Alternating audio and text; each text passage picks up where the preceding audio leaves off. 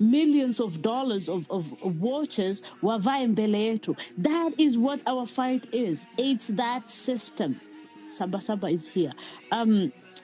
Freedom ulipatia nani next? Please, let's just stick to 3 minutes. Can I just request to speak? Interestingly, I was the one who spoke about the child who died because there was no fuel to take that child to MTRH. And if anyone works in the county referral of Kapenguria, that is in West Pokot, you'll bear me witness that these cases, I don't know about now because I moved from there, but I experienced those cases, and that is my main reason for being here. I have seen people suffer firsthand. I have seen them suffer. And that cannot continue as we watch. We rather die trying to make it right for those children that are coming after us. We cannot watch a neonate die because hakuna mafuta kwa ambulance ya hospitali. Hakuna mafuta aje. How is that even possible? Like how is that is an effed up system. An ambulance shouldn't and should never. But then that is where we live in. That is just one of the hospitals that a patient was lost. I don't want to say lose patients. I don't see a lawyer.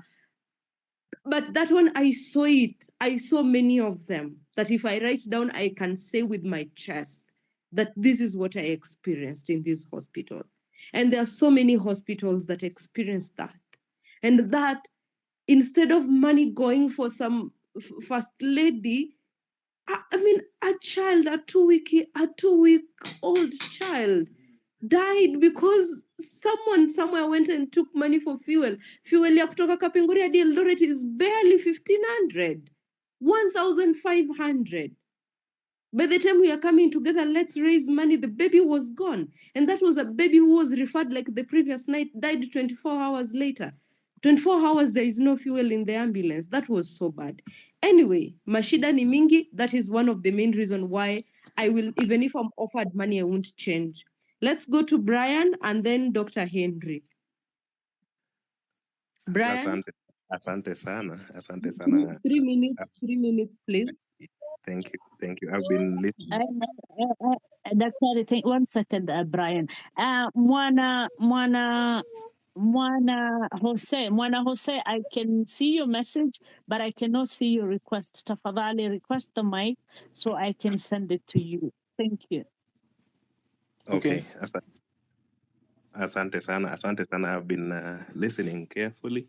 And first of all, I want just to pass my condolences to our fallen heroes.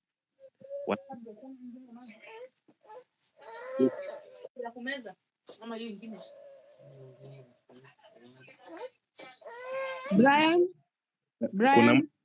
Yeah. Okay, let me mute then. Okay, Brian, please go. Yeah, nilikuwa nasema kwanza, I want to pass my condolences to our fallen heroes. There's something that we Africans should know, that one man's hero is another man's terrorist. So this regime considers us all terrorists, and we should know that we are doing the right thing, because when your oppressor considers you a terrorist, know you are fighting the right battle.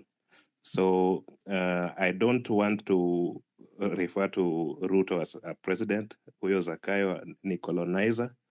He has been doing things that show that he is a colonizer. He sent our police officers to Haiti. Na tunamwona tu wazungu wamemconvince ati kwenda kucolonize watu wa Haiti is right. Tumenyamazia hiyo. He was taught well by President Moi. Nyayo alimfundisha vizuri kukua mnyama, and tumekubali hiyo. Tumekuwa tukimjua tangu 1992. I think I'm old enough, and I've had a lot of stories, but there's one thing that we need to learn. We need to learn from our freedom fighters who fought for our independence. there are lessons that we missed and we should apply them right now. Huyu Ruto na serikali yake wameamua kutunyanyasa kwa sababu they want that 1% ndio wa thrive, yet sisi tuko wengi hapa chini. Kwanza mimi najiongelelea, mi nimesoma, niko na degree nyingi kabisa, niko hapa Eldoret, niko na degree nyingi, and they are not helping me as much as I wish they could. So this thing tunafaa kuskuma, not just for us, tunafaa kuiskuma because of the future generations, wale wenye watakuja 100 years from now, wajue ati during the year 2024 kuna watu walisimama na sauti zao zikasikika, ndio tukue na freedoms zenye tunataka. This guy is a fucking colonizer, and we should call him for what he is. Hakuna cha kureshuffle ati cabinet. All those guys are crooked, na kuna watu wenye watatoa pesa ndio wapewe tena hizo ministries. Hawa watu tukimaliza kuwatoa hapa, hakuna chati kungoja mpaka 2027. Tukifaulu kuwatoa hapa, let us reconsider our constitution, because these people have washed down our constitution since the year 2013. I'm not saying that Uhuru Kenyatta was an angel, but huyu Ruto is the worst. He's the worst president we've ever had, because he's dealing with people who wameenda shuleni na bado wanawatreat kama takataka. Huko nje mali unasikia watu Brian, land. huko 30 seconds. Mali watu wanaenda ugaibuni. We all have relatives who've gone abroad. They are not enjoying out there. They are really suffering. Tunataka tufanye Kenya ikuwe mali sisi wenyewe tunaweza jivunia na tunaweza fanya kazi zetu hapa Kenya. Ndio at least tuko na ownership of our own country. Thank you. Thank you so much, Brad. Thank you. Dr. Henry. Dr. Henry, there are people here who have stayed for long on the speaker panel. I want to clear out that batch before I add those who have requested. I see your request, but just give me a minute.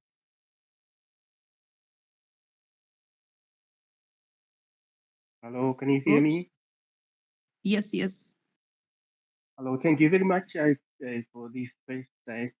My condolences to the children whom we have lost. I call you children because you're all my children or grandchildren. I've been through the system, and so I'm going to be brief and just give you a word of advice, or a warning rather. You're not fighting Ruto. Ruto is not the person you're fighting. Remember this, that you're fighting, I've told you this before, you're fighting a bigger, stronger, and lethal, dangerous enemy. You got to be sure of that. Before you set off, have that in mind. You have put your lives on the line. There's nothing else you're doing. It's not just a matter of the finance bill. Forget that. When you fight the system that Ruto represents, you're fighting the IMF, World Bank, and all the powers that want to suck Kenya dry. They want you to remain, or they want us to remain in that position, to eat each other. So if Ruto invites you for a talk, you go there at your own peril. If you want to wait up to 2027, do that at your own peril. Right now, you are in the driving seat, but just for a time, because these guys are not stupid. They're working. That's why they're sending out messages. They want to know who is more powerful than the other. Then they'll start visiting you at night, giving you things that are temptations. If they don't work, you know what is next. Your life is at risk. This is not a joke. Msiongee tu atumalizie hapo atu next week tutafanya nini? Hapana. Have a plan. The plan must be a timetable.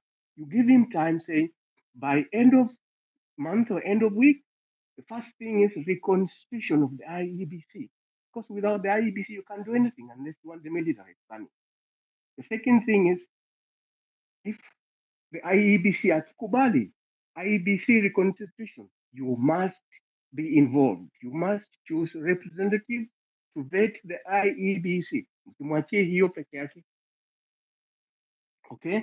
And the other one is dissolving parliament. If not, you and then you recall the yes members. Those are the traitors. That is after the IEBC has been a constitution to appoint a Gen Z representative in every county to vet the IEBC after consulting the members. I think you can do that. But whatever you do not reveal yourselves as, oh, so and so is the chairman, so and so is the secretary. Okay?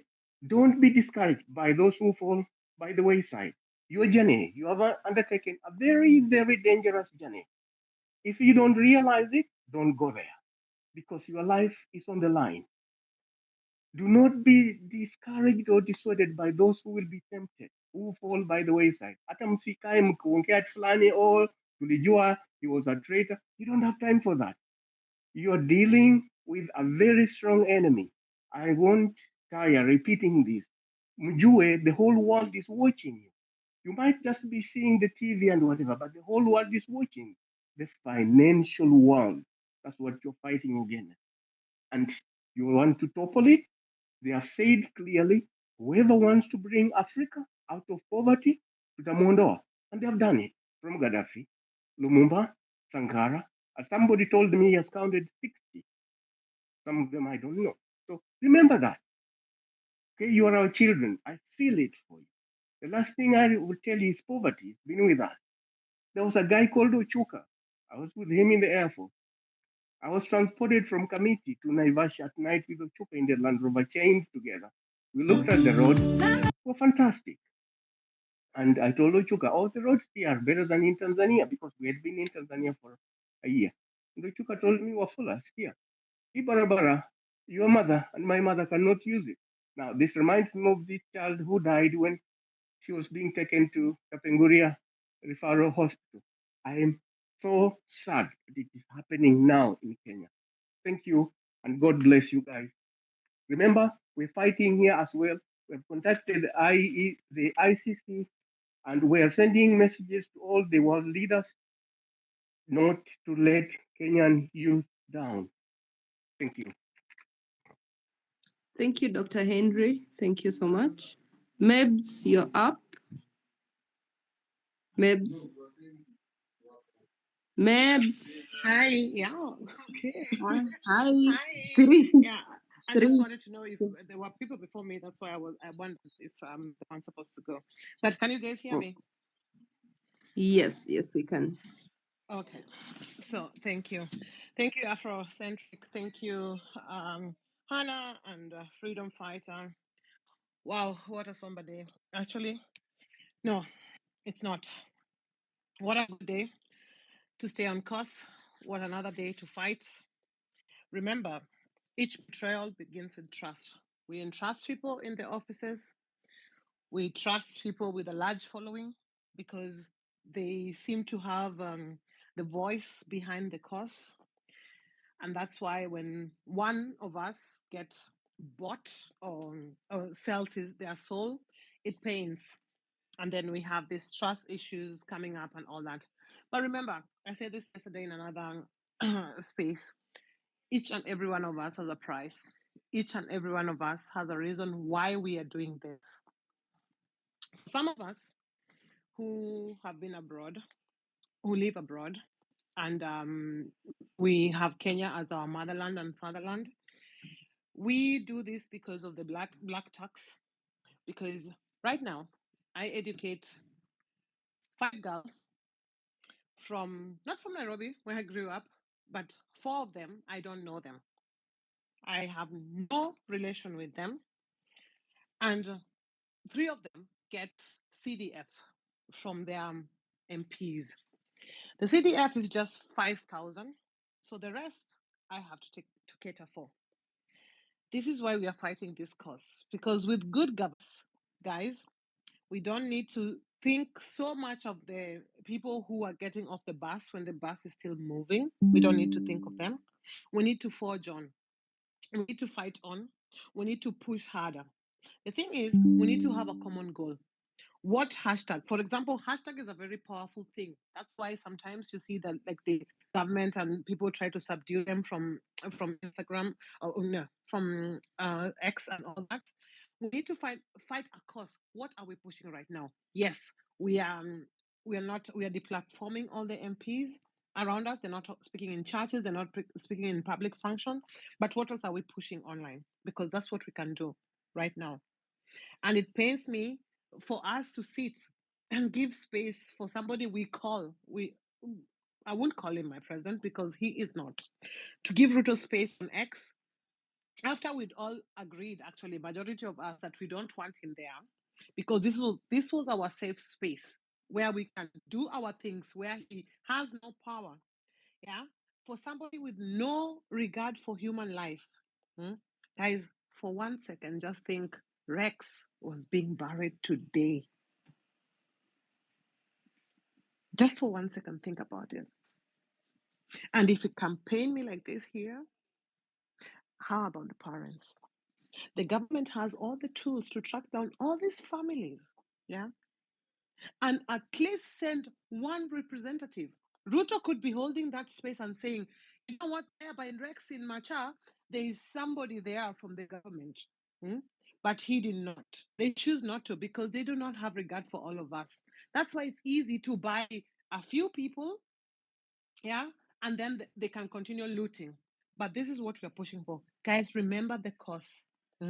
I will not rant too much today. I just want to keep urging everybody. This is a fight, and the fight is not a sprint. It's unfortunately a marathon. And if anybody could listen to what Kipchoge says, a marathon, when it starts, of course you have all the end of it. But when you get the runner's high, that is when you have to keep going. You have to keep going. So let's not lose momentum. Let's keep fighting. We know what we are fighting for. Ruto has to go. I know people are saying, "Oh, reconstitute the IEBC," but do you guys trust the same person who is in charge of that? Yeah, to still be in charge of this institution. Please land. Okay. Yes, I am. Yes, I am. Okay. So that's what I'm saying. So we need to keep pushing and forging forward. Thank you very much. Thank you, Afrocentric, for holding this. Thank you. Thank you, Mbezi. Thank you very much. And Mbezi, people did not listen to them because they had bigger accounts. No, those accounts are the same very people here in this space that follow. I've put it up there. Some people are retweeting it. Some people are liking it. I don't need anybody to like it. I need people to retweet it so it gets to his timeline so everybody knows what he did. The ones who were not here, the ones who are here. But having a big account does not mean you have morals. Okay? You can have two people, but you have morals. You need to have a big account and you're spouting vomit and you are a liar. You are in bed with the same people that killed your brothers and sisters.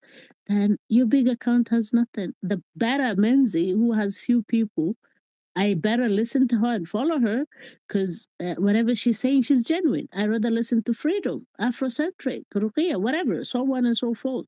A big account do not mean shit. It's you Kenyans that gave him that account. It's us that gave him that voice.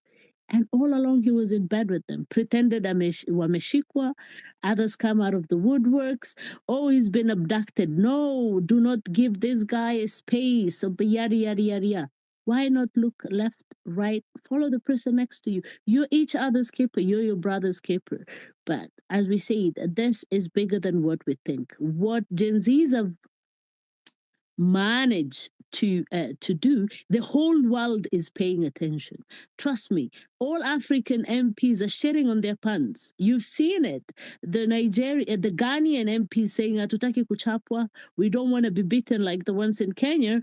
Let's deliver good legislation, good laws. You have already achieved a lot. Don't listen to people who say, what have we achieved? No, you guys have achieved a lot. You've put your lives on the line. So this issue of looking at account Kubwa has nothing to say. You have bigger voices than them. So follow each other next to you and make sure you do not listen to everybody, whatever they say. Trust yourself, trust your instinct, and know from the bottom of your heart what is right to do. Let not anybody, not even me, tell you what to do. Because I don't dare tell anybody what to do. But I will say what I want to see. I want to see a system that delivers. Because if I achieve the Kenyan system to deliver for Kenyans, then the Tanzania system would deliver for Tanzanians. And it would pick up from there. The Somalia system will deliver for Somalis. The Ugandan system will deliver for Uganda. So you are spearheading a movement, a change that the whole of Africa needs to unshackle from the neo-colonial system that has paralyzed us. Freedom fighter next to you, please line up the whoever has a mic. If you could put your hands up, we finish with this first lineup, and then a lot of people on the request we can bring them up. 3 minutes. All right. I always say, as we are leaderless, please be your own leader. Know when your 3 minutes are up. As much as I'll be helping counting the minutes. I'll go in this order: Mburu, Rakia. I think you're Rakia, and then John. I want to finish this batch first. So Mburu, please. Mburu. Yes, thank you. Am I audible? Yeah, 3 minutes, please. All right. First of all, let me start by saying that I'm very proud of all of you for being here. It's good to see that the fight is still on and we are not relenting on this. We cannot give up after all we've done. Like people have made so many sacrifices up to now. So we cannot get here and just give up and just throw it all away as if it was for nothing. Second thing is I would like to propose that we have a more concrete structure. Like before we end a space, let us have something, just one goal that we want to achieve before we meet the next time. Let us assign that goal to somebody among ourselves to go and look after, to go and implement whatever we have discussed. Because that is the only way we'll make headwind. That is the only way we'll make progress. For instance, if you're talking about reconstituting IEBC, what do we need? Where do we need to start? And how can we apply more pressure? Who can we send and where can we send them to make that happen faster for us? For me, all I'd like to ask is, let us, by the end of this whole discussion, let us have something written down, concrete, planned, that we can follow up and follow through so that we can say at the end of 1 week, we have achieved this much. That's all I have to say. Thank you. Thank you. Thank you, Mburu. Thank you. Let's go to Rakia. Rakia, I believe you're right. Rakia Botan, or is it Yes, Rukia? yes. Yeah, Rukia Botania. All right. Thank Fancy you, name. Freedom Okay, Fighter. Rukia. Go ahead. Yeah. I wanted to thank the doctor that was speaking beforehand, Dr. Henry. He said most of the things that I wanted to say, so I'm just gonna keep it short. And it's basically to say that actually I should start with saying that my condolences to the people who have died, giving voice to the Kenyan people. And it's so sad hearing about the 2-month-old baby that died. I have a 1-month-old baby, and literally as the story was being told, I could not hold myself from overcoming with emotion of how much the mom and the family must have suffered. Um, but I wanted to go back to Dr. Henry when he said that this is bigger than just this government. Of course, the Kenyans have to deal with this government because that's the face of that's now representing the systems that have failed. But it is what he mentioned, that these financial institutions that motivate our African presidents to act in this way. This is where they get the incentives from. The African governments do not get incentives from their people, the people that pay taxes, the people that are allowing them to run the government. They get the incentive from these international and financial institutions that are embedded in colonial, like as Hannah said, colonial backgrounds. So, for example, the same or similar austerity measures that was taken in Nigeria, where he cut so many of the government subsidies and hiked up the tax prices. You know what the international community said to the Nigerian president? Congratulations on the phenomenal reform, because that's what it looks like to do well by these institutions, is to make the poor people who never benefited from these loans, right? They tell you things like, such a country, African country, took $1.2 billion. But where did those $1 billion go? They went to the corrupt politicians' pockets. And it did not improve the people's life that they claim that that's what these loans were for. But guess who have to pay them back? It's the ordinary people. And so, and this system is not new. It has been put in place right after post-colonial Africa. So it is a type of colonialism. We all have freedom. We all have Independence Day. We all have these celebrations. But have we really been independent? Are we still being colonized in a different way? And I think that's what Dr. Henry was talking about earlier. I do believe I've lived in so many different countries. I have lived in so many places, and I've worked in so many places. And I'm going to tell you, the Kenyan people are the most patient people in the world. Like, they are so patient, and the fact that, you know, when I hear and see these protesters, you know, it's a boiling point, because not naturally, the way Kenyans operate is really like not to cause any problem for anyone, to be very welcoming to everyone, to assume the best for everyone. So, you know, the leaders in Kenya must have been so lucky to be able to operate for so long with this level of impunity, where in other countries they literally would have burned the house down. And so it's great that the Kenyan people are so resilient and resistant, but how long can that be? And I think it is important that they talk to you. I think most people in this panel are Kenyans. And for the rest of us Africans, your brothers and sisters in Africa who have suffered even worse fate in bad governance, I would say, it's very clear what's happening. What's happening to us is that we have Europeans and Western countries still controlling our fate. We have puppet governments, okay, with different names and different tribes and different accolades. But in the end of the day, it all comes down to this. And I know my time is up, but it comes down to this. How long would we be suffering, and how long will we be silenced, and how long will we be allowed to be told, well, you're lucky if you're Kenyan. Do you want to be like Somalia? Do you want to be like Ethiopia? You should be grateful, right? That's one of the messages that people get. Or if you're Ethiopia, you should be so grateful that you're not such and such country. And so, as long as we, obviously, this movement is local, and I know that I don't want to divert attention from what's happening in Kenya. That's the most important thing. But also to remember that they isolate us, and then they tell us that we have failed. Yeah, I'm done. Thank you so much. Oh, thank you, Rukia. Thank you. Paris, then John. If you have been here for the last 30 minutes, please wave. Please wave. Okay, Wamboka, let's go with Wamboka. Please go. Yeah, hi. Aya, imekuwa kila mtu. Hi guys, Wamboka. can you hear me? Yes, we can. Yeah. Your 3 minutes start now. Yeah, okay, yeah, thanks. Yeah, but you co-hosts also need to like tone it down a bit so others can talk, yeah. Okay, yeah. So yeah, I attended that fiasco and I'm confused that people are perpetuating this illusion that this guy is smart. Others are even fear-mongering about, sijui, the army or Otero, we need a plan. Guys, relax. In case you're tempted to lose traction, yeah? Nyerere once said, ignorance can be blotted out by knowledge, but foolishness is a talent. And my God, this guy is talented. Yeah, he's talented. Lucky for us, he's running this whole government alone.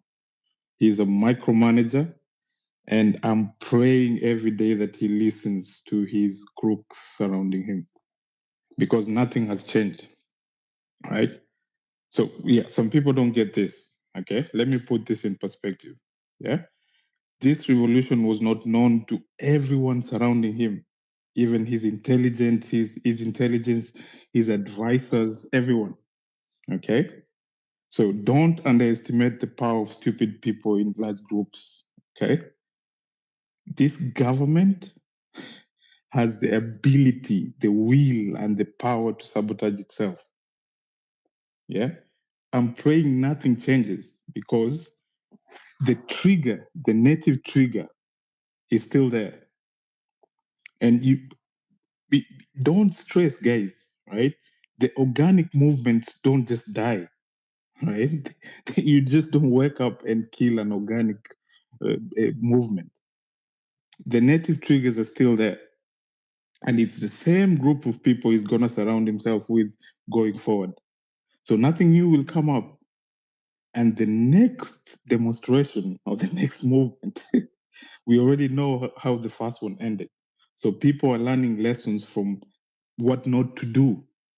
Okay, so the next one will not end. The next one will not end. So don't worry, guys. This government has the ability to sabotage itself before even the next election, right? If anyone, my compass is that voice in parliament, that guy who said, "Mr. Speaker, sir, in parliament, I am here. You must go." Don't forget that. Don't stress out, man. Oh, CG plans or whatever. This government will self-implode before the next election because the basic, the intrinsic triggers are still there. This time, it won't be Gen Zs alone. These guys have taught us what courage is. It won't be Gen Zs alone. So don't stress. Let it happen. Thanks. Thank you. Right on time. Thank you. We are going to Brian. Brian, I think you are up. Okay, let's go with Western. Are you Western? Yes, Western. Thank you so much,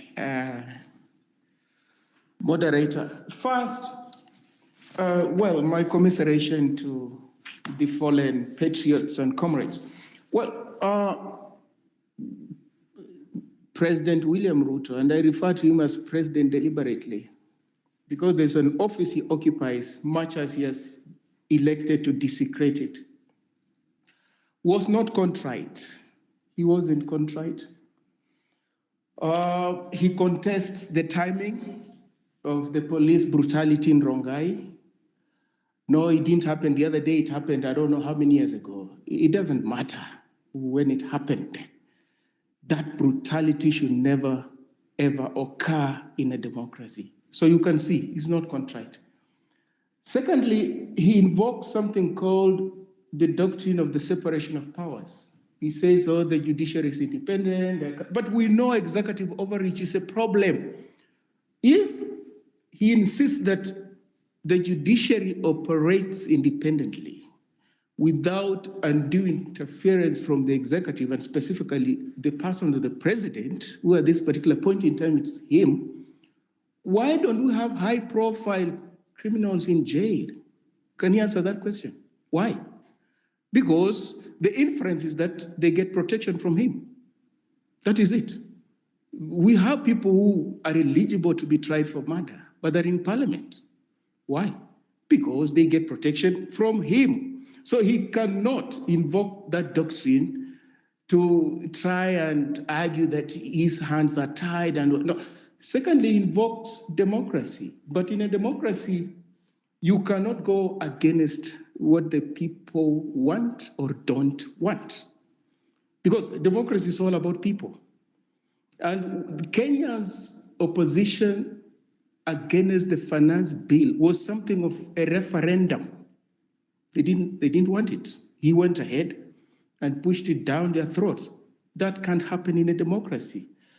There's another doctrine called presidential clemency. President William Ruto can invoke that. Even in countries where capital punishment obtains, the president can pardon. People are about to face the hangman and they will walk free. He can commute sentences. So he can today ask that those young people who are now incarcerated behind bars be released. He can do that. And that will not be unconstitutional. He has those powers. But he thinks we don't understand. what is doing and what is not doing. You see? So how do you have dialogue in an atmosphere of dishonesty like that? You can't. The president, according to me, has committed and is continuing to commit infanticide. These young people are being brutally murdered by the security apparatus, are young enough to be his sons and daughters. He's committing infanticide, extremely egregious. And that's why he refers to, oh, my sister. No, the people he's dialoguing with are not old enough to be his peers. These are young people. And unleashing the security apparatus against these young people is tantamount to committing infanticide. Colleagues and fellow compatriots, when we talk about 2027, we are failing to appreciate one thing. When we go to elections and we elect a government, there's no guarantee that this government, I'm about to land, will run the full 5 years. The Constitution provides for even snap elections. The president can call for snap elections to regain Kenyans' mandate and confidence. They do it in advanced democracies. Why do we focus on 2027? And by 2027, they will have regained the lost ground. What next after Ruto? That question we can answer it quite correctly as we've done. That in a democracy, the people reserve the right to change their government, and they can do it as many times as they want. Why? Because the process of getting a government that is responsive is dialectical. You can elect a government today, tomorrow you realize, no, this government doesn't serve our interests. What do? You get rid of it. And mass uprisings are part of ways and means of getting rid of a government that is detached from aspirations and interests of its people. Thank you. Thank you, Weston. We are going to Brian. Brian, are you here? Brian.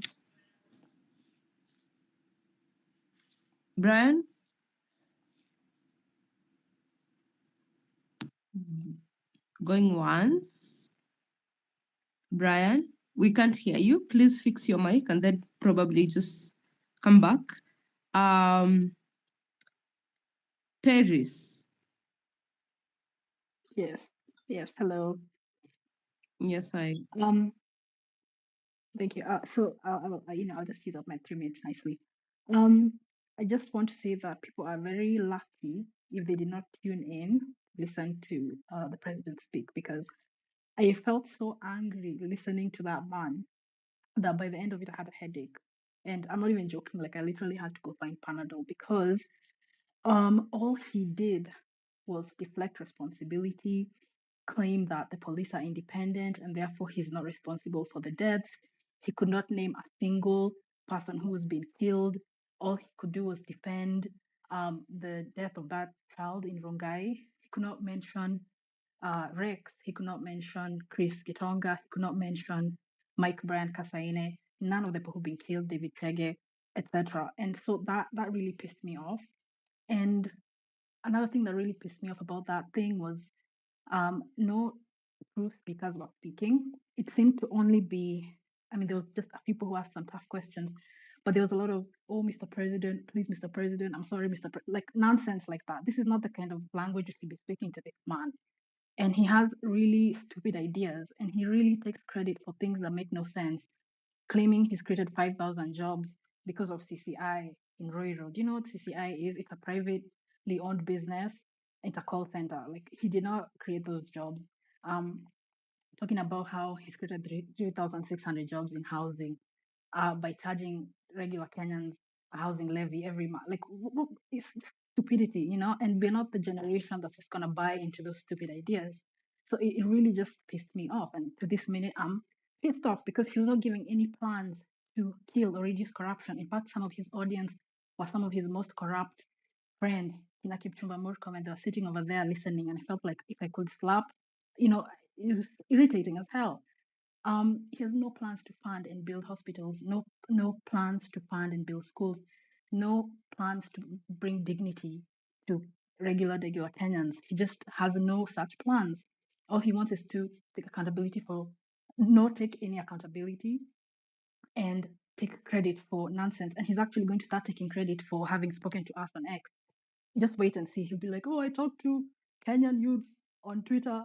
That's the kind of thinking this guy has. So, I'm glad, be happy you did not listen if you did not listen to him. And what I want to say is that what we're doing right now, it's a war of attrition. We are not just trying to bring down like the corrupt people in government only. It's going to take time, right? A war of attrition of principles like we're doing is we want people to be accountable. We want people to be so uncomfortable in these positions of power. You have so much pressure to do what's right, to like be result oriented, and that's not going to happen overnight. So I don't see why we should be feeling like we're losing steam. We're not losing steam, and that's not going to happen because we're awake. We're very conscious, and we also need to push for IEBC to be constituted. And I know we need to suggest our own people to get into IEBC because if Ruto picks his own IEBC, you just know it's gonna be rigged. So we have to take measures to get people who we know will represent the will of the people into IEBC, and we start recalling these MPs. And there's a lawyer who took us through the process of recalling MPs, and it's a very difficult process that I don't even know if we'll successfully recall MPs because they have to be found guilty and the High Court has to say they are guilty of certain crimes. It's a long process, but as long as we don't lose our steam, let's not lose our direction. Let's not give up because one or two people have been bought. So that's all I'm saying. Let's just keep going with our war of attrition. It is very long term. It's not short term. So ni hayo tu kwa sasa. Thank you. Thank you, Paris. Actually, if you didn't even hear a word from that space, you're very lucky, because I had a bit of it. The part where he said Yeah, about the Rongai baby child who was killed, I was so mad. I'm so sure the last client I handled today at work went home saying, "Well, msichana alikuwa amekasirika." But you know what? It was, you could actually want to really strangle them over the internet. But such is life. So let's go to Quite Opinionated and then Stevens, and then we move on now to the new speakers in the panel.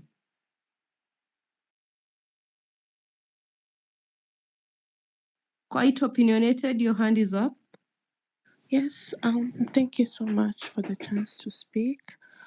My name is Christine Aki. I'm so glad to be given this chance to talk. So what I wanted to say is I concur with a lot of what people are talking about, but one thing that is for sure, guys, we can meet here and talk and talk and talk and talk, but what are we doing? What actions are we taking outside of this space? How are we continuing this movement? Because it has become clear to us that Ruto will not allow us to gather in public. Kila wakati tu wako hapo na militaries wake. We can't go to the streets anymore. We can't be protesting. That is a forgotten case. So what are we doing here? We're talking about us being educated and we don't have jobs. Why don't we start forming organizations, guys, here?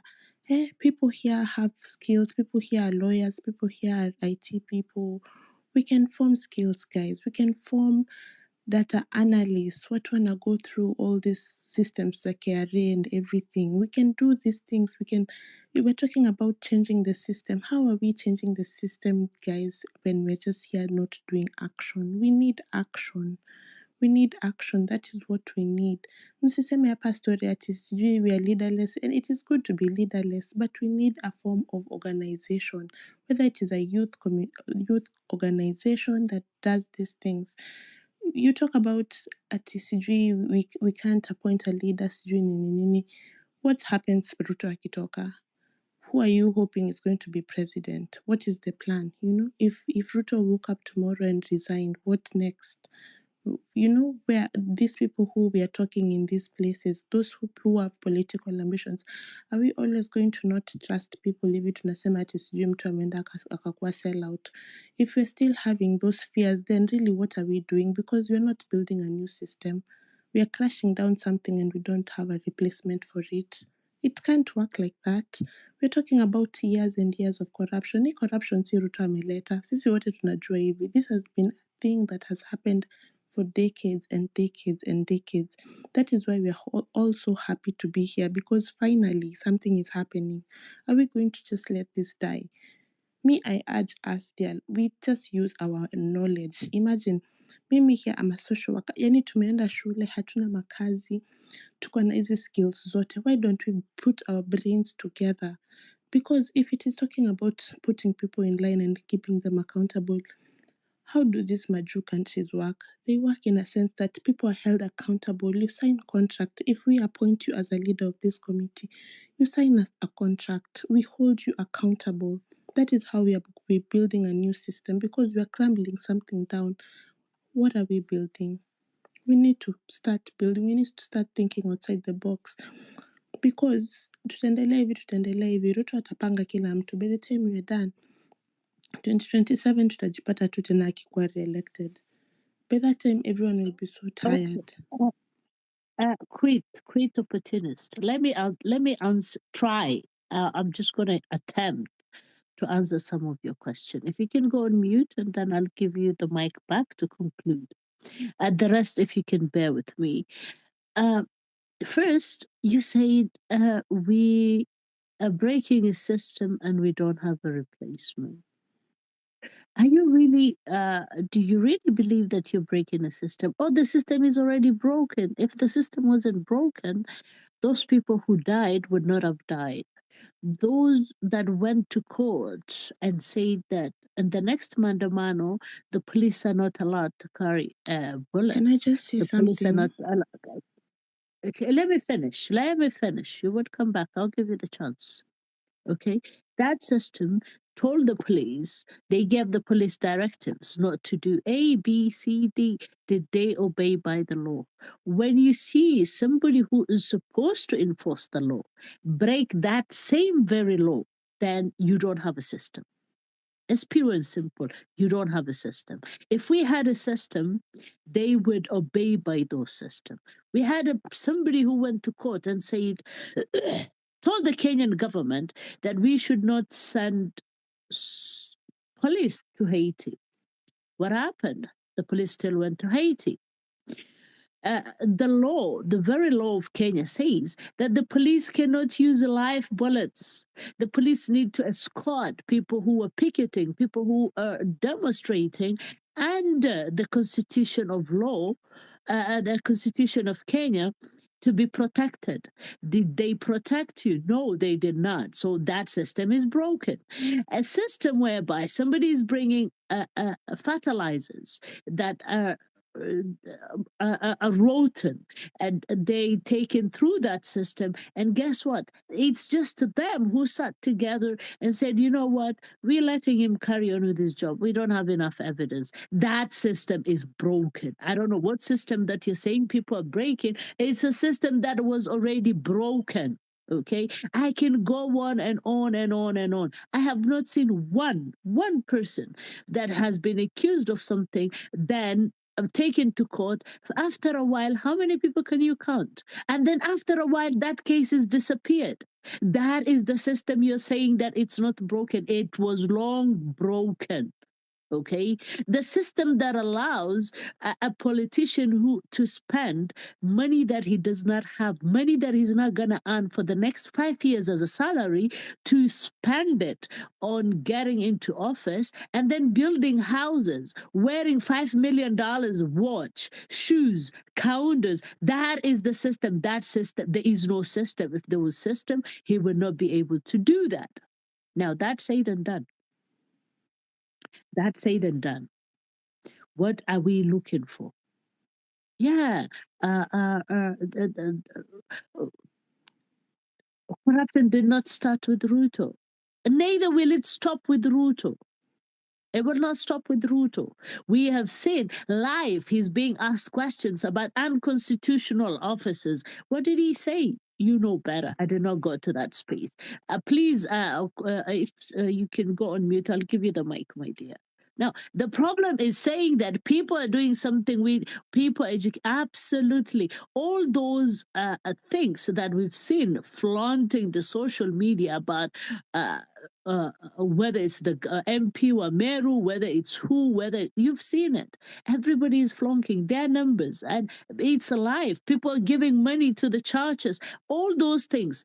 All the wrongdoings that they've been doing is there. We've seen them themselves in the Houses of Parliament. Somebody saying, kadi yangu ya kupitia kwenye bridge has 300,000 and above. 2 years in the office, did he just realize that? No. Because it's that same very system that allowed him not only to have 300 ya kupita kwenye hiyo flyover, but no, it's the system that allowed him for the last 2 years, ameingia ofisi amekula milioni na mamilioni na kujenga manyumba, going on first class trips. So where is the system? You cannot fight people who have system in place that works for them, that protects them. I cannot say I'm going to work within that system to accuse somebody. We've seen it within that system. They've been accused. Anway Guru, where is she? Is she still not part of the system? Then this system, her and a lot of them pretended that they're taking them to court. What happened? Why are they still in the system? Because that system is there to protect them. Whoever gets out of line, mwenye atakuja kutoboa siri yao, atatishiwa maisha. Whoever wants to whistle blow would be taken to court. After that, atarudi ambaye utakaa na adabu ndio. Okay, we kula hiyo. Where is Devin D? Where is he? So please, before you come here and talk to us about we are breaking a system, we are breaking a system. The system is already broken. We want a system that will deliver. For the lady, mama mzee mwenye yuko gishago, mwenye yuko mashinani, that does not read and write. We want to be her voice. We want that system to work without her lifting a finger, without her crying, without her grandkids being shot.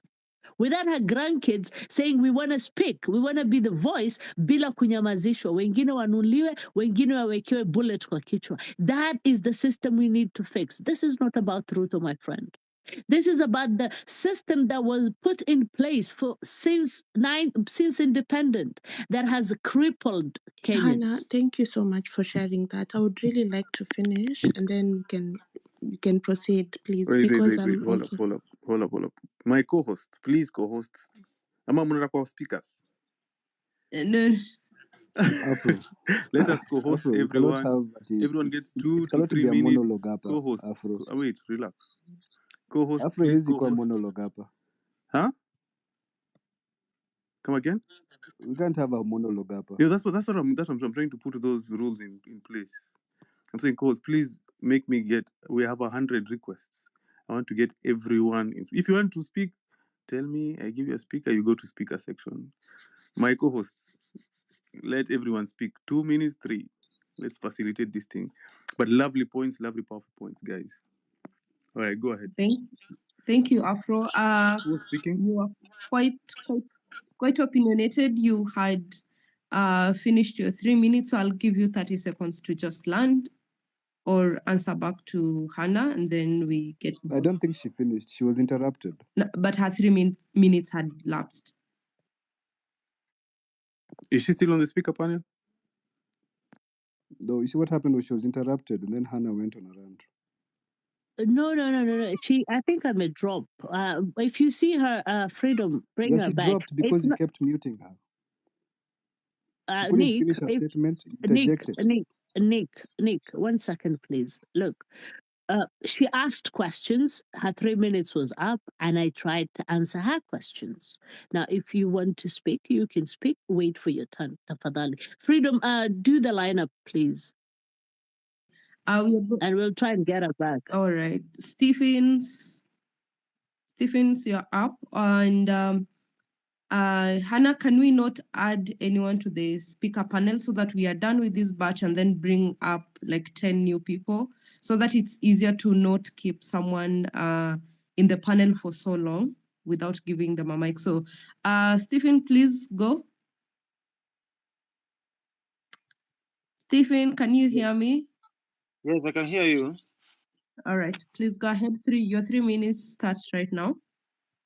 All right, I would like to take this opportunity to thank all the Gen Zs in the house, as well as the co-hosts who have initiated this nice program that we are doing here. And I'm so disappointed, especially to the government that we have at the moment, because all they are doing is just to make sure that the common mwananchi, that is Wanjiko, that remains to be Wanjiko. Because once you have elected them, because I don't think you give someone a job and then that person, what he can do is just to kill you or to make you to become a fool so that you can keep on asking for something to eat from him. Because all the people, it's not just about President Ruto, but it's all about the people, the cabinet, all the cabinets, because you can see what they are doing. You see that today they have been added something, they have been added salary, you know, they have good cars, they are driving, living in good houses, you know, when they are sick, they go for treatment abroad. But you find that the common mwananchi here on the ground, they are suffering, yet they are the person or the people who have employed them.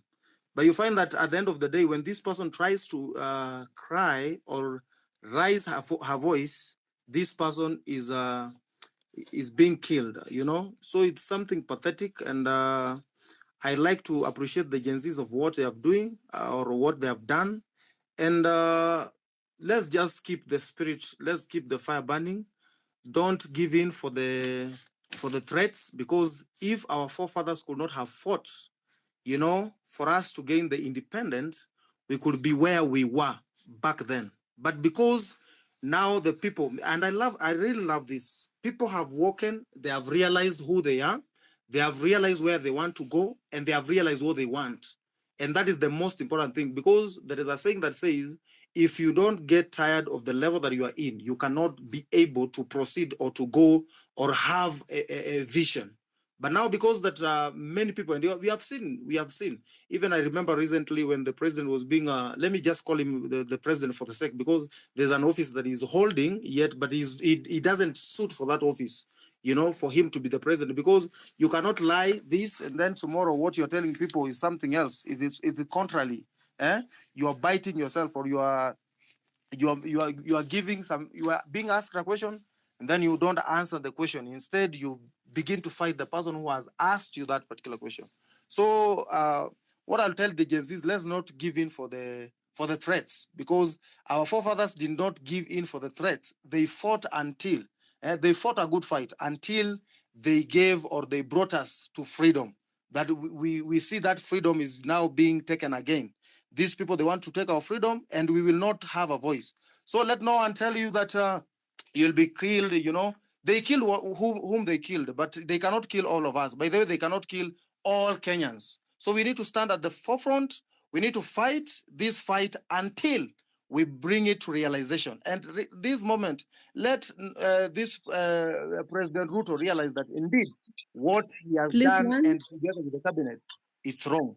And on Sunday being a Sabasaba day, let's move out, all of us. Let's come to the streets. Let's aim. Let's have an aim, you know. And if you see anyone coming against, you know, what we are doing, kindly, that person should be set aside, because we are here for a vision. We are here for a mission, and our mission as the people who are going now to set this country free, and to make sure that the voice of Wanjiko down there is being heard. Not only Ruto, even the people who are coming and the MPs. As I finish, I think we need to come to a point whereby the MP will not be making decisions for Wanjikos.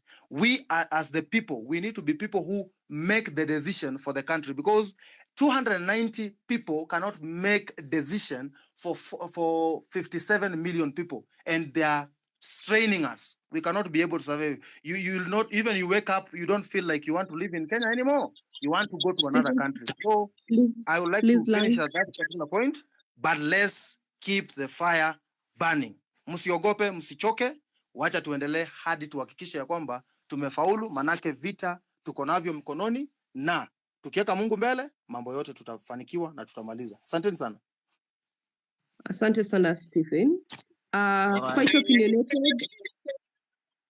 Sorry, quite opinionated. I think we cut you off before you finished. Kindly, you have 2 minutes to finish your point. Can you hear me? All right, you have 2 Yes. minutes on the go.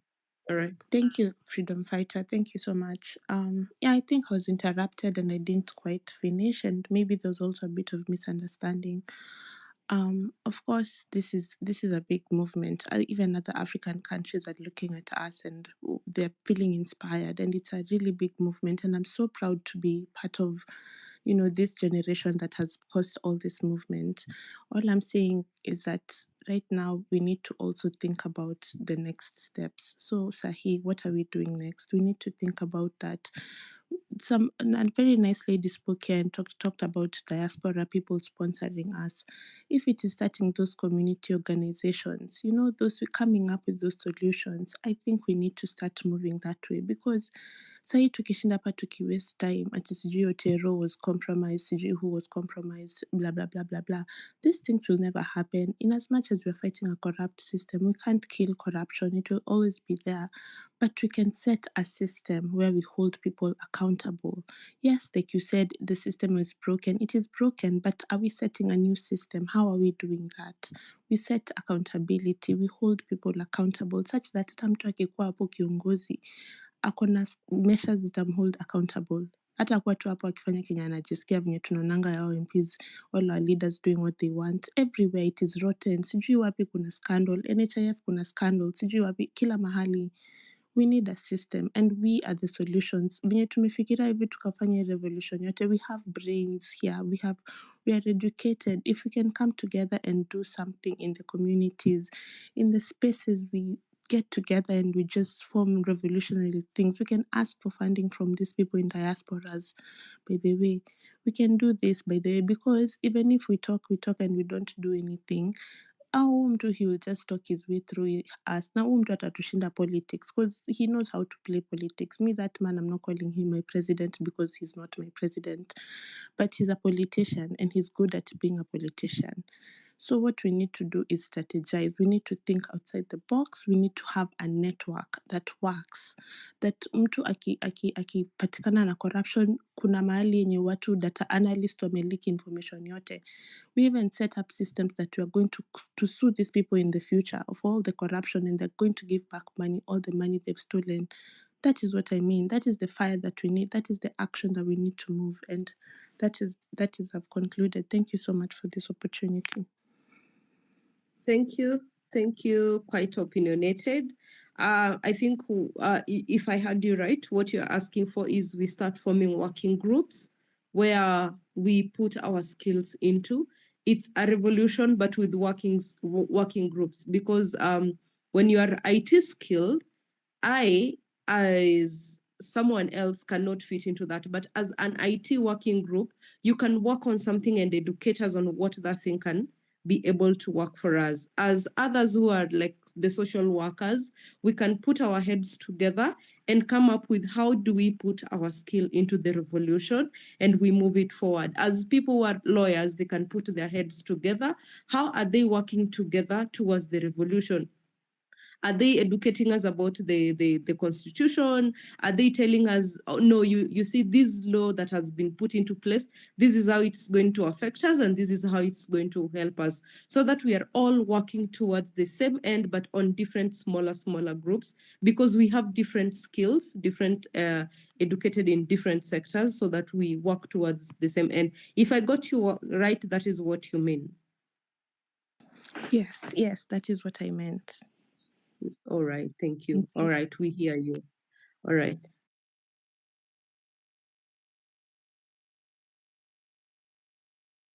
Or the elder, please, come to your mic.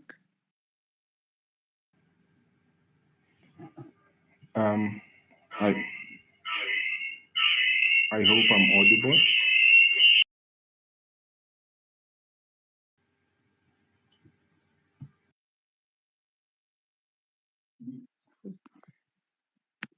Hello, the elder.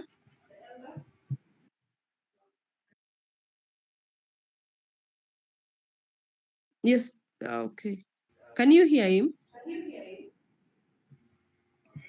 I hope I'm audible now. Yes, you are. Okay, quickly, allow me to just also kindly, respectfully call out Anna.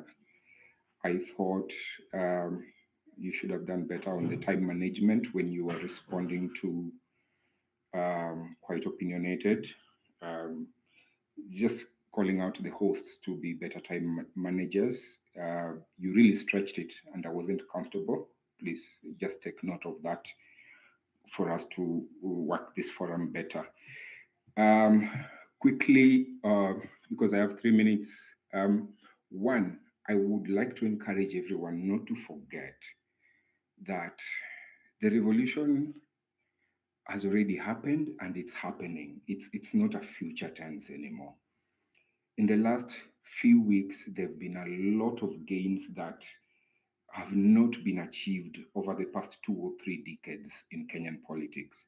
So don't be fooled that there is something that is stoppable. It's not stoppable. It has already happened. What you are seeing, even the fact that the president is trying too desperately to come and wash his image on X Spaces, shows that he's already being held into accountable. He's already being made to feel restless. So the revolution is happening. I encourage all of us, don't give up. It's not future tense, the revolution. Don't let it pass you by. It's already happening. Quickly on to what I feel should be our action points.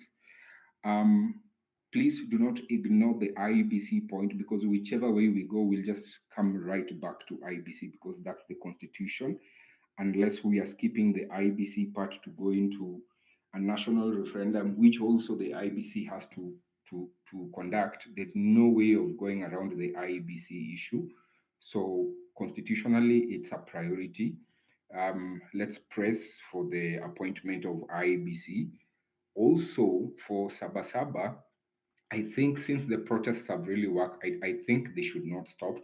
We should just change tact in terms of how we do it. I suggest that we occupy MPs. Ruto cannot protect all the 200 of them in their homes, in their offices, in their business. I suggest that Sabasaba be an occupy MPs. They let all constituents march to their MPs' offices or premises or wherever they are found and make their voice heard. And if we do that countrywide, we'll be able to actually, the demand is for them to resign. We're not having any other conversation. And I think strategically, if we can even drop only 50 MPs, if we can get only 50 MPs to resign, we'll have made our mark, so that by the time IBC is reconstituted, which is supposed to be in the next couple of weeks, we'll actually have a major by-election countrywide, and the leaders we are bringing in those MPs who've been dropped should be independent, not party-sponsored MPs. So I suggest that we go occupy MPs on Sabasaba, insist that your MP resigns, the 200 yes MPs and other non-performing MPs, let's make them resign. I also suggest that we join the doctors. The doctors are being mistreated. The doctors are going to press for their interns to be employed. I suggest, as a strong point of action, we occupy Asia House and join the doctors. Finally, again, on the way forward, I had the idea of having teams who are talented and skilled in different areas help the movement. I specifically would like to suggest that we have a weekly legal workshop on Spaces. So let the lawyers get together, let the lawyers host us on a weekly basis to update us. You know, when the president says he's nominated people, let us have lawyers update us what it means, how we can be part of that process. If their names are being taken to parliament, let the public be kept updated. Let us know what our role, our participation, and what tools we have to keep the process in check. We can do that if the lawyers come together and we hold a space every week on a specific day, so that Kenyans know we're not going to be blindfolded. We have lawyers who are going to give us weekly workshops on how to keep the IBC selection process in check. We can do it on Spaces. We can make sure IBC is properly constituted if every week we meet here, the lawyers give us knowledge, and we go out in the street. If we need to sign a petition, if we need to march, if we need to petition Parliament, whatever we need to do, let the lawyers come on board and guide us. Finally, thank you. The revolution is happening. But I'm insisting, let us drop at least 50 MPs by occupying from this Sunday. Let's go to their homes, businesses, offices, churches, wherever they are, demand that they resign. If we drop them, we change Ruto's numbers in Parliament. Thank you. Thank you. Thank you, Elder. Thank you so much.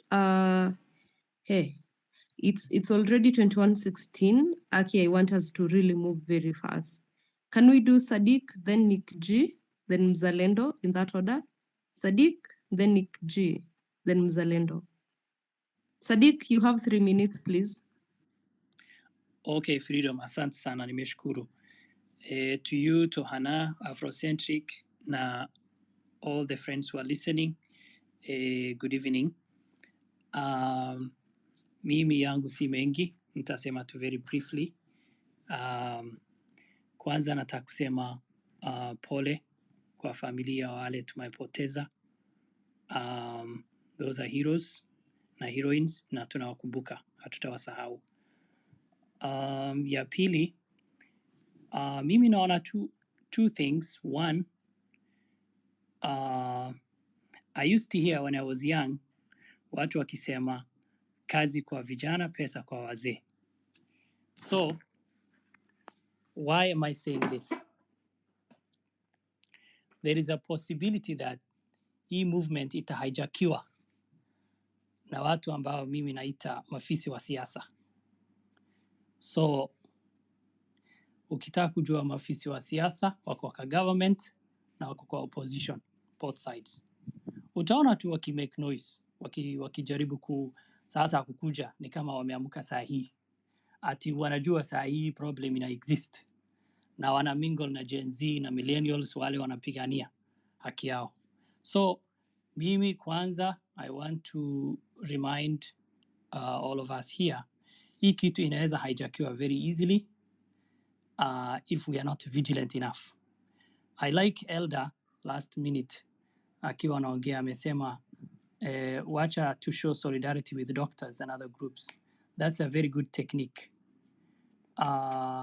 And also pressuring some MPs wale wako kwa areas where we may have young people we can mobilize alafu to vote huyu aende mwingine aende. That is, if you start with parliament, that is making change the Kibaki way. All of you remember Kibaki was in parliament 50 years before akuwe president. Si kila mtu anajua. Why did he start with parliament? Legislative arm of government, that's where change begins. So, tukienda kwa State House na parliament hauna kitu, si utatoka tu. Sasa, tukianza na parliament, that's the wise way. I like somebody else ambaye alisema hii ni marathon, it's not a sprint. Ni kweli, we cannot behave like Usain Bolt.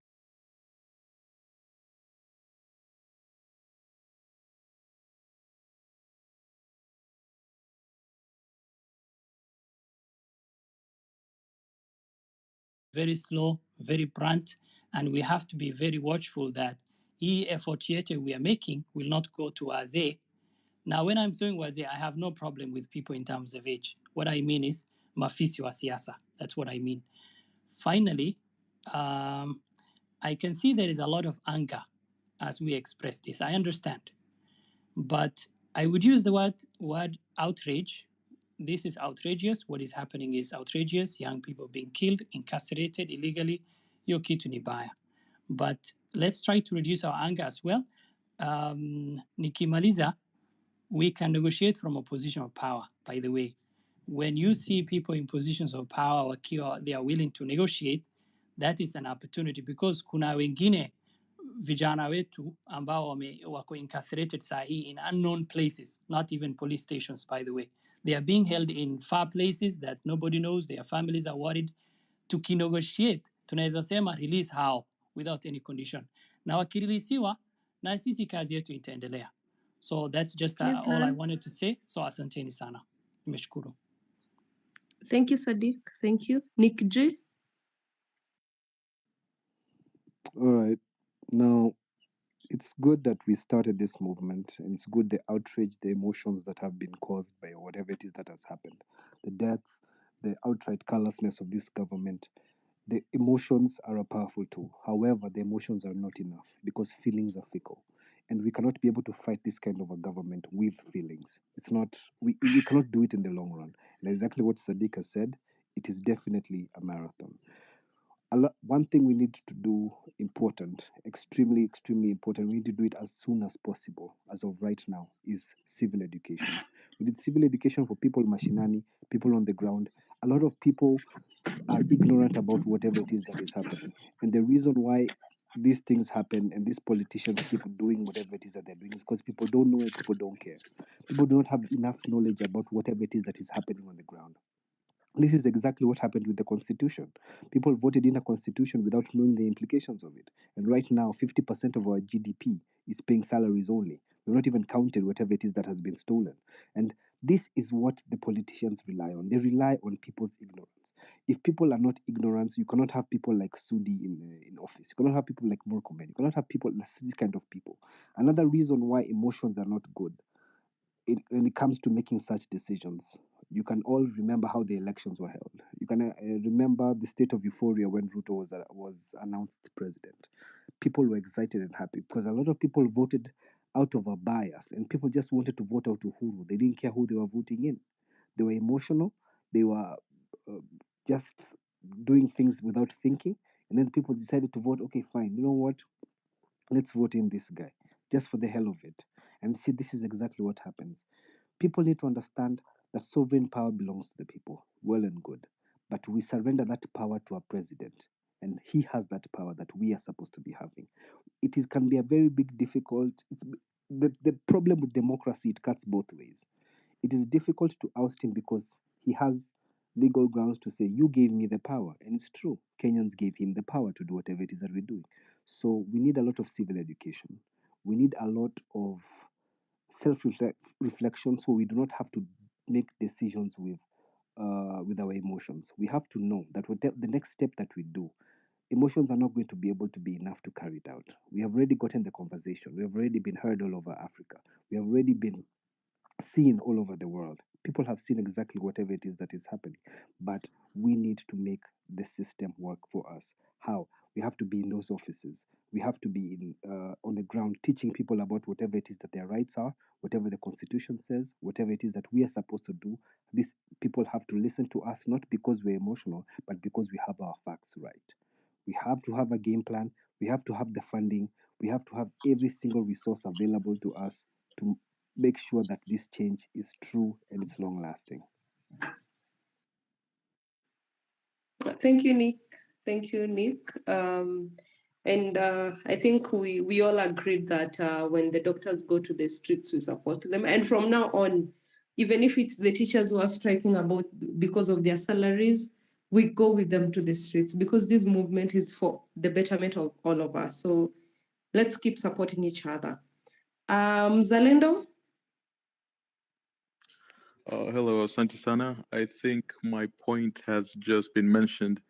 Juu ningependa tuchukue wakati kujiuliza kwa nini for the first 2 weeks hizo maandamano they worked very very very well.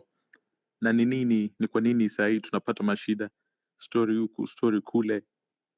The answer ni moja, focus. Maandamano za kwanza zilifanya vizuri sana kwa sababu tulikuwa tunafanya kazi pamoja, ni kama mchale. Tulikuwa na point moja, hiyo ilikuwa reject finance bill. Kama unaenda kuinda mnyama na unaenda na mchale lakini ina point moja, iko na point kama 5, mnyama anaweza umia lakini hautamwangusha. Hizo za kwanza zilifanya vizuri sana kwa sababu mshale ambao tulikuwa tumeshika ilikuwa na point moja na tuliingiza na walisikia na wakaangusha, tukashinda. Lakini sasa tumefika wakati ambapo government imegundua si lazima hatu watuangushe. The only thing wanafaa kufanya ni kutufanya to lose focus. Wanaongeza mapoints zingine, watu wanaanza huyu amelipwa, huyu amechukuliwa, huyu anafanyia serikali. alafu focus inakuwa lost. So wamegundua the more time we take to talk about what is going on right now, it's less time we could use to work towards our next goal. So badala ya kuongea juu ya tutafanya nini Sabasaba, why are we going out, ni nini tunapigania? Watu wanasema Osama, wanasema Billy, wanasema kelele kelele kelele, alafu inafanyika kaa Thursday the day before tumefika, there's no reason for going out. Tuesday tulienda for what? Tulienda tukavuruga, watu wakaanza kupora, watu wa kutokea, so magaidi ndo wakatokea. Kila saa tukienda nje tunafaa kuwa na agenda. The Monday one, you are Occupy Ministry of Health, that one I know for sure will work very well, because you itawaka kama mshale. Sisi wote tuko na point moja and it's something kila mtu anaweza get behind. That's what I wanted to say. Hizi zingine zote za serikali mjue ni kelele tu, isikukasirishe. Ukisikia sana utakasirika mpaka uzime simu. Tunafaa kufocus. Focus. Kani MOH Monday agenda ni moja na ni moja peke yake. Tunashika mshale wetu na tunaenda kuwaingiza na lazima wataanguka. That's all. Focus guys. Asanteni. Asante sana mzalendo. Please let's keep time kama mzalendo. Samigezim. You've been here quite a long time. Na sijaona ukiraise mkono yako to speak. Can you hear me?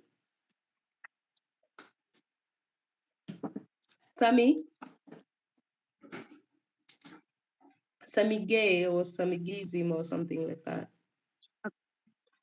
Freedom, Angalia, if everybody else could put their hands up so we quickly call your names at once and then you have your hands up, we know you're there.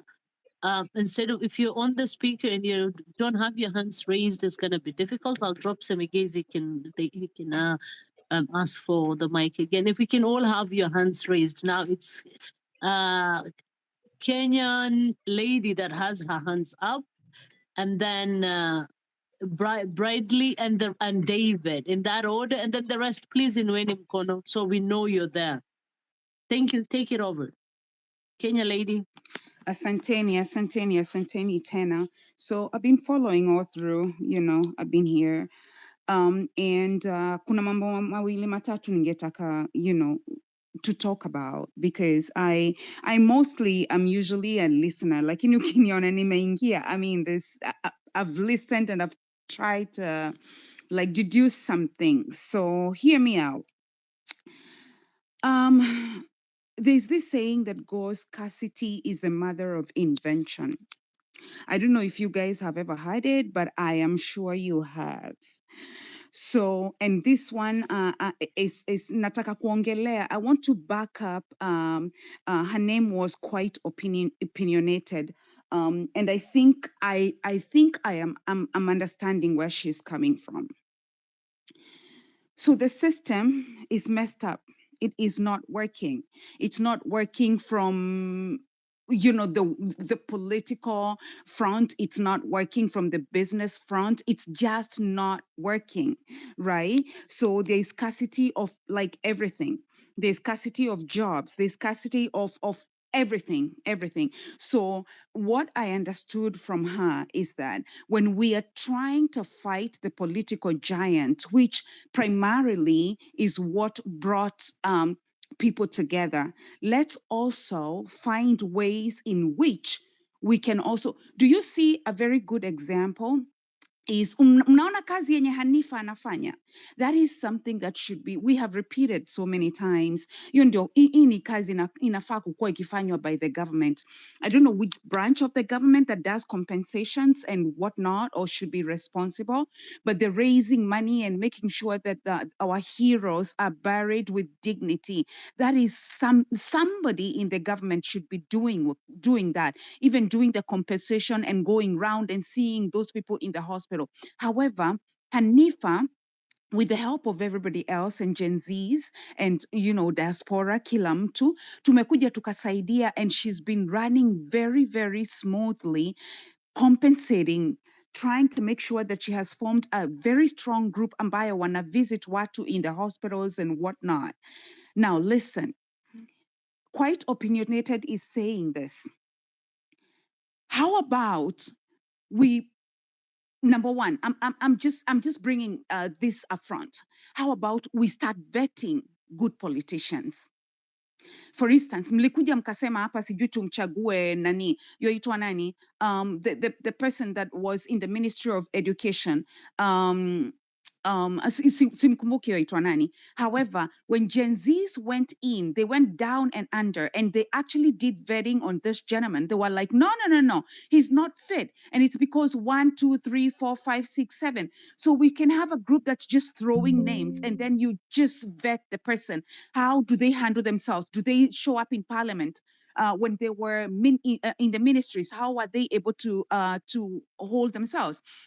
If it is a group of lawyers, for people to go to the High Court and be nominated to lead us in different departments in the political scene, float a lawyer, a good lawyer, Kivuta Kibwana, or even younger lawyers that people have been complaining about. Walienda wakafanya diploma, walienda wakafanya degrees, but they're still hanging out there with no jobs.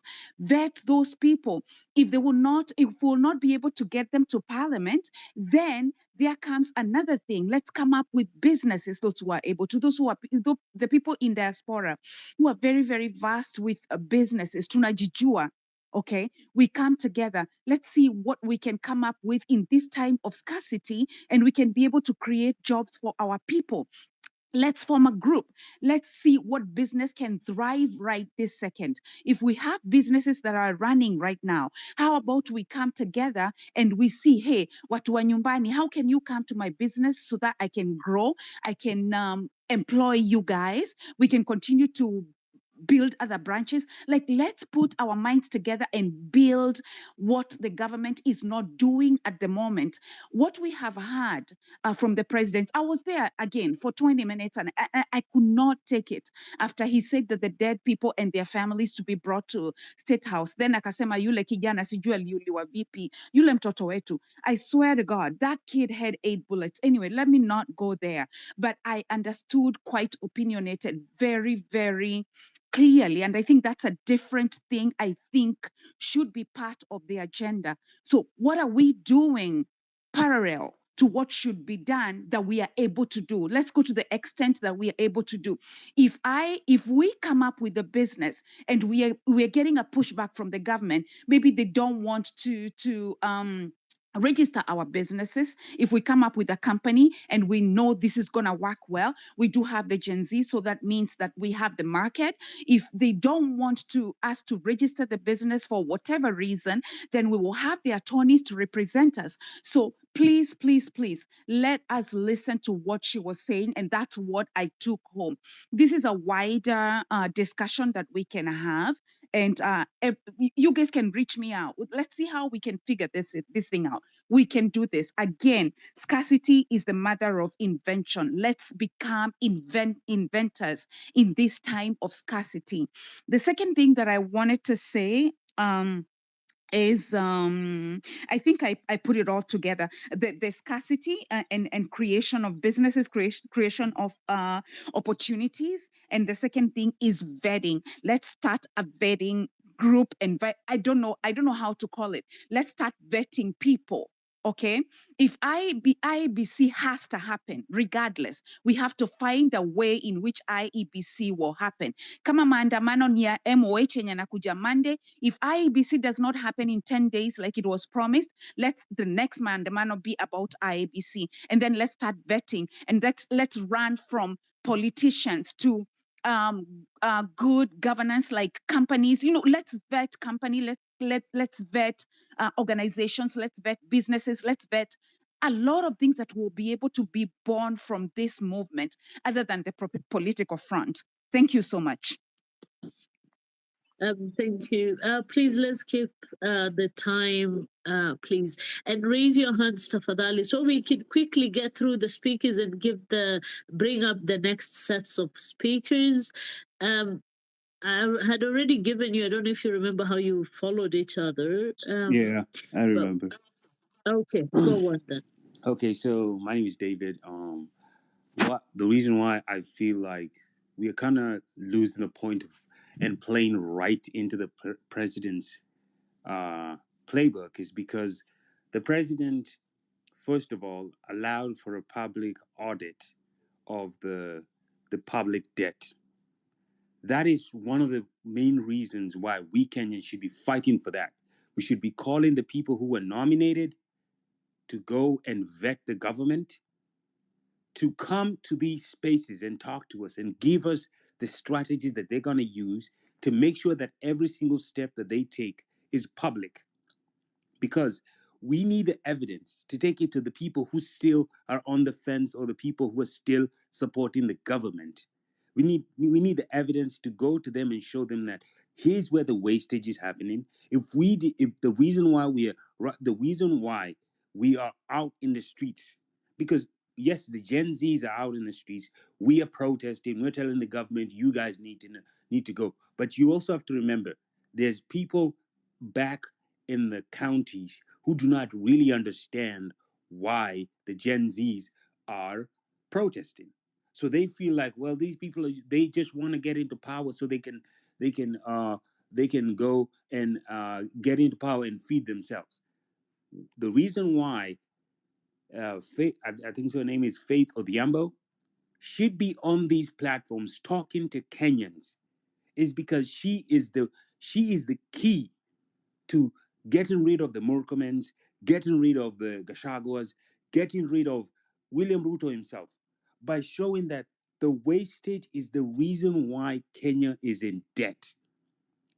Before we even think about electing anybody, we should make sure that none of these people who will try and stand for office can have a footing to go back to the populace and tell them that, hey, I am not corrupt, so vote for me. No, get rid of them. The way you get rid of them is by having a public audit of every single institution in the government, not just the debt.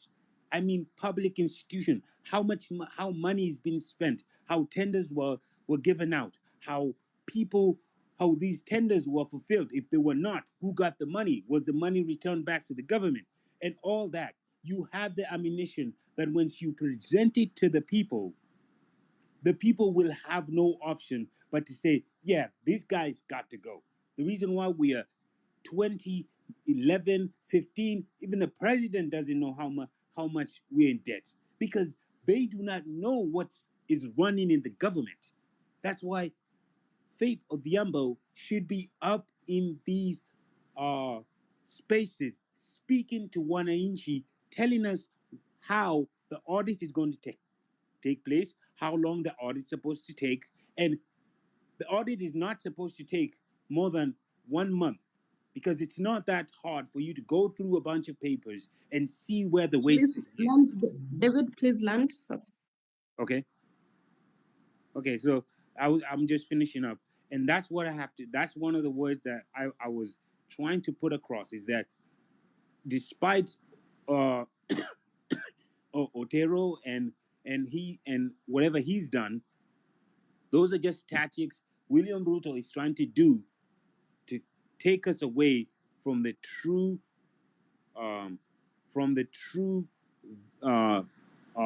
goal, that is getting him out of office because of corruption. That's all I had to say. Thank you. Thank you, David. Mtumishi, please go. Mtumishi, your hand is up. Okay, Bradley. Bradley, can you hear me? Okay, can anyone hear me?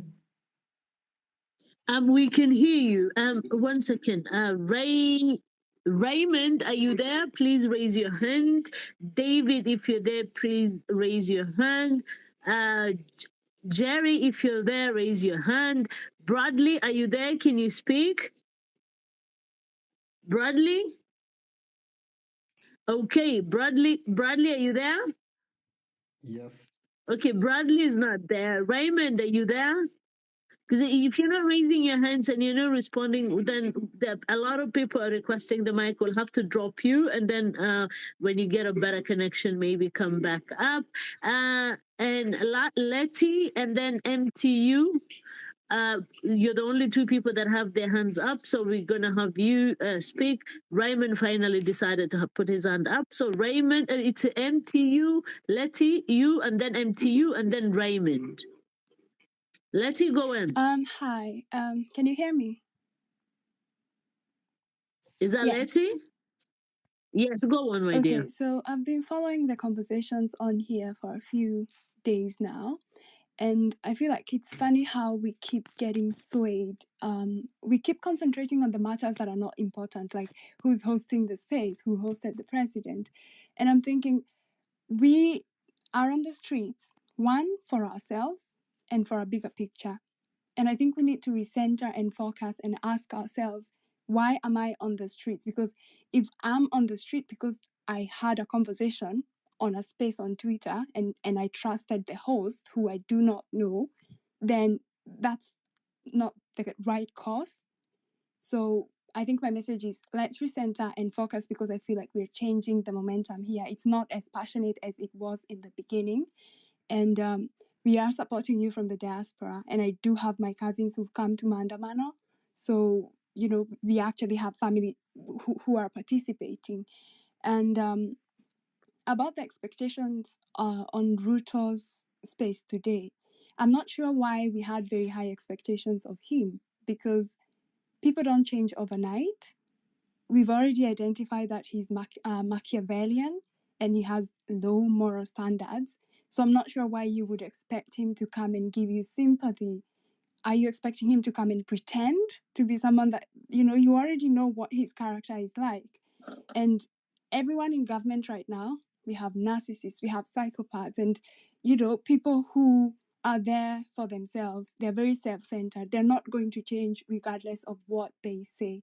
So we have to say what the bigger picture is. And if we've decided we are the bigger picture is taking them all out, regardless of changed behavior, I feel like they've had the chance to show us changed behavior, but they haven't.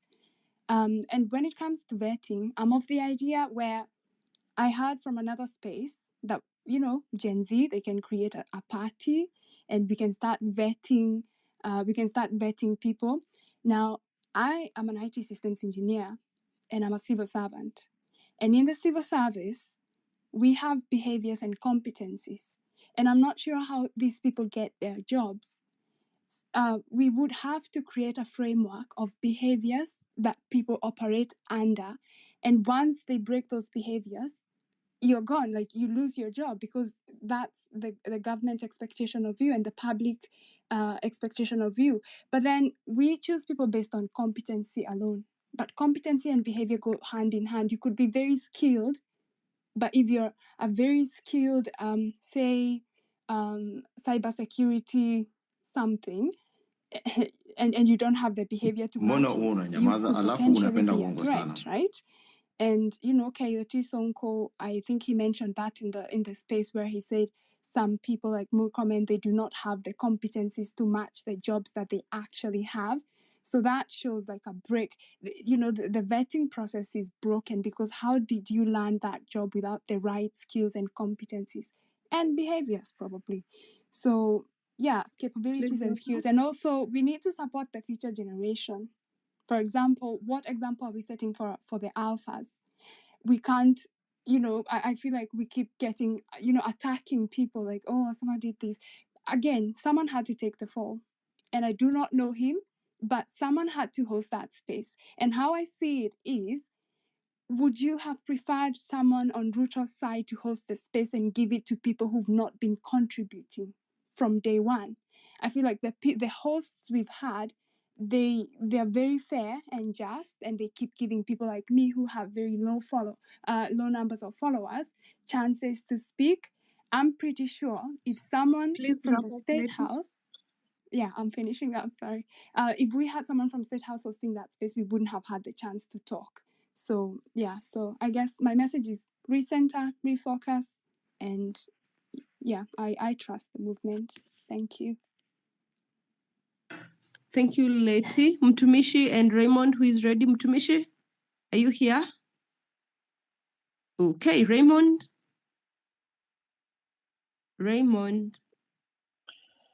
Yeah, thank you, Hannah.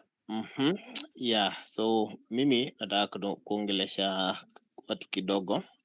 So like hii space yenye tumekuwa leo tumeona ile kitu imehappen na tumeona tukidanganywa live, lakini wale walikuwa kwa mic walishindwa kuuliza hiyo maswali mpaka KOT Sonko akaingia pale, at least akatu represent kidogo na watu kama sisi tukasikia vizuri. So please the next time at least wakati mna host space kama hiyo consider watu kama sisi tunakuwa pale, consider tu msiweke tu wale wanauliza tu maswali zenye mnataka peke yake. And then about the way forward, hapo ndio nilikuwa nataka kujua sana. Like unajua tumeshinda tukisema hapa hivi, we have no leader all the time, we have no leader. Osama amekuwa kihost hizi spaces, Kimuzi pia amekuwa kihost hizi spaces, Afrocentric amekuwa kihost hizi spaces, but ukiangalia sana Osama ndiye amekuwa kishikashika hapo, so maybe that is why walimpatia contract, na hatutamlaumu kwa sababu yeye alikula chenye alikula na akaenda, ni sawa. We have no leader. That means on Tuesday plan yetu bado iko on, na on Thursday bado plan yetu iko on. By the way, that is what I want to see. Kama Tuesday tutatokea na Thursday pia tutatokea. Watu wasipotokea, that means Osama, he was the leader. Unaona? That means Osama was the leader. So tuendelee na plan yetu, wale tunaendelea na plan yetu, tusirudi nyuma. Hapa hivi tumesema agenda ni, it's not about the finance bill. Hapa tumesema ni Ruto must go, na tutado everything to make sure Ruto ameenda. Unaona? Yeah.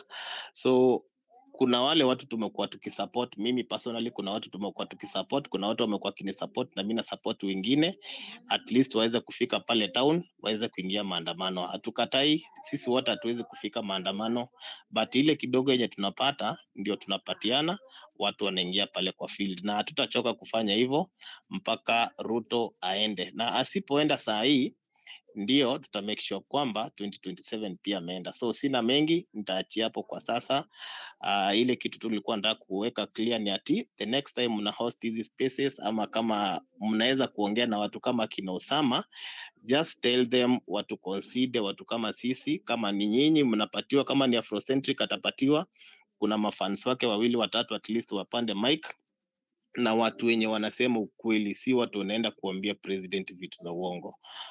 Yeah, so mengi tutaongea baadaye, wacha tuachie wengine platform. Thank you. Thank you, Raymond. Thank you for being brief. Mtumishi, please.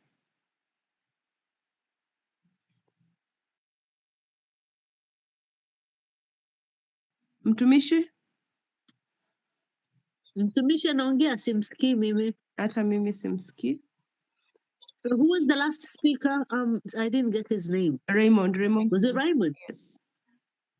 Okay. Mtumishi hausikiki? Are you there, Mtumishi? Okay. As you work on your mic, please, Moses, go up. Yeah. Moses. How is everyone? Can you hear me? We can hear you Good, loud and clear, Yeah, Moses, and I thank just you want for to, bearing with us. You've been on the queue for a long time. Yeah, Go on. Yeah, okay. So I want to reiterate the conversations that are going on. This is the way to go, and everything is coming out really well. I just want to pinpoint 3 things I noted during the Engage the President, on the SpaceX. He talked about, there's a guy from Kimilili, the last guy who actually questioned him about, he doesn't have a job, he doesn't have everything. Then the president was just there talking about, they're going to advertise for, construction people to, apply for jobs next week. I am in the built environment, and I can tell you this affordable housing thing has never been advertised in any forum. I want anyone here with any evidence of any procurement that has been done via the media for those jobs to post it here so that we can see. For me, that was a big lie. That guy should not expect that he's going to get anything. Whatever that president was talking about is something that he doesn't know. The other item I want to talk about is the fact that we need to keep suppressing the members of parliament. I want to give an example of a lady. There's a lady lawyer in the last from I think AIC in Kabete, who actually started filing for a petition to remove.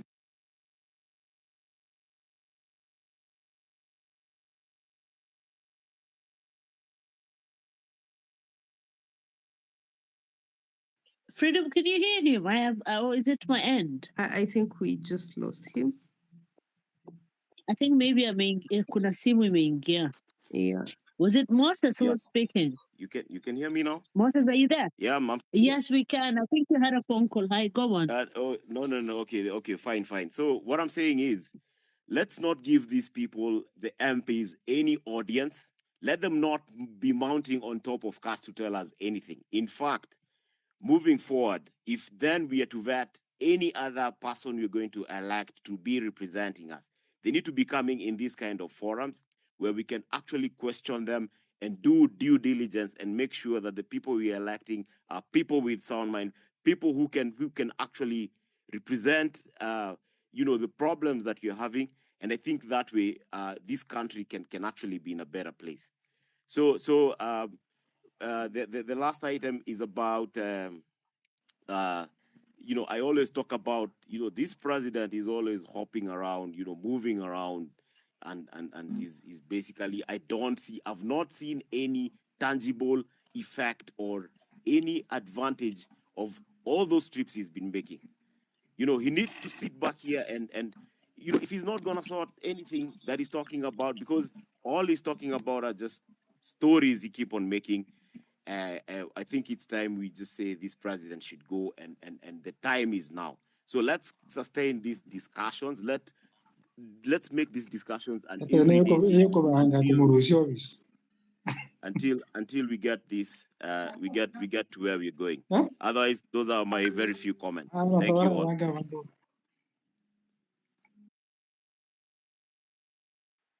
you all. Thank you, Moses. Where are you now? Yeah. Mtumishi? Yes, Freedom, just 1 minute. All right. Yes, Mtumishi would be next, but if the rest of the speakers kindly tunawaomba tafadhali raise your hands, stick to the 3 minutes, and so we know you're there. Otherwise, sometimes mtu ako kwa speaker na ame lose network and he will be stuck on the speaker panel, and then we cannot bring the other sisters and brothers who are requesting the mic. Please, guys, bear with us. I can see you all. We'll definitely bring you up. Please, the ones on the speaker, can you please raise your hand so we can call your names? Mtumishi first, and then go to Esther, and then Agenda, Odongo, Jack, and then Onyisi Pam, in that order, please.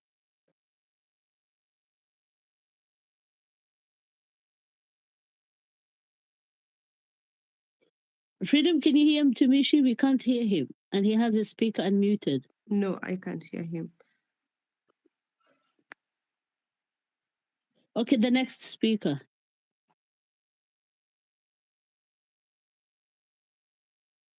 Okay, Tumishi, I'll drop you. Ask for the mic. I'll jump you on the queue. You're having a problem with your mic. I'm gonna call again. It's Onyesi, Esther, Odongo, Junes, Jack. Jack has dropped again. Okay, take the mic, please.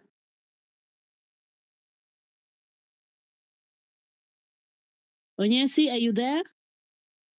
Esther and Odongo, you have your hands raised. Take it over, please. And Jack then. Okay, thank you, group. I joined late, but I was able to follow up the discussion.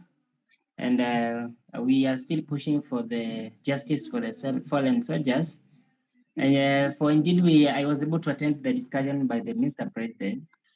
And as one of the previous speakers mentioned, we need to prepare ourselves as youth. I think we need to prepare ourselves with the questions. I think the heart of public speaking is something that we need to improve, maybe to mentor youths, maybe to have a reflection. Public speaking, specifically when given opportunity to ask a representative question, you should not really dwell on individualistic emotion-based question, but environmental, or I can say group, should be able to analyze which particular question really represent this particular group which has a concern. I think that is something that I picked from the previous presentation. Most of the speakers were not able to really ask topic-based questions. But it was a very good discussions. Many people were given opportunity, although it was not well balanced. But now, what I encourage our group is that for us to win this particular war, we have to keep on. Just joining the space discussion is something that really adds a point. Let us keep engaged. Let us go back and study. Let's study constitution. Let's study governance. If you are a specialist in a given area, for example, I hold a master's in health economics. It is our responsibility to analyze health policies. Whenever such opportunity shows up, for my profession, I should be able to have a lead questions which really have a cutting cross issues across health sector. We need the same from law students. We need the same from finance students. It is the time for us to express our specialization to help our country. We have gone to school. We should not be much generalized, but be specialists. And I believe we should be able to push our colleagues to have a vote.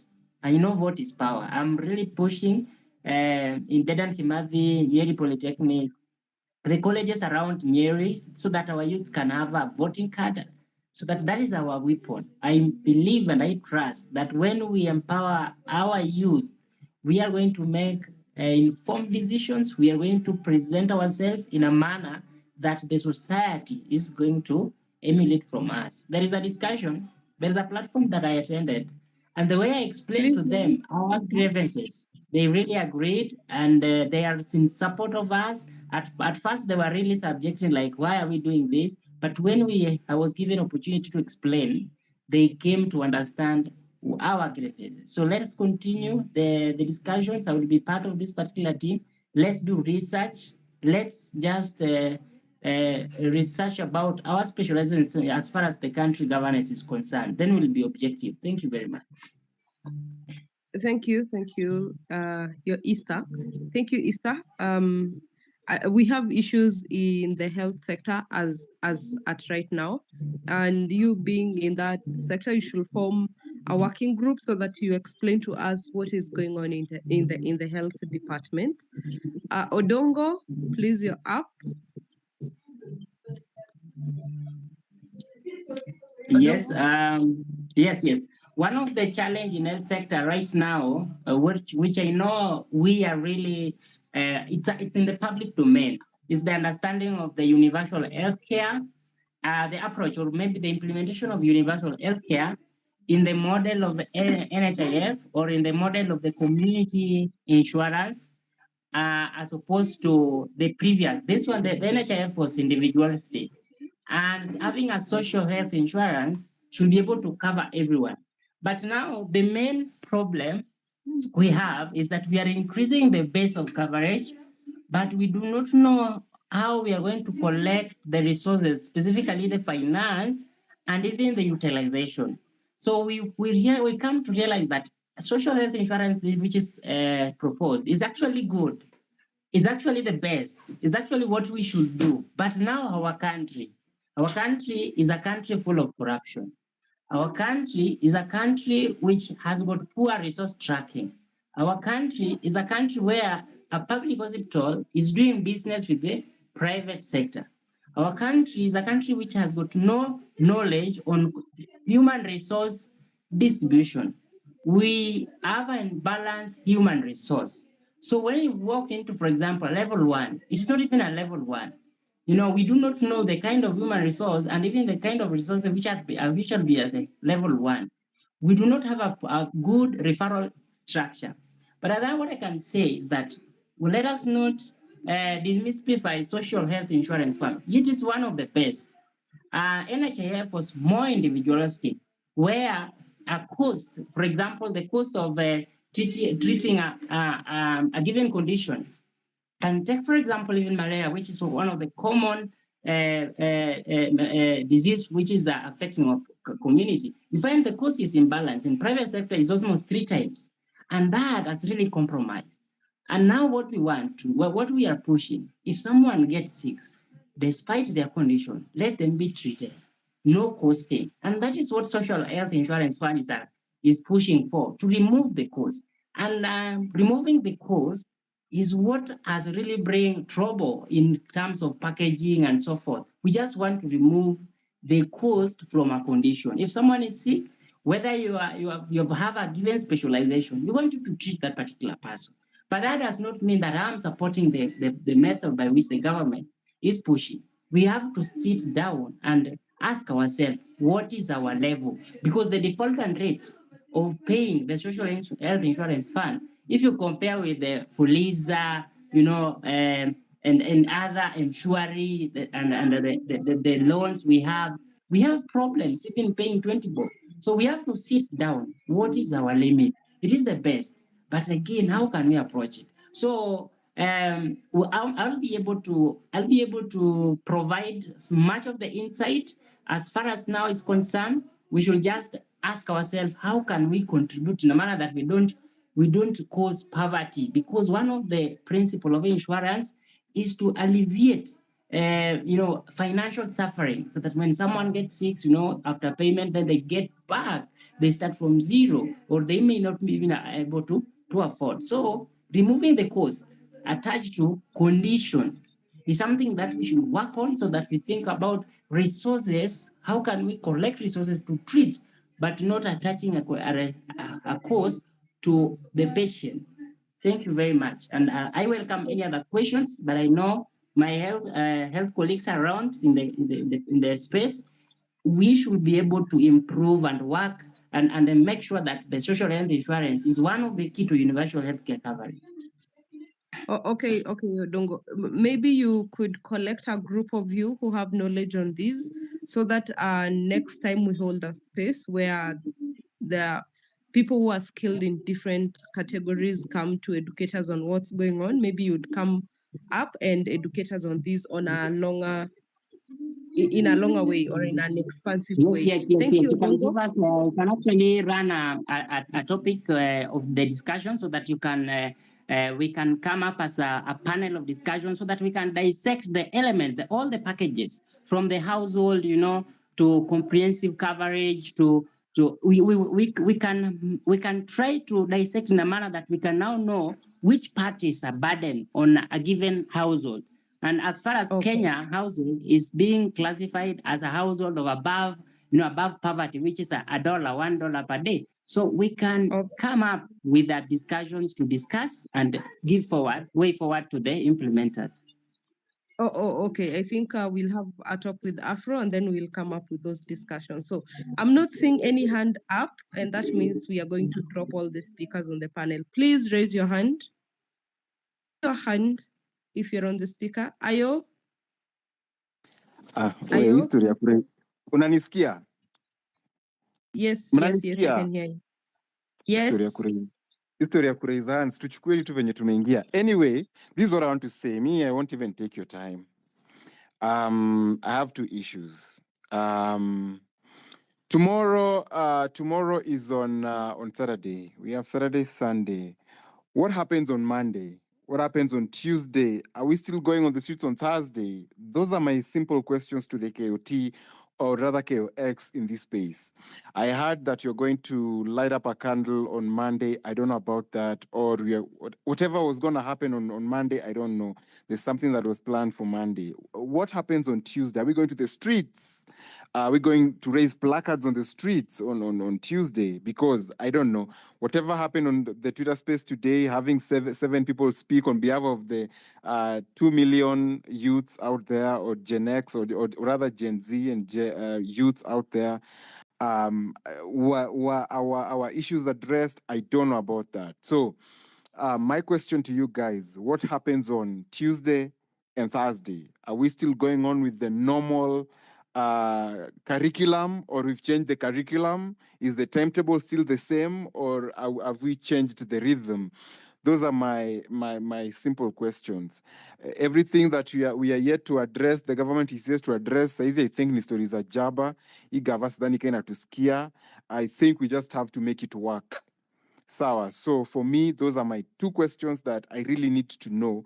The way forward, at least for now. Okay, thank you, Ayo. I think on Monday we are going with the medics to Afya House, right? They're having their Occupy MOH on Monday. Oh, So so on Monday Monday, we are. on Monday, Occupy MOH. Tuesday, I have no idea about Tuesday, but I know on Monday we have Occupy MOH and we are all going to show up.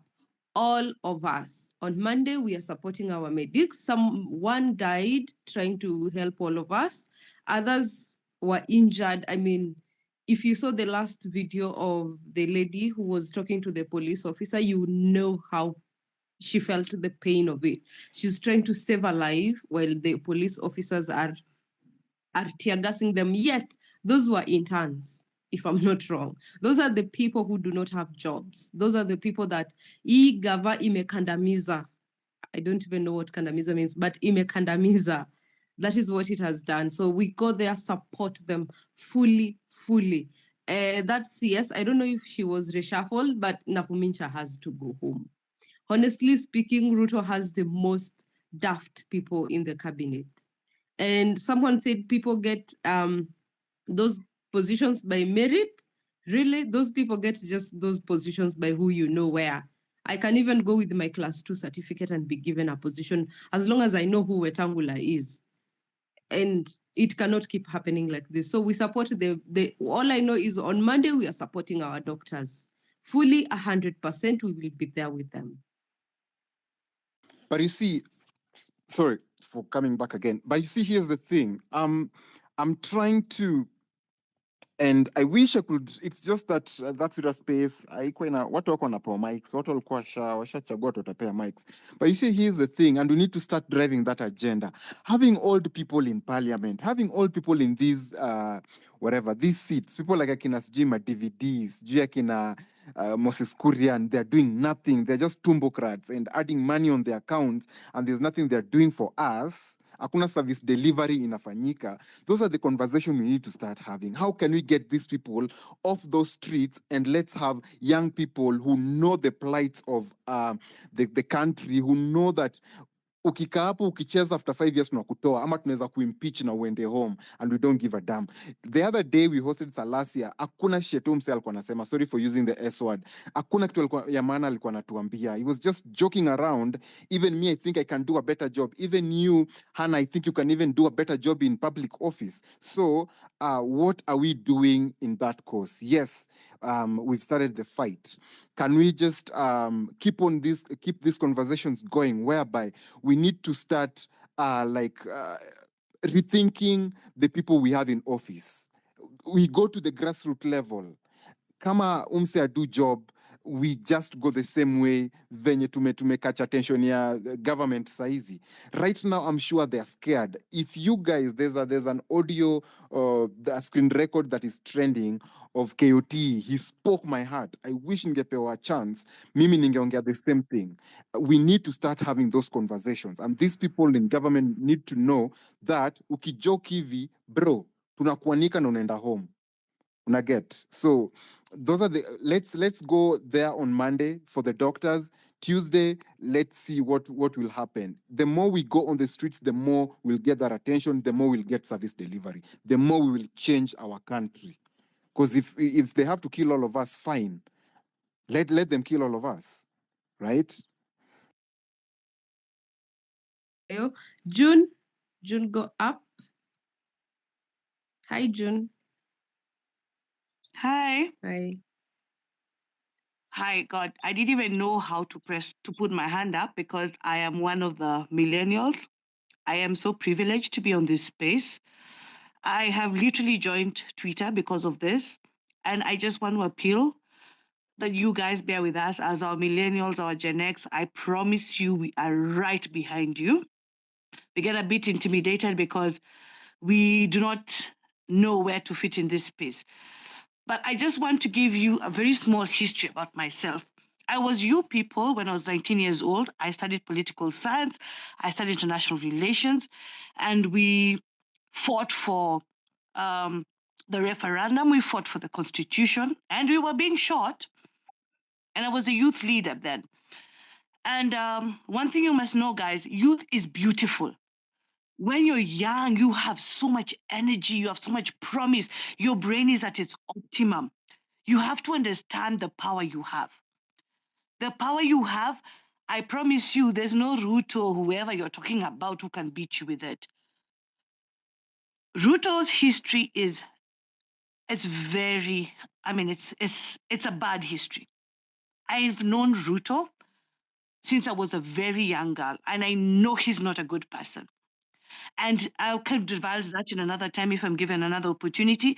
But I promise you guys, you can see my second name. I'm literally from his hometown. This is not a good person. And I'm talking like this, knowing very well that I have business and I have opportunities that will probably have to work with him. I don't care if this interferes with that situation. Why am I saying this? You people are saying now you don't have jobs. We don't have jobs, even us. That's why you're seeing our generation. People now have become con men. You have to now become a mweshimiwa. You have to become a literal thief to literally survive in these streets. And now us, we have children. And how do you bring up children? I mean, you have to provide for your children. So guys, this vetting you've talked about, very important. And it's very simple. You see someone like Karenyamu, and then people are like, oh, Karenyamu, oh, this other lady who likes dancing, I don't know, what's her name? Millicent Omanga. And then those are your women leaders. Have you even heard of one woman leader coming to talk about or even teteaing the lives of the women who lost their children? I promise you, if it was my child who had been shot, I would have gone to State House with a gun. I shoot whoever I will, and we'll die together. This joblessness you're talking about, we experienced it very painfully. Voting, guys, I have been one of those people who spend my personal money every campaign to ensure that the youth go out and vote. All this talk, fine. I believe in the whole system overhaul. Ruto must go. His whole cabinet must go. His MPs must go. I believe in all that. But guys, come 2027, even if it's not Ruto who's there, can we please get our voting cards? Can we please vote? And at the end of the day, guys, there's no two ways about this situation. You had gained so much strength and you had beat this man when he was down. And you said Ruto must go. Now this restructuring is taking so long. And he's regrouping. Him and his people are regrouping. And as I said, I have so much inside information. I'm sure some of you maybe might check up my background or whatever. But he's now regrouping. He's getting his confidence back. He's buying your leaders. I don't care about those leaders who are being bought. Don't worry. They're always there. Even you right now, if somebody gives you 20 million and you don't even know how you're going to pay your kids' school fees, you don't know how you're going to pay your rent, you'll take it. Even 1 million you'll take. But you move ahead with the team that you have, the people who have a purpose, the people who have a drive, and monitor your leaders. Monitor your leaders throughout this. Don't go and then, you're like, oh, but she was good. If someone messes up once, that means you're not for the cause. Not we're giving you 1, 2, 3, 4 chances. If you mess up once, you're not for the cause and we don't believe in you. Okay. Thank you, guys. Thank you so much for giving me this opportunity. And I promise you, millennials are behind you, Gen Z are behind you. Even our parents are behind you, just that they're scared. Our parents are the ones who used to tell us, don't even go protest, and we used to go. It's the mindset that they had then. So, guys, kindly keep up the good work. Keep the pressure on. You guys don't even know the kind of power you have. I hope you can hear me. Yes, thank you, June. Thank you so much for the encouragement. Now, your hands up, please. The speakers on the mic. Okay, Engineer Alex, please go. Hello, guys. It's Alex here. Thank you for this chance. First, I want to pass my condolences to the families that lost their loved ones in this struggle. And over the day, we have realized that people seem to be divided, but that's not the case, because there was a call to our president maybe to address the issues that were facing the Kenyans at large. While maybe it's a movement about Gen Z, but don't forget, this is a call for all Kenyans. This is a call for everyone who is being oppressed, who is feeling they are not able to pay their bills in time. They don't have even enough cash. They are not even actually in a position to pay school fees, among many other things. So while that has happened between Otero and Kimuzi, I can see Kimuzi is actually doing something right now. There's no big deal about this, because this movement has no leader. You remember what we are used actually to the Raila Odinga narrative, whereby Raila would be called to state house, there's an handshake, then people just go back to their same olds, and nobody cares even about them. So in this case, whoever picks himself or herself as the Gen Z leader, let them continue. But we keep on our struggles. We are going to go back, come up with the proper strategies on how we are going to get this guy out of power. Whatever he's giving us, they are analogies that are not going to add up at the end of the day. For instance, if you can check the questions he was answering today, they don't have any correlation about moving forward as a country. So in this case, there are very many things that we have to consider. First, I'm on the forefront to make sure young guys and the youth who are actually completing school at the age of 18, they are able to actually get their IDs. We have to give proper civic education to our parents and also to our grandparents. Those are still voters. So we are not going to ignore any of these aspects. What we are going to do, we have to make sure these guys are able to get ID cards, they register as voters in good time. Then when it comes, if we don't get any chance to get these guys out of office, then our last chance will be 2027. So if we agree, we get one person, and also we form ourselves a very strong movement and choose people who are credible enough to be good leaders, people who understand actually what is governance. It's not about getting public coffers, getting money, and they driving big cars and all that. So at the end of the day, we are fighting for the future of our children as well as for us. Remember, if we don't get it right now, in the years to come, we'll be old. We don't have actually any energy left to fight for those people who will be actually doing the vice versa. Because those who are behind us, they are learning from us. So just the other part to wind up, I think we should also put the IBC reforms in our agenda. We have to push for that, because what is going to happen is that in this case, if we don't get IBC in place the way it is supposed to be reconstituted, that means these guys we are going to steal votes. Then when they steal votes, they are going to impose themselves to us. And then when they get that office will be the same old script. So we don't want that narrative of the elections have been stolen. I'm sure before we get that, we'll be able actually to get very good technologies on how we are going to monitor our votes before they are stolen. So then the other thing is we have to keep pressuring the cabinet has to be dissolved. There are proper guys, there are people who are actually learned and qualified for those positions. The kind of people we have right now, I don't think whether they are the right people actually to rule, not even institutions, a village. So we have to keep on pushing. We are not going to surrender. We have to push and get all other people on board. Every other time you give a call to the people who are maybe in the villages, talk to them. Tell them what is happening. There are people who are not on X. There are people who are not on TikTok. Keep telling your mother, your father, your grandmother, your grandparents. Keep telling them what is happening on the ground. We need change. Change is now. We don't have to wait. Thank you. Thank you, Alex.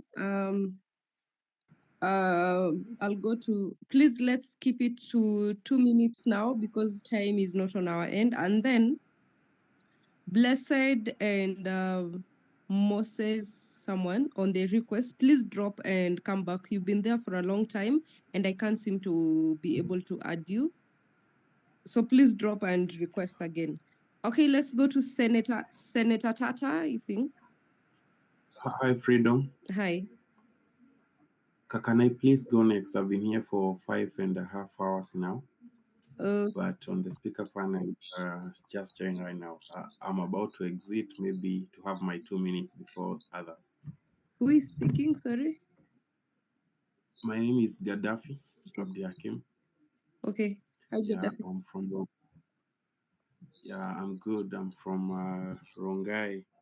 I have been on the protest on the CBD and also in Rongai, and I've spoken twice on these live spaces. So I just want to thank the organizers of this because this is the best form of public participation, and the leaders are listening. Now, for me, I feel we've reached a time where we must define the milestones of this movement and look at what is achievable and what we are able to achieve as the next milestone. For me, I don't agree when we take up a very generic kind of a target to try and achieve.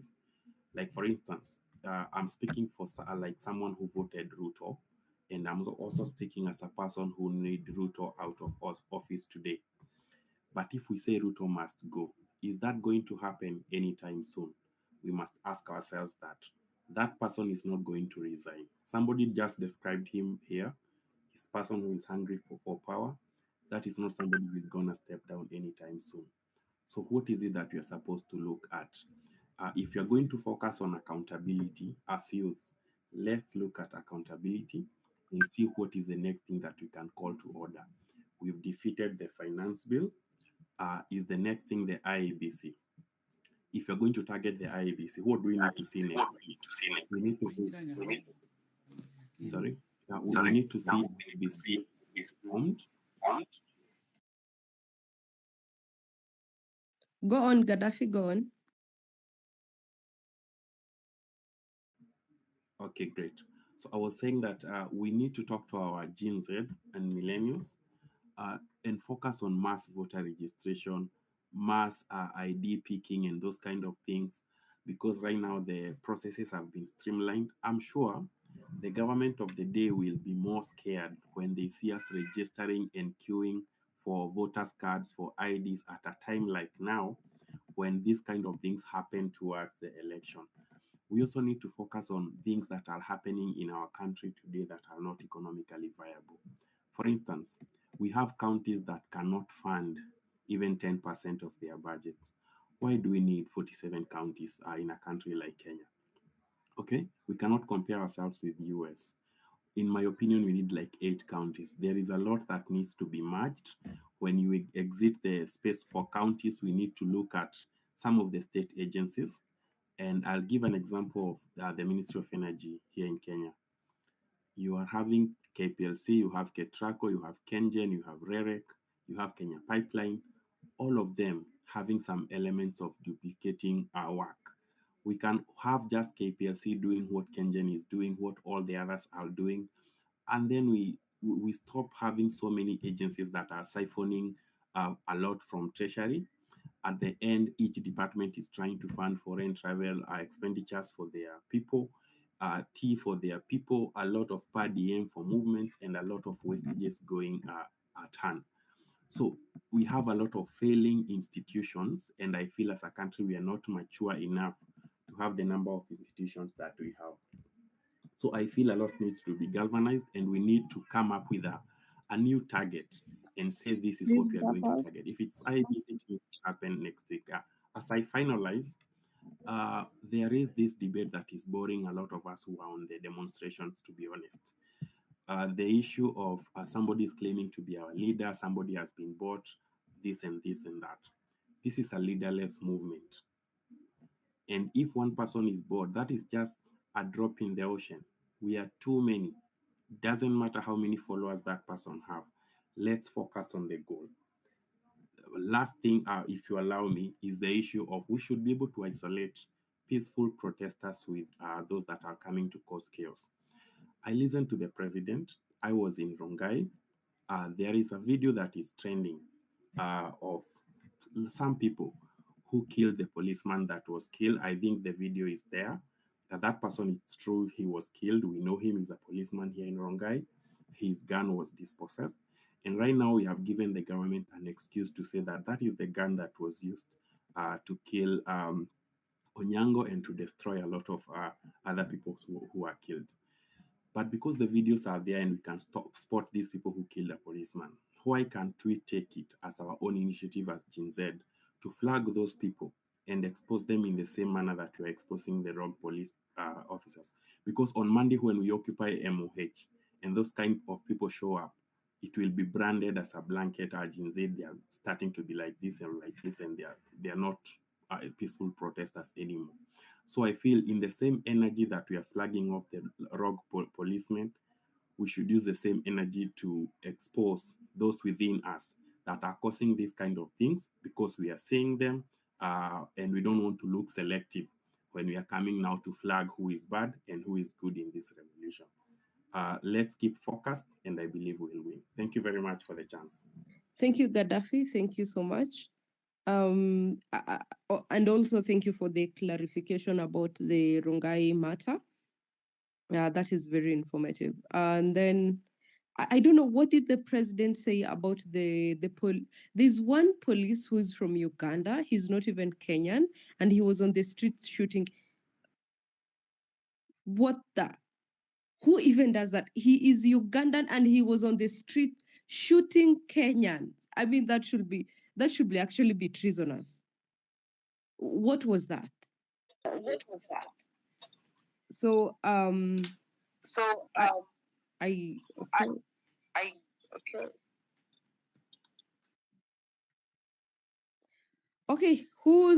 okay, Senator Tata, your hand was up. Please go. Senator Tata. Okay. I think when you did the mute, it double mutes. Senator Tata, do you want to take the mic off over? And the rest, please, if you can have your hands up. A lot of people are complaining there. Senator, the mic is yours. And the ones who are on the platform, please raise your hands, and so we can give the rest a chance. A lot of people on the request, they've been here for long. 3 minutes, please, stick to the time. I think, Freedom, you should actually do the timing, please. Okay. Thank you for the opportunity. You can hear me? Loud and clear. The movement is in order. I mean, the millennials. The only thing I know about Ruto is not a person who really understands better language than violence.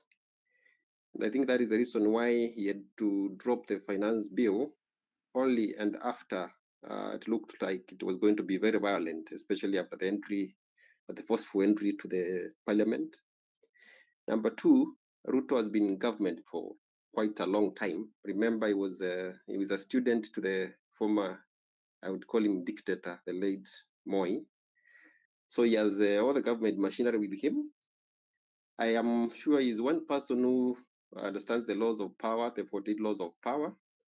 And what he's trying to do now to intimidate the leaders of the movement is to strike the shepherd and to ensure that the sheep scatter.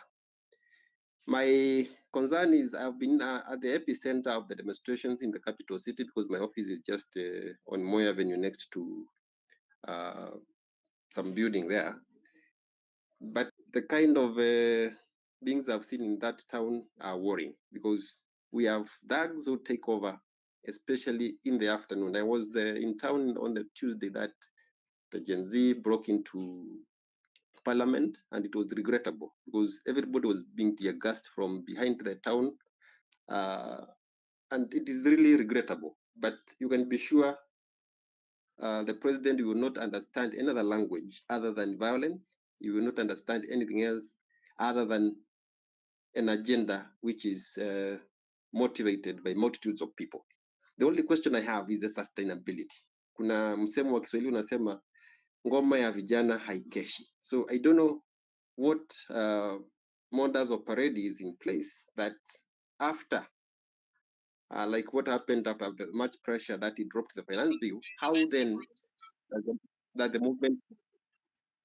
does the movement sustain its activity and the push for better governance? It is time that we put in place proper mechanism to sustain the pressure, because the country needs proper governance. It's not only the millennials and the Gen Z who are oppressed. I can tell you, everybody in the country, from the civil servants, everybody is just feeling the heat of poor governance from the government. So I have not much to say other than to congratulate the organizers. Do not worry when your shepherd is struck. I have seen people talk about the Osama and everybody else, and we need to keep moving and keep the pressure on. So thank you very much. Okay, thank you, Senator. Whose hand was up first? I'll go with Blessed. Thank Blessed you. Prince. Hello. Hello. Yes, I can hear you. Yes. Thank you. Thank you for this opportunity. I was waiting for a long time. My point is, during the day, we heard what the president talked about, and some of us, like me, I didn't join that live, but I've just been going through whatever he was doing or whatever he was talking to the people. But that was for the people who are listening to him. What we were to do, or what we are going forward with, is to ensure that this man is out of power together with this government. So I had one brother of mine saying that on Sunday, as we are going to do that Sabasaba, let's take that strategy of going to every constituency for the MPs who voted yes. Let us ensure that they feel the heaviness. And as how he said that those who will resign, let them resign with our force. So my point is, let's keep on pushing, because when I heard that the one who was hosting the other space was hosting, I just lost my total hope, because now how can you listen to a terrorist? How can you listen to a public murderer? It means you are negotiating, and when you get into his box, you want to get out. I had lost total hope. But when I came to this space and I saw Afrocentric hosting, and the points which were being talked about here, I gained my hope, and I know we are on the track and we are going to achieve whatever we will. This is a marathon. It doesn't matter at what pace will we finish, but our aim is to finish according to our plans. Thank you for giving me this opportunity, and I'm sorry for those who lost, our heroes who lost their lives.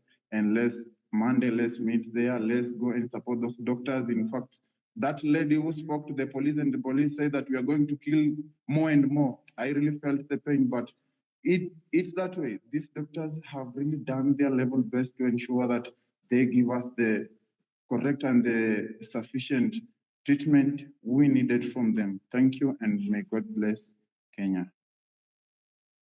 Thank you very much. God bless Kenya. God bless everyone. As you said, and I don't see those hashtags. Guys, let's not lose hope. Hope is still alive. Somebody's got his mic open. Let's keep those hashtags. Let's keep this Afrocentric has been here day in and day out. Okay, he's not Osama, but he has bigger voice than Osama, and that is all of you in the platform. Okay, so please let's keep the hashtag going. Hashtag Ruto must go. Please, Galma, can you mute your mic? I'll give you the mic once it's your turn. Tafadhali. Keep keep the hashtag going. Please don't unmute your mic. You'll be given the chance, and the rest will have. So please follow Afrocentric. I think he's the hero here. You've seen what those big wigs are doing. Yeah, we are the ones who gave them the voice, and what did they do? But here, the voice and the message is still the same, still in check. It's to get Ruto going. So please keep the hashtag going. We have plenty of us here. Follow each other, amplify your voices. And that's all we can do. Do not rely on anybody else. Rely on each other. Look at your life, look at your right, follow everybody on the space. Okay, we're going to need to have people to put their hands up. And then 3 minutes. So there are plenty of people who are requesting the mic. We'll start with Galma. We'll go to Msume, we'll go to Ndula, we'll go to in the what AM, we'll go to physical, in that order. Tafadhali. Thank you. You can hear me? Thank you. You can hear me? Loud and clear. Thank you so much. I'm joining you from Isiolo County. Thank you so much for the opportunity. I will not have to repeat the points that have been given by fellow comrades. Mine is just to get into the way forward. And Galma, kabla hujaanza, it's very interesting that you say it from Isiolo. Please, I'll give you the time to do your submission. I wanted to ask you something. Somebody was caught up, the Isiolo people were memshika. He had petroli and he had matches, and you did walk him down to the police station. Did he say who asked him, one of those groups? Who bought him? Who made him do that? Did he say that? And we've also seen another video circulating, a guy that stopped people from vandalizing something. He was aligongwa na mawe kwa kichwa, and then he was accusing somebody else. He was accusing the governor. He said those are governor's boys. They're the ones who sent those guys to disrupt the Mandamano, and they were hired guns. If you can give us a little bit of information in regards to that. Thank you, Galma, and go ahead with your submissions. yeah, thank you. Just 1 minute on whatever what you've asked me. I can confirm, a good number of people have confirmed that there are politicians who have a vested interest. And unfortunately, there are some people who sent goons from the office of the governor and the county assembly, like the whole county government, who wanted to take use of the Mandamano. We said we are going to occupy governor's office. That was what we did on July 4th. But unfortunately, the young man by the name Salah Tadicha, who was injured in the process, and actually the people who injured him, goons, that one I can verify. Yep, the one that was caught with the marches and everything also. Though it's very early to mention, but honestly speaking, I can tell you the politicians had a vested interest. And currently, as we are engaging with young people on different platforms, it has really come out very clearly that the county government, we wanted to hold them on why is it that the 75 million bursary that was supposed to be released on the just ended financial year 2023-2024 was not released, and why is it that there was no report that was submitted to explain the same? And also on the health, like our mortuary is still not working and everything. So I think as a way of just trying to take advantage of what is happening nationally, that the goons have infiltrated the Gen Z protest in Nairobi and other areas, they wanted to use the same justification. But yeah, I'll be able to keep you updated on some things that are happening. Going to my submission, I think now my 3 minutes will start now. Thank you so much, everybody. I think one thing we really need to do, and this is something that in my platform that I run on TikTok, and I try to teach the people from Northern Kenya on issues of accountability. It has proven successful. People, especially in the counties of Isiolo and other ASAL counties, have started understanding how to hold their leaders accountable. The way forward is we need to enhance the importance of having voters' civic education in leading to 2027. Definitely, that is the most legitimate way we can remove these guys. And if need be, we need to plan properly. If there are graphic designers here, we can come up with infographics, movement pledges, info cards, identifying areas of intervention by selecting reasonable TikTok and X influencers. Reasonable, that is the word. In a way that, like there is a guy whom I follow on TikTok, his name is The News Guy. If we are going to empower people who will be making important information and educating materials on how they can follow up on identifying good leaders, I think that will be the best way forward, starting now. Secondly, I think we need to also cascade the conversation to local level. We need to take use of community social halls, religious gatherings in wards and ward meetings in raising political awareness. And this can be done. Already, I've tried this in my ward, Kina ward. We've organized for meetings with young people. I participated in the finance bill, parliamentary finance bill, public participation in my ward. We've been doing the same on county integrated development plans. So we need to go back to the villages and tell our parents, this is 2024. Please listen to us. Remember, you sold those cows, you sold those goats to take us to school. Now we need to tell you why you took us to school. We need to show you the relevance. So I think we need to go back to the villages and have this kind of engagement. So already in Isiolo, my sister and Afrocentric, we are doing this, and we are just using money from our pockets. It has really proven successful.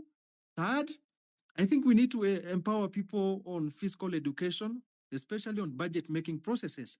Up to now, people think that budgets are just made, money is released, everybody gets the budget and everything is released and everybody gets whatever they want. If we are going to educate people on why there is spending bill, budget papers, county integrated development plan, annual development plan, and we empower young people, this is a strategy that will lead to 2027. This is the only lethal weapon that we can use to empower a fellow youth, and by telling them, if an elderly man will ask you, if an elderly person will ask you, why do you think we need to empower young people? You give them these reasons.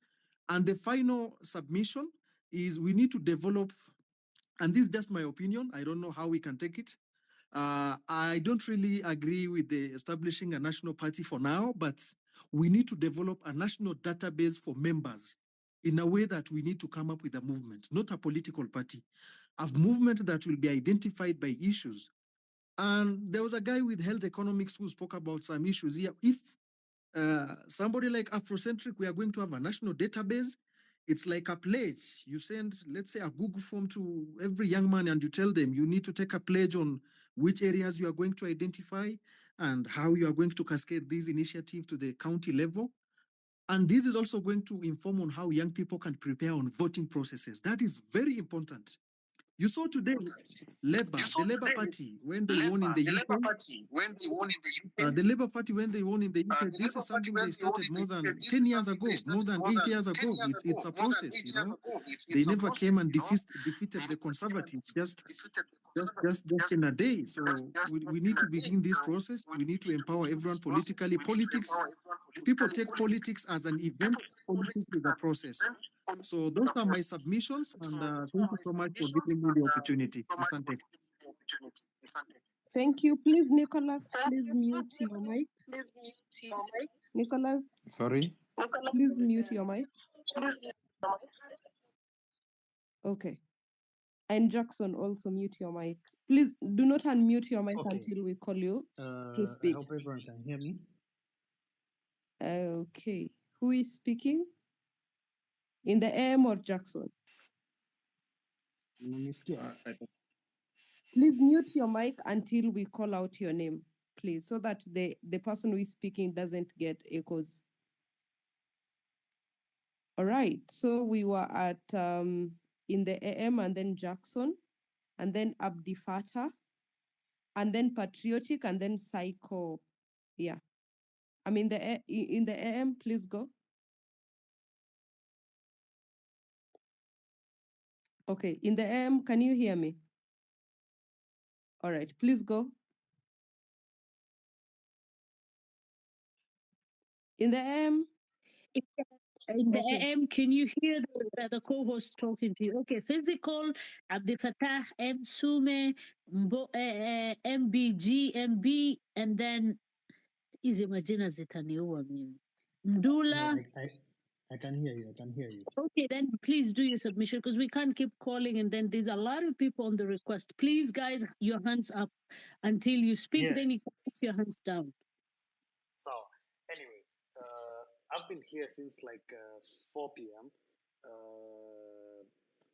I'll be honest, I'm kind of disappointed in how things have gone in this space because it's kind of sounded like just people are just complaining about the same thing over and over again without giving any actionable points. And actionable points is what we need.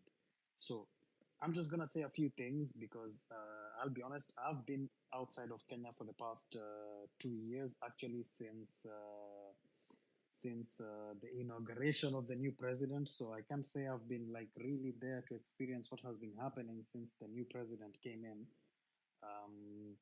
If you guys can't hear me, by the way, let me know because siwezi jua kama mnanisikia ama mnisikii. Can one of the hosts or co-hosts please Loud and clear. confirm? You're loud and clear. Continue with submissions. Thank you. Okay, so for me, I want to talk about two things, and that is the things that we need to act on are going to be hindered by some few things. Number one, the average Kenyan. The average Kenyan, for me, I'm going to describe them in three different terms. Number one, the average Kenyan is a sellout.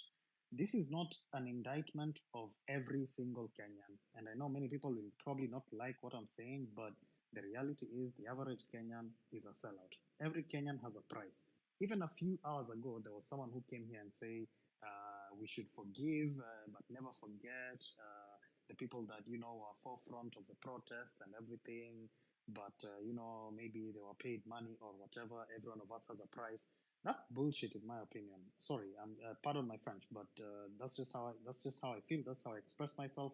So, his story, everyone has a price, is shit. But that's what we need to understand. The average Kenyan, akipewa pesa kiasi fulani, they are going to sell out. Number two, the average Kenyan is a tribalist. We've been consistently saying our movement is tribe-less. But even in the past less than 1 month, when we look at people like Kina Hanifa or people like Kina whoever, let me focus on someone like Hanifa, for example. A lot of people have been against her simply because she's either a woman or a Muslim or a Somali or whatever. We have this mtu wetu mentality that I don't know whether Gen Z or our generation is going to be against or we are going to be able to overcome. But as I can speak of as of now, from what I've witnessed on the platform, all the spaces we've had over the past like 1 month or something, that statement still holds a little bit true. And the other thing is that the average Kenyan has this thing which is like what's the best way to the memory of a goldfish. Today we are complaining about a lot of things, but in the next few months or by 2027 we will have forgotten about all of these things. Ruto will be able to mount a very successful campaign because he was the vice president in the past regime where we suffered and he was part of it, and yet he was able to convince a very large number of Kenyans to vote him in. Right now, we don't even have an electoral commission. So he's still going to be able to do the same things that he did because the average Kenyan is not going to be able to deal with that. But I digress. Let me stop even talking about that because that is like just a reflection of the society that we live in. And I know many people probably they're not going to be happy with it, and that's fine. But that's just how I personally see things. I'm going to talk about some of the things that the president talked about today in the space that he was in. Personally, I'm in the tech community. I am affiliated with one of the biggest tech companies in the world. For the past few months, I've been working with this company to bring major tech investment into the country to foster and invest in the tech talent that we have in this country. For us to be able to build or solidify products that are built for the region, in the region, by the people who are currently in the region.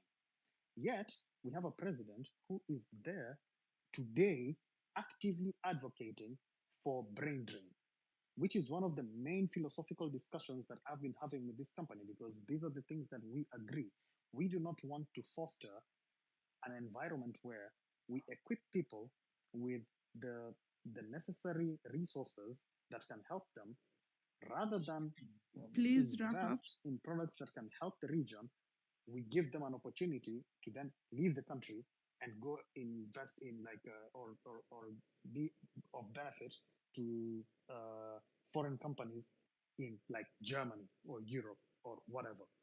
Personally, I'm in Europe right now, but I'm in Europe working to bring the resources that I have had back into the economy in Kenya.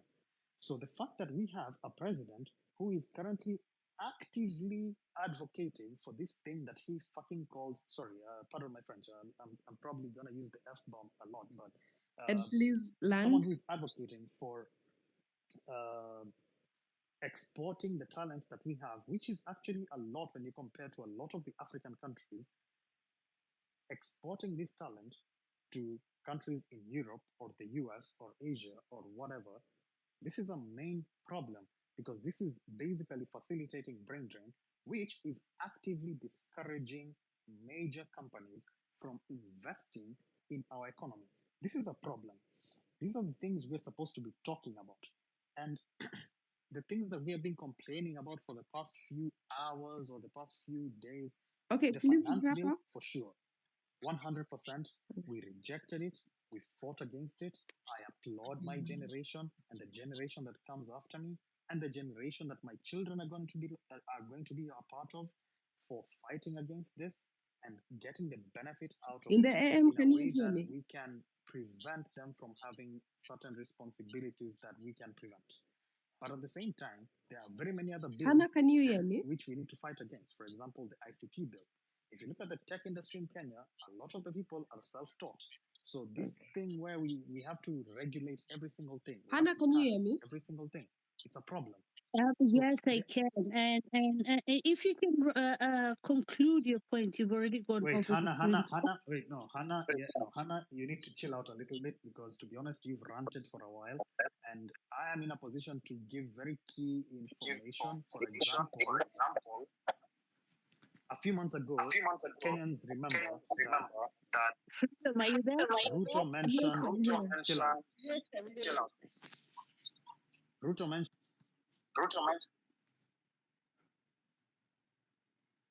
Okay. Everyone was on speaker. In the AM, please, so that the rest can speak. Can you hear me? I think in the AM, in the AM, please conclude. In the AM? Okay. So we need to make sure that we can hold this government accountable. That is the most important thing. The thing about that we are complaining about or everything else, that's not the important thing. We need to make this government accountable. We need to make sure that the things that they talk about in these spaces that they come into, for example, today, Ruto talked to maybe 8 people in total, and yet there is nothing he said that was of importance. There is nothing he said that was anything new. We basically gave him another campaigning platform. We need to stop these things from happening. We need to make sure that we are in a position where we can hold the government accountable and prevent people who are unqualified from holding positions in government. Okay, please from wrap up. holding these positions. People like Duale In is the someone that AM? I've known since I was 8 years old when he was a vice chairman in the committee of my primary school. He talked nonsense then, he talks nonsense now. In the AM, These can are the you hear people we me? should have in leadership positions in this country. And the fact that we have them points to a very significant problem. Okay, in the Because we AM, as you have Kenyans, to. In the AM, the co-host is speaking to you, and you can't hear. You're still going on. You've gone Anna, you over need to the chill time. out because you talk too much Okay. without listening. You talk too much without listening. No. In the AM, no, please. Let's not get. Anna, you need to chill out. You talk too much. Can you hear me? Okay. Just forget about that. Can we give the next speakers? I think he. Okay, something is going on. Jackson, can you hear me?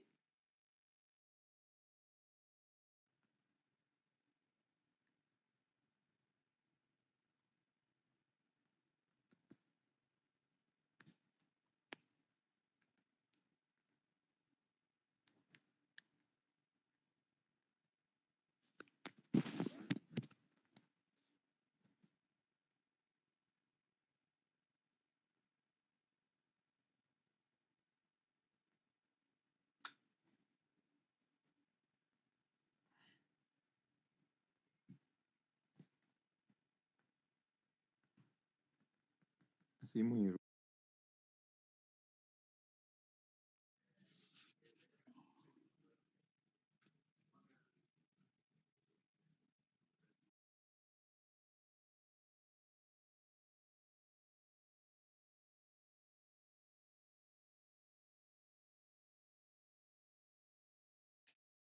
guys. We lost the hosts. Anyone hearing? Yeah, I can hear you. What? Wait, co-host, what's happening? Co-host, can you hear me? All right, guys. Thank you, co-host Hamna Ali, freedom fighter. Thank you so much for standing in, holding in.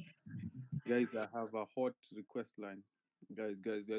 Let me try to get as many of you to the speaker panel as I can. Thank you again, Hannah and freedom fighter, for standing in. Guys, I wasn't able to host, but they have done a phenomenal job.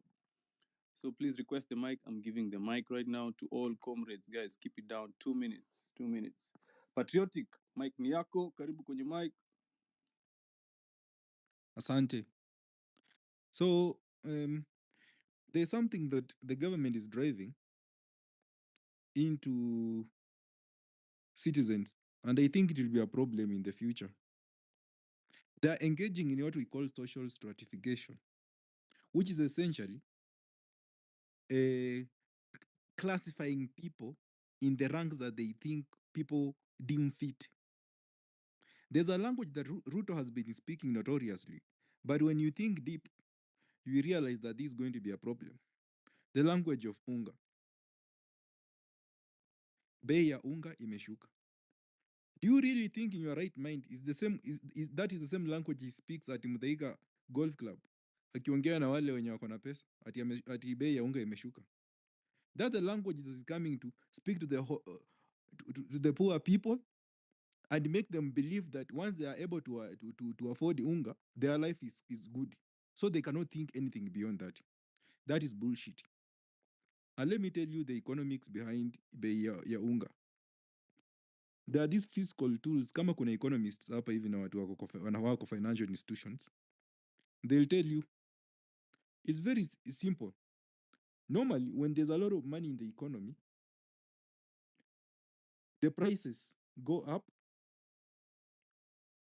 then the goods become like the products are few in the market, then the prices are because there's a lot of money in the economy. So mko na pesa, lakini mko na pesa nyingi ya kununua, lakini you are not getting the thing. So what they do, wanaambia central bank to increase the bank's deposit. Say, if it's 5%, wanasema increase to 10%.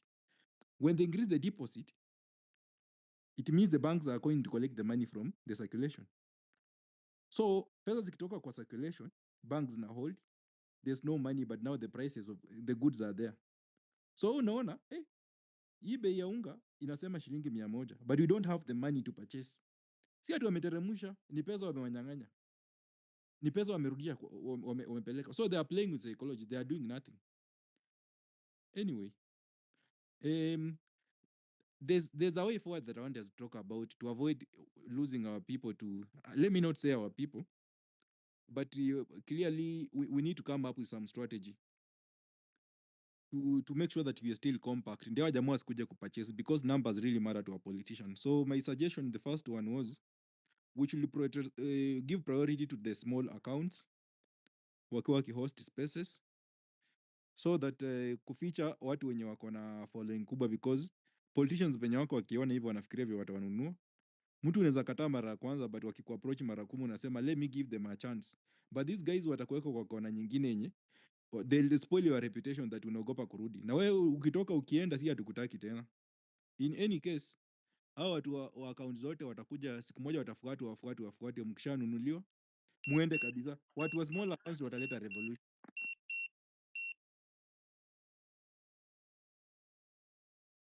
Hiyo nini yangu imeisha, time yangu imeisha. Hiyo ni time yako imeisha. Aya, sawa. Malizia. Okay, wacha mtu apik, maybe naweza respond kwa time ningemalizia basi. Okay. We have Javan. Guys, welcome to the space. Official Vipi bro? Space. Poa, Mike ni yako. 3 minutes. Safi. Yeah, sir. I appreciate the good work you guys are doing. And it's through these kind of spaces that we have been able to bring the government to its toes, and they are able to address our issues. When you look at how members of parliament are behaving, unaona change. You know, the other day I was listening to our senators rejecting the salary increment, and you could see that these guys have started to listen, to understand what the mwananchi needs and what is healing this country.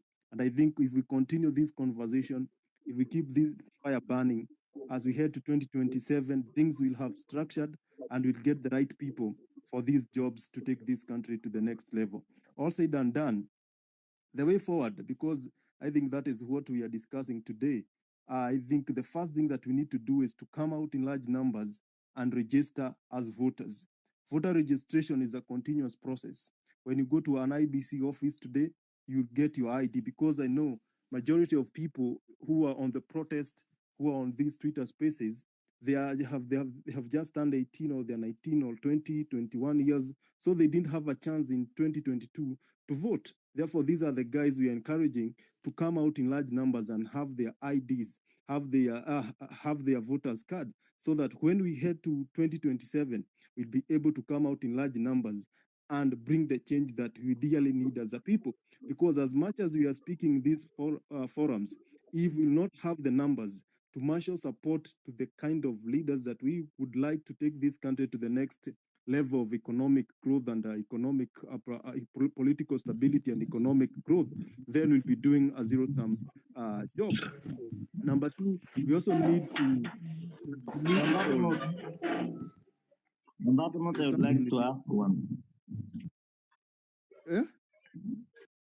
Hey, wase, ukishika mic, do not unmute. Do not unmute. I know it's many times it's your first time to speak on spaces, but please do not unmute your microphone.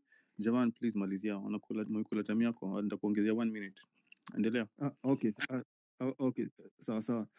Nilikuwa nasema we register as voters. And number two, going forward, as young people, we need to come up with our own independent political vehicle, because the political parties that we have in the country, they are not serving our purpose.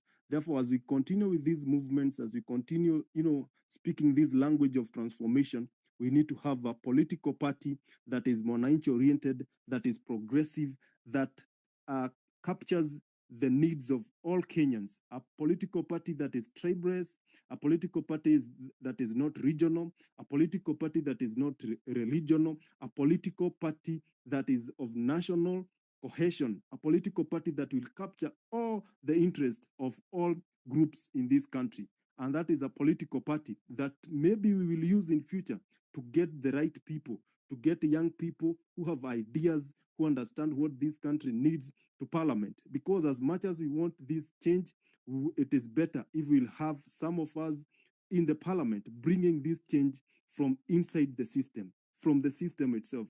That is what I would recommend. And we also need to support each other in this kind of spaces, tunafollowana, tunadu nini, so that we can keep this momentum going. And that is the only way we'll be able to bring change that we need in this country. Therefore, my parting shot is to register as voters and we come out in large numbers to vote. But in the meantime, let's continue holding the government into account. Even in our county assemblies, our governors, those guys wako na pesa mingi sana and they are misappropriating that money. Let's devolve these protests. Let's devolve these campaigns to our local levels. Let's have our members of parliament, our governors come to these spaces na tuwaulize maswali vile tulikuwa tunauliza president leo, so that we can have everybody on their toes so that they can do what is expected of them. And most important thing, as I conclude, we need to recommend a constitutional reform where the process of recalling member of parliament will be simple and swift. Ili kama mbunge hafanyi kazi, tunamng'oa kwa mamlaka speed. Asante sana, Afrocentric. Haya, asante for that submission. Yes, 2027, najua most of you have your vision set on 2027.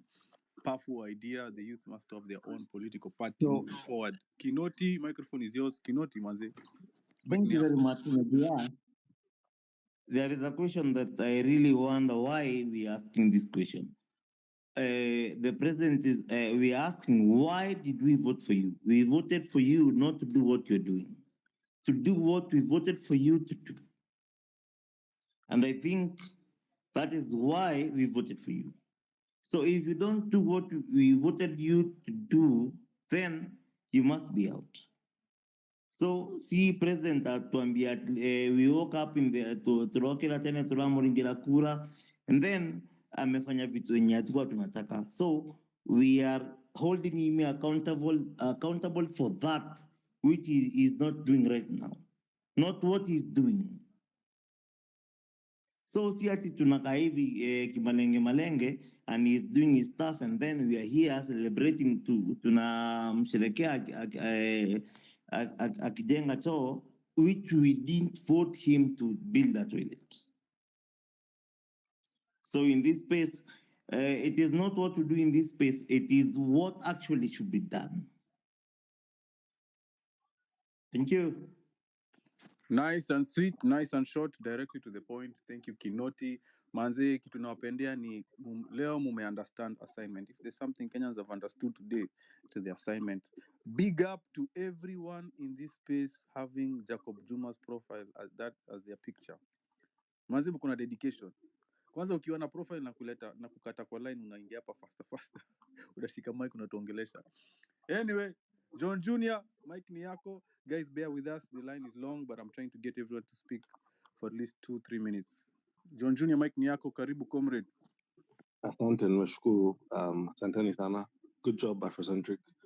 Lazima tuendeleze hii subject, hii topic. Manake, safari haijaisha. We should remember everybody who lost amepoteza mpendwa wao. Keep them in your prayers. If you can contribute. If you know somebody in your area, enda watembele, wapeleke something. It's hard kupoteza mtoi wenyu. It's hard to lose tumaini ya familia yenyu. Ningependa tu kila mtu achukue a moment, ajiangalie kwa kioo kama kuna kioo ama kwa kamera yako ya selfie. The person unaona kwa hiyo kioo ama kwa hiyo kamera, huyo ndio mtu anabadilisha Kenya. Si mabig kwa Twitter. There is no savior. Hakuna mwokozi. Lazima sisi sote tuchangamke, to increase knowledge yetu, tujue the law, ndio tutabadilisha hii nchi. Tukitegemea mabigwig, tukitegemea mwokozi, that's never gonna happen. Na hiyo ndio vile Ruto alitupanga story, alitupiga story za jaba, wazazi wetu wakaingia box wakasema huwa ametumwa na Mungu kutuokoa, and that is not the case 100%. Cha pili, watu wamekuwa wakisema lazima tuheshimu sheria. So when people were saying the State House is different from Parliament. State House iko mpaka na vibao zake, imeandikwa protected area. Vile maandamano zilikuwa zinaendelea, it was important not to expose people to unnecessary danger. So as everybody has said, watu wamesema, we don't have a leader, but our points remain the same. Ruto,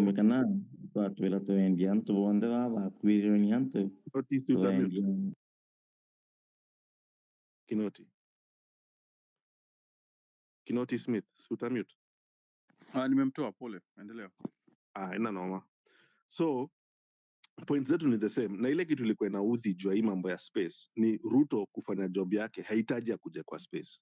The demands ziko very simple. Lazima IBC iconstitutiwe, lazima hizi stories za corruption and constitutional officers, ma-CS waende. Na tukicheki leo, and from ile siku tulianza hii nini ya reject finance bill, hakuna kitu ametupe. Leo amesema those officers must go. It's not him to say it. It has to be an act from Parliament, because some of those officers, they're in the Constitution. CIS hajasema ati it has been cancelled. Amesema amesuspend. Kususpend inamaanisha next week akijisikia atarudisha. This Constitution tuko nayo sahi, si kama ile before 2010. A lot of those things he's saying, including scrapping 47 government agencies, hajatuambia ni gani, hajatuambia, and if there are officers that are in the Constitution, he can say it mpaka kesho kutwa. It will not change. The Constitution has to be changed. So, time yangu imeisha. You can land. Ukisikia hiyo kitu inamaliza prepare to land. Not that you cut immediately. Prepare So, to acha ni land basi. Commission ya debt, Constitution inasema Auditor General ndio anafaa ku-audit debt. Any commission that reports to the president serves at the whim of the president, meaning anaweza izima kesho. So, wase tuchangamke. Ruto hajatupatia anything. Ametupiga domo, ametupiga stories za jaba. The fact remains, Ruto must go. Let him first deliver, not speak, before looking for audience with any of us. At the end of the day, Ruto must go. Let us, each of us, work hard, understand the law, and that is how we're going to change this country. There is no savior. The person to change Kenya is you, Nimesha. Thanks. Thank you so much for your submission. Wacha nipatie aloe vera karibu kwenye mic. Sorry for the delay, but finally we hear your voice. Thank you. Hi. Nimechoka ngoja, but anyway, ni sawa. Now, me personally, I've been hearing people talk, and while it is good to talk about like frustrations and things, by the way, mnanisikia? Vizuri sana. Very clear. Good microphone. Fantastic. Good. Now, me, the thing that has been frustrating me is that yes, we need to live like rant and whatever, but one main thing is that I've been hearing people talk and not many have been giving solutions. Which, like when you're landing at your point, see, that's the point, you're supposed to be giving solutions. Anyway, what I've heard is nimesikia hiyo story ya sijui ati the people have a price or whatever. Wait, no, was that? Yeah, people have a price or whatever, but the thing that has kept us together is having one voice and one agenda, right? So in terms of one agenda, we all agree that this system doesn't work for us, Indio. And the worst thing that about this system is that it doesn't protect us really from people like Ruto coming again. So I feel like our main agenda should be to change the system entirely, which in my opinion would be to start like doing things in terms of blockchain. So from what I understand of blockchain is that's essentially the best foolproof way to make sure things are not tampered with. So that can be used to make, it's a ledger system which can be used to make votes non-tamperable with. You can't tamper with them. You can use them to do the same for land rates and things like that. But that one is more of a long-term goal than a short-term goal. So the first thing, we need to have long-term goals, which in my opinion should be to switch the system entirely from the one that we have to one based on blockchain. And then next, we should, or rather short-term goals now should be to essentially agitate for changes within the ministries, within the places where tumefinywa sana. Sasa kama hii ya MOH, then labda like then another one ya Linturi, like akina agriculture and Linturi and the like essentially the ones that have had the worst scandals to go first. You get? And as far as other things, in terms of keeping unity, one thing was also knowledge. Because as far as the finance bill, see, everybody was talking about the finance bill, but also we even translated it into our mother tongues in order for our people back home to understand, or people who don't fully understand what was being talked about in the bills. Now, that is now the same thing we should be doing with these supposed improvements. So these things that he's saying at a scraps 47 or whatever ministries or whatever, and we know that it is unconstitutional and we know that it is a lie, we explain in the same tongue that we used to explain a finance bill. We explain why that is not true to the people who would not understand it the most. Mobilization like that. On top of that, we also need to be on top of that, we also need to be understanding exactly what are the best steps to actually get change. So action steps that we would be agitating for while we are waiting for this whole for everything to action steps, short-term action steps like that one of getting ministries taken a look, audited, not just audited, but also the CSs and the CAAs actually removed. which we can do through the courts and pressure groups. And the pressure groups are the ones now that really need the knowledge and unity. So the thing is, that part of pressure groups, I'm not sure how we're going to agitate for that. Because I'm seeing here that people keep talking about disunity, this, that, and the other. And we need to be finding ways to get more unity instead. So to cut it off, main agenda should be to change the system entirely. Meanwhile, small step to change the system through like agitating for our points to be heard.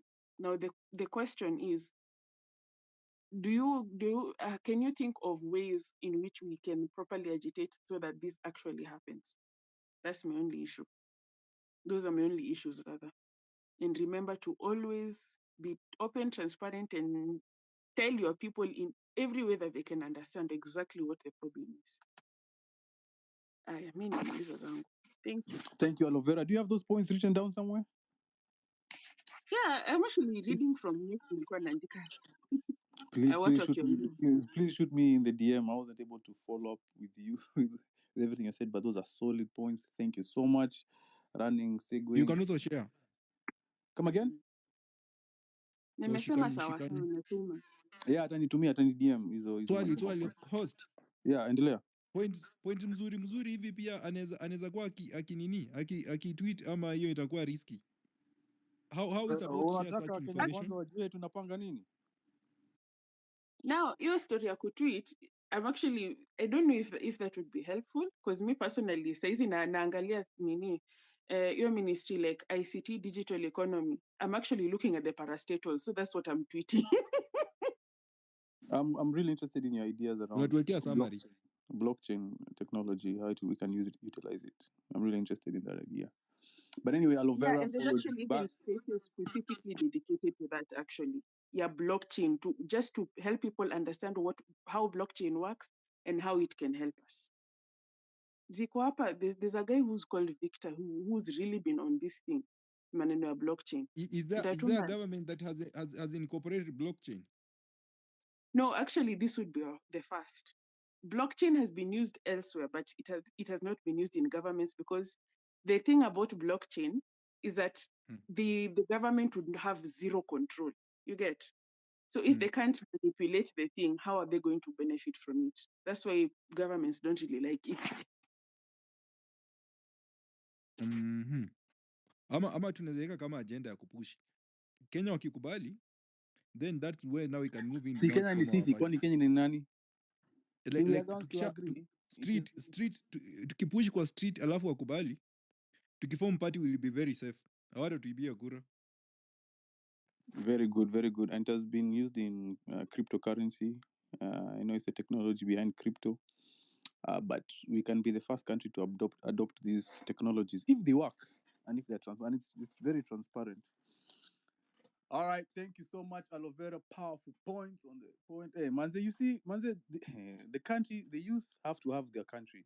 And I like that we're all becoming politically awake and understanding that the political decisions that are made affect our lives, affect our future, affect where we're going to live, work, breathe, commute, affect our children and the Kenya we live towards our kids. Manze, big up everyone who is picking up the mic, request the mic. I'm giving the mic to everyone. If you have 0 followers, if you have 1,000 followers, hapa hakuna ubaguzi. Hii ni space ya wananchi, hii ni space ya watu.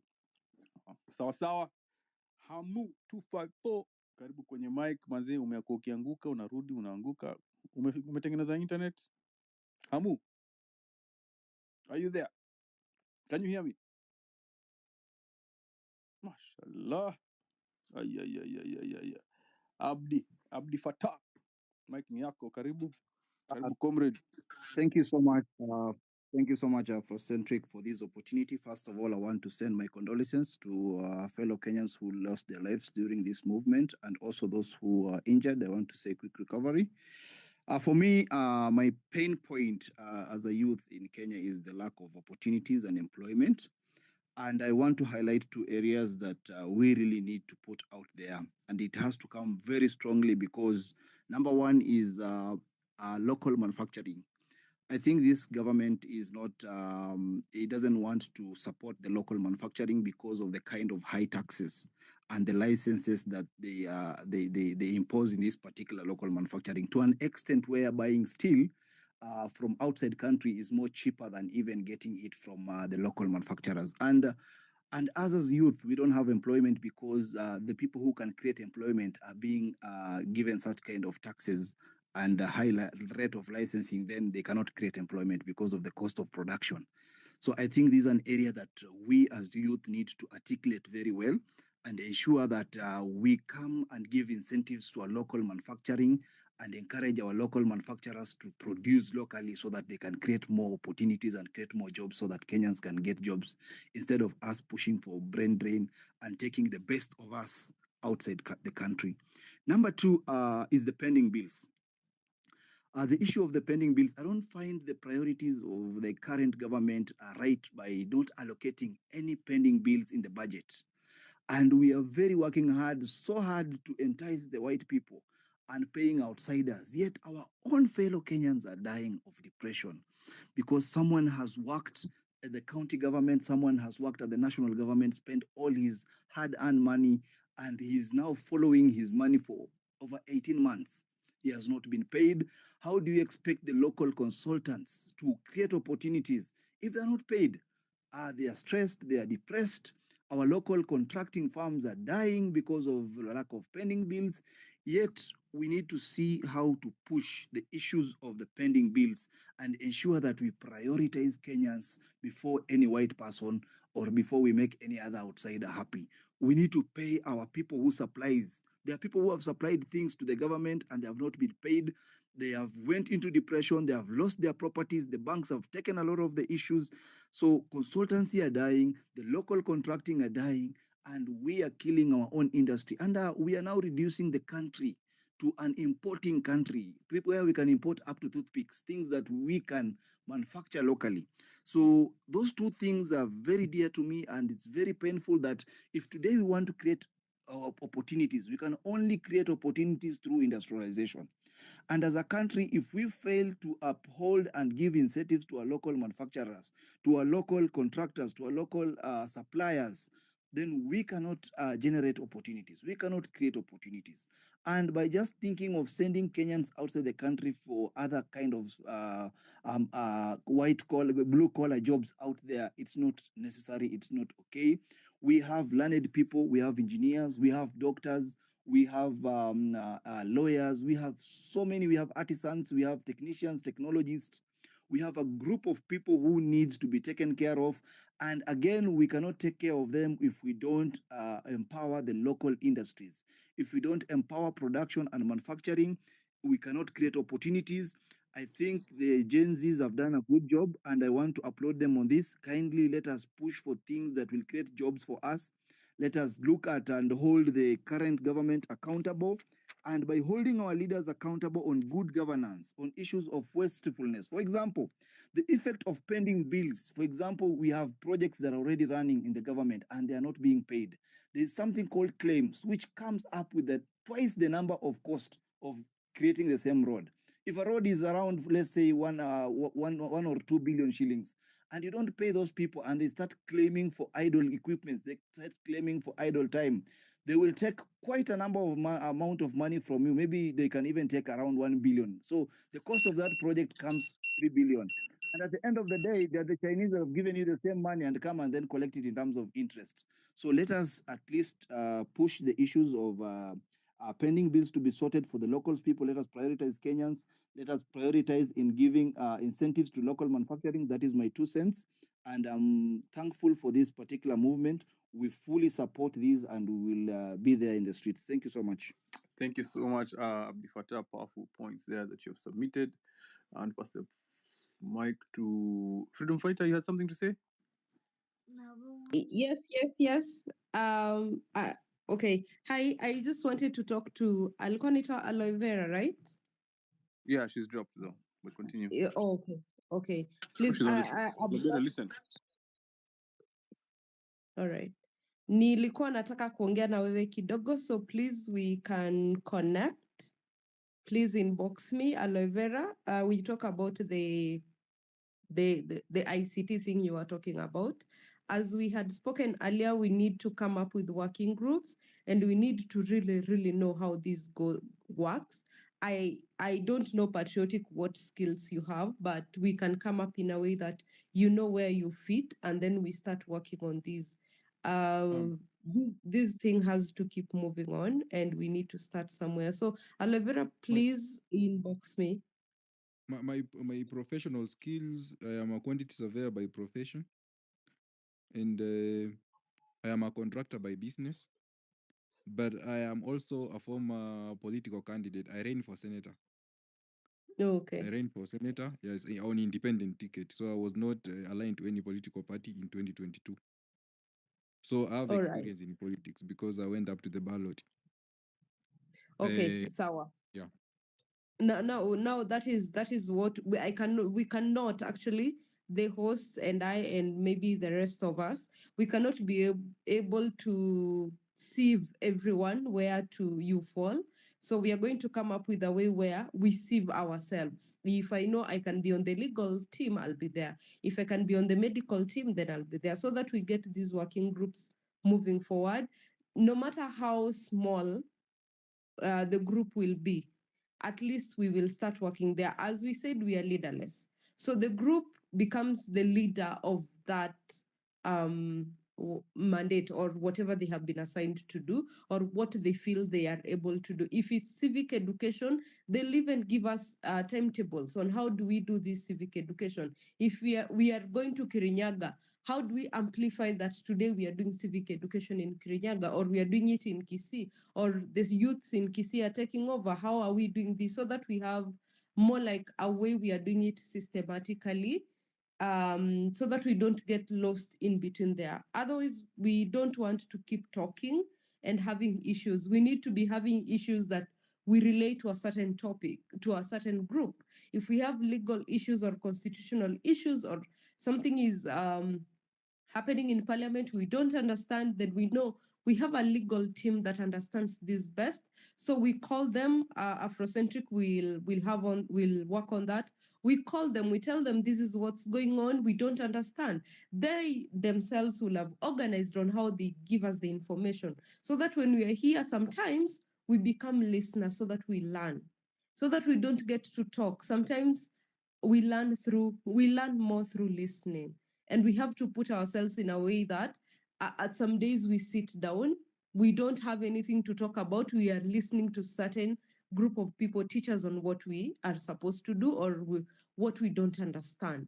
That way we get to learn from each other, we get to have this movement moving forward. And this was triggered by, I think, quite opinionated, and I feel like it's something we need to work on ASAP.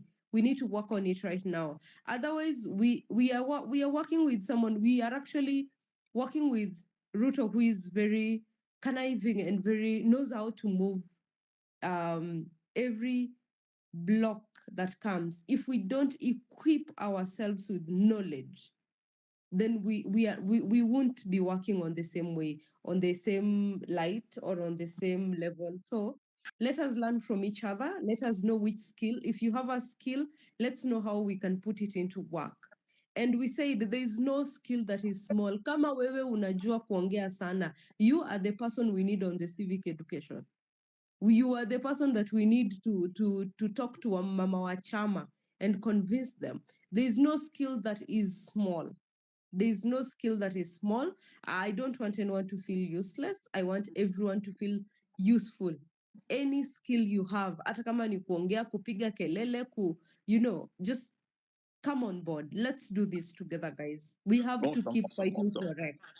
Awesome. Thank you. Teams. We have to regroup into teams of speciality. I am Kenyan Mike Niako, 2 to 3 minutes. Guys, bear with us. I'm trying to get everyone to the top. Thank you, Afrocentric, and my condolences to the families that lost their loved ones. I really appreciate for this platform where we have to express ourselves.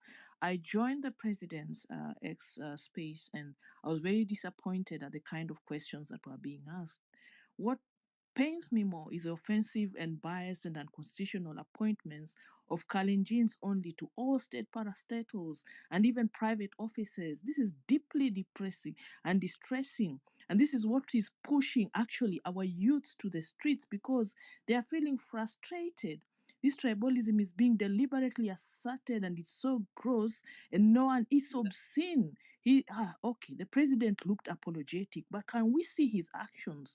Can they be actions that show us that he's really apologetic by making his government inclusive? And these youths, actually, Kalenjin youths, I'm sorry to use that word and sound tribalist, that these are the people who are enjoying unlimited access to contracts, lucrative jobs, and since this wealth and the money has been gained very fast, they tend to flaunt it around, and this annoys their peers, and that's why people are so angry at them. And now my take on the X space that I joined today is that as youth, you're supposed to print out and just kindly highlight the issues that should be talked about, and then just point out on a few people who are supposed to speak in that space, so that if a topic has been addressed, it doesn't seem to be repeated every time, every now and then, so that everybody on that space takes you very serious. The other thing is, I think strategies also need to be changed. I was actually, I'm not in country, but I was able to watch through YouTube, and I was looking at the youth in the front line, just taking a risking their lives. And I mean, as a mother, I felt like this is my own son or my own daughter standing there and facing the bullet. Nobody talked about the sniper. Someone needed to confront the president and ask him, why were there snipers? Snipers, these are our sons and our daughters. Why do you hire snipers for them? This is very sad. I even thought and said, can someone come up, an NGO or somebody or us, come together and just buy shields for these youths because they have decided to go to the whatever battleground. We also need to equip them. Someone buy bulletproof vests for people who are going to be in front. I mean, I'm just coming up with suggestions that look a bit not. I mean, I'm imagining because I really felt like as a mother, this was really painful for me, and I think that's all I have to say. Thank you so much. I am Kenyan. Thank you so much for the Kenyan concern. Really, it was. I think that is one of the goated videos. Watching youth just walk into life bullets and to get their freedom and to fight for the country that they want during the Occupy Parliament. So it shows the Kenyan spirit, the brevity, and I'm sure this movement will give us the fruits that we need of freedom. Sa Ogeka, mic ni yako, karibu comrade kwenye mic. Ogeka. Thank you so much, fellow brothers and We sisters. can't hear you. We can't hear you, Ogeka, if you're talking. Oh, you guys. Can you hear him, Freedom? Can you guys Freedom, hear can me? you hear him? Can you hear me? Hello? Can you guys hear me now? I can hear you. Yes. Okay. Thank you so much. Thank you, brothers and sisters, for everything that you're doing. You've shown the world what most people cannot do. First thing I'll say, I'll take this opportunity to say is, hii maandamano yenye inakuja, please be your brother's keeper. Be there for your brother. Make sure your brother returns back home safe, and make sure asiguze kitu ya mtu. Kwa sababu that's what the government is using now to kill the innocent. As you've seen from the interview of the president, alisema, oh, the people who were killed were criminals. Na sisi wa Kenya, we know 100% those who are no criminals. So be your brother's keeper. Make sure your phone is out. Make sure you are recording and get home safe. Sasawa.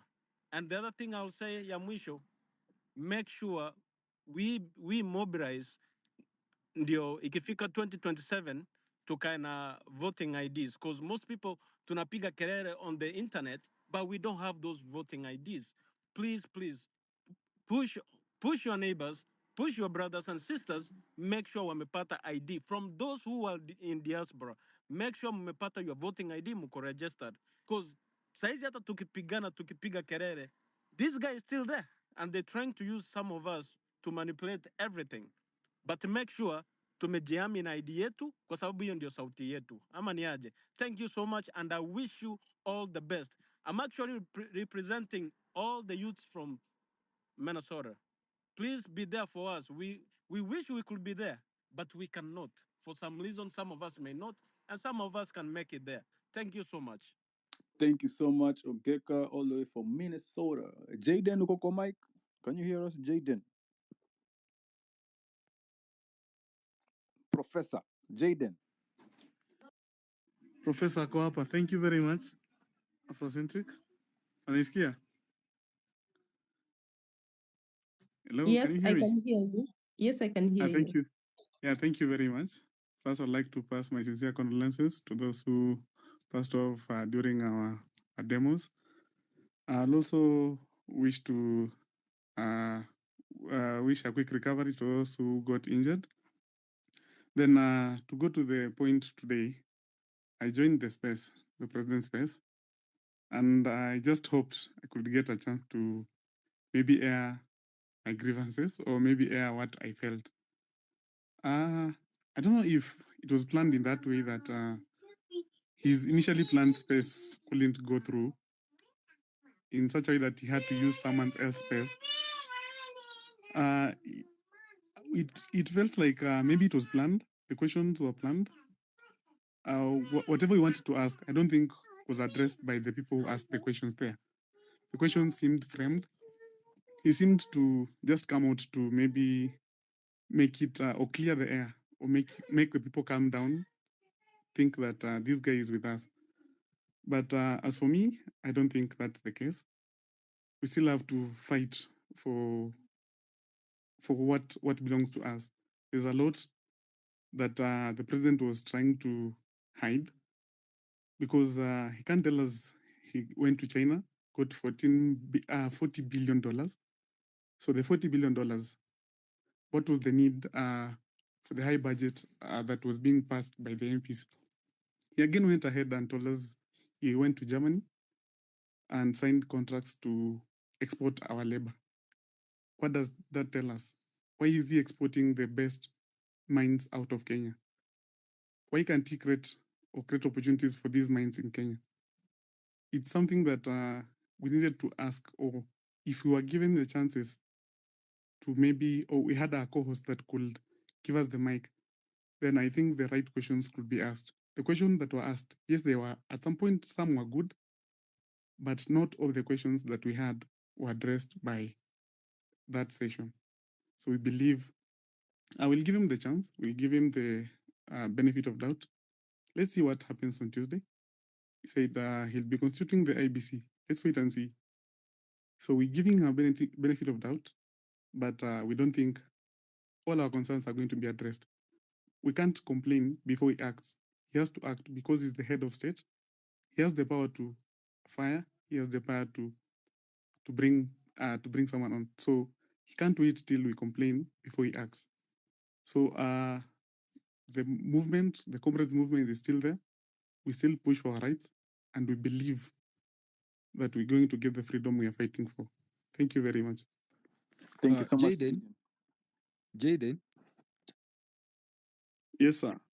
I have few followers, and I was sure I would not been given the mic. So what I did personally, I saw people that I thought they would be given the mics. Then I DM'd them the questions that they should ask when they receive the mic. So I DM'd people like Akinabeth Kasinga, Keoti Sonko. Actually knew Hiram Omondi. Hiram Omondi is one of my, actually we studied with him. So it's someone I actually sent him a chat on WhatsApp and told him I needed the mic. Kindly share the mic. We have things that we need to raise as comrades. They're not being addressed, or are not being addressed by the leaders that have been given the opportunity to talk. So I actually liked the way Coach Sonko brought out his submissions. At least alianza alikuwa ameanza kuleta hiyo mood ya ikianza kuwa lively. That's how we could have started all along. Atungembembeleza, but the moment ilianza kuwa soft, jamaa alikuja akatubeba na the speech before the space he created, that guy was tactical. I think this guy was just tactical in that way that he calms us down. He wastes our 30 minutes before the space. Then he comes to the space. The first thing he does is apologizes so that he buys our hearts. And these were tactical moves that this guy, I think, he was trained by someone, or maybe some people told him, if you want to win these people's heart, then first start by saying you are sorry, which you don't know, which we don't believe is sorry. That is Maybe it's just choreography. a talk of, yeah, that's just bureaucracy to come and tell us he's sorry. If he's sorry, then he should mean it. He should go to those families. I actually felt it very bad when someone asked him about the Githurai killings, and the guy says the guy is propagating propagandas or rumors. So he gave the guy an opportunity to go and look for the families that have the guys that are missing and the rest. So I felt like, okay, that is not the way he could have answered him. Also, the senator from Nairobi, who is that? The name, this famous senator from Nairobi, and not a senator, Sifuna. MCA, the MCA from Nairobi, Robert Alai. Alai, yeah. Alai asked a question there, and the way he was answered, I felt like this guy is just there for PR. Because Alai asked him, Alai told him clearly, we've questioned the Nairobi government, Nairobi, what is it called? We've questioned the Nairobi governor. We've asked him who is collecting funds on behalf of Nairobi. That stuck my mind today. Who is collecting funds on behalf of Nairobi? They don't know he's collecting revenue on behalf of Nairobi. So Alai, I think, knew he had a hint somewhere. Because I know we may be propagating propaganda, but we believe that funds are not being collected by the right people in Nairobi County. So Alai asked him, then the guy answers Alai in a very rude way. He tells him Alai is his MCA. So I expected him to be a bit polite. The way he was polite when he asked about Ichungwa, when asked about Murkomen. But the way he answered Alai made me feel like this guy is just there for PR. The guy is asked, Alai asked him, I've gone to the different ministries, I've asked who should I follow.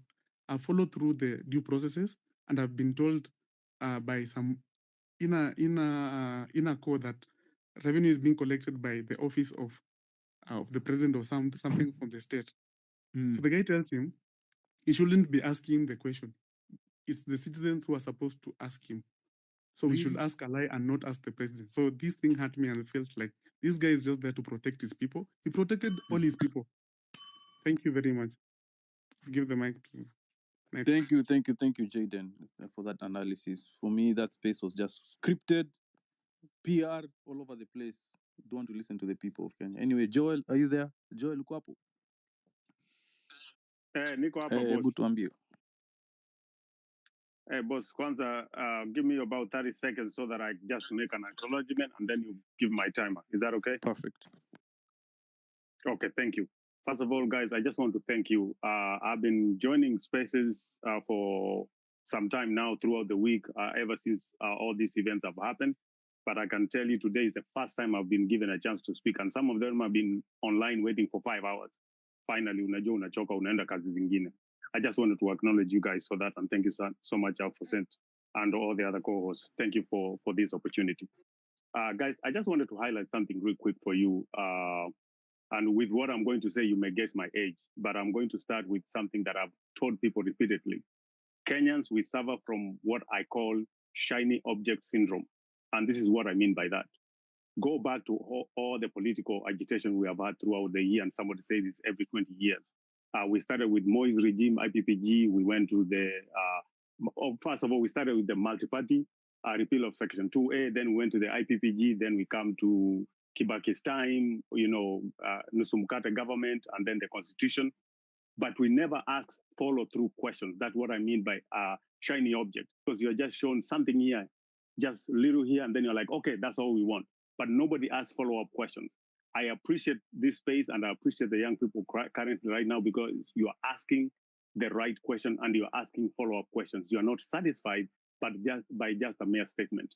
You go back and dig deeper and find out what exactly does this mean. For example, when the president says, hey, I have refused to sign the bill and I'm sending it back to parliament, it has been rescinded, you're asking questions and say, who has the authority to do that? And you find that information that Parliament actually has to enact that process. Otherwise, it is going to be effectively become law without them taking any action with either 14 days or 21 days. And I appreciate that for those follow-up questions, guys. I really am very, very much encouraged. I am not in the country. Trust me, if I was there, I know for sure I would have been in front of the streets. Hata kama uzee imeingia kidogo, lakini ikifika ni saa ya kukimbia, tunaweza kimbizana. That one I know I can survive. And I'm encouraged because when I call home, I come from Molo. When I saw the young people in Molo, what they were doing and how they were going around until they were agitated by the police, and then they took the reaction they took to go to the Molo MP, who is the finance chair, to do what they did. And one of them, I asked him, I said, hey, what's going on? He said, I'm here. My family are telling me not to go out, but he said he asked a question, if I don't go, who else can go? And that really brought pride to me and said, you know what? The people who are coming after me, who are growing up, who I call my kids, my nephews and my nieces, who are part of these groups, who are marching also, I was very proud of them and said, thank you guys for being there. And at least we have shared something in common, that we are always going to agitate for change and good governance. Guys, I appreciate you, and I want you to continue doing that, continue pressing. We'll support you in any way we can. And I like the way you are having the ideas of going back to Mashinani. Let's educate our people. Let's bring the information back to our people so that everybody stays informed.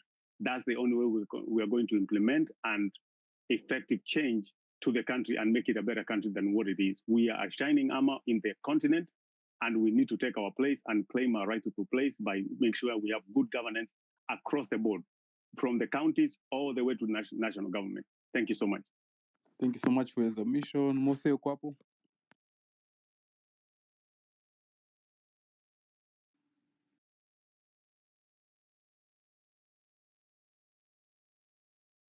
Mose, Mike ni yako. Freedom, can you hear Mose? No, I can't hear him. Mose, tengeneza mic, Mnyamwezi. Afro, and you never told me there was money to be made. Unfortunately, we found out today. Sell out. Man, Joe, man. What the fuck, man? Shit.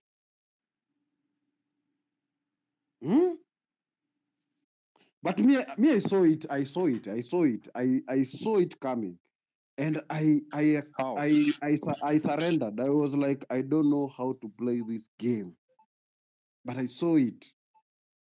The people who knew how to play that game, they have played that game. It has reached to a point where by now it's not to fight for everyone; it's to fight for yourself. So if you don't have anything that you're fighting for, for yourself, then you are fighting a losing battle, bruh.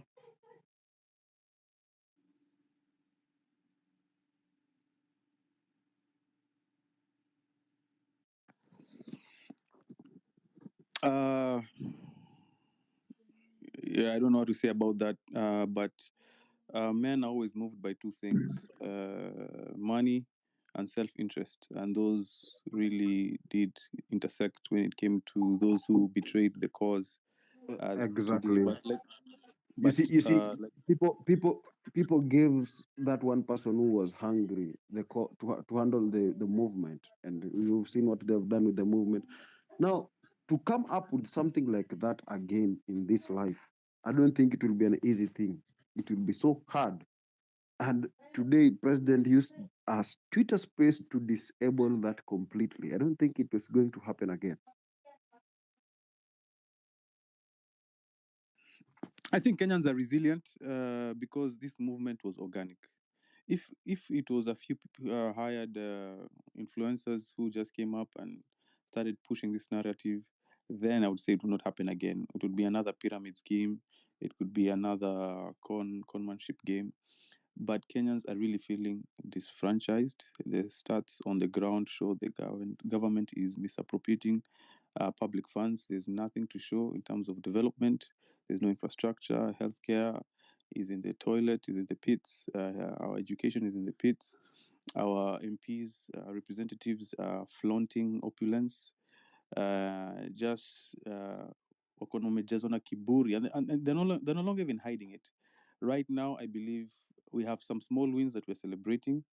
And at least now, even if you hear by the body language and how they're talking in Parliament and in the Senate, they know that this movement, the Gen Z movement, as it has been dubbed, is now a force to reckon with. And come 2027, at minimum, wote wataenda nyumbani. And this country, it's a marathon, it's not a sprint.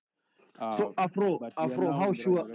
how sure are you ataenda nyumbani wakati wamehost a successful space in front of your eyes, you people? It was not a successful space. It was, Number one, it was a successful space for the president.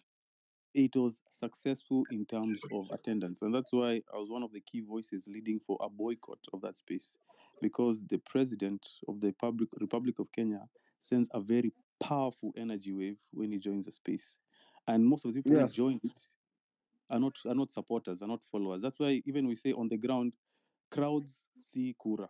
Si tunaenda unaongea kwa mahali unafika hizo ni kura zako. People are just curious. They're coming to hear what you say. And if you see here the chatter on the ground, people are more triggered. People are more disappointed of what the president had to say.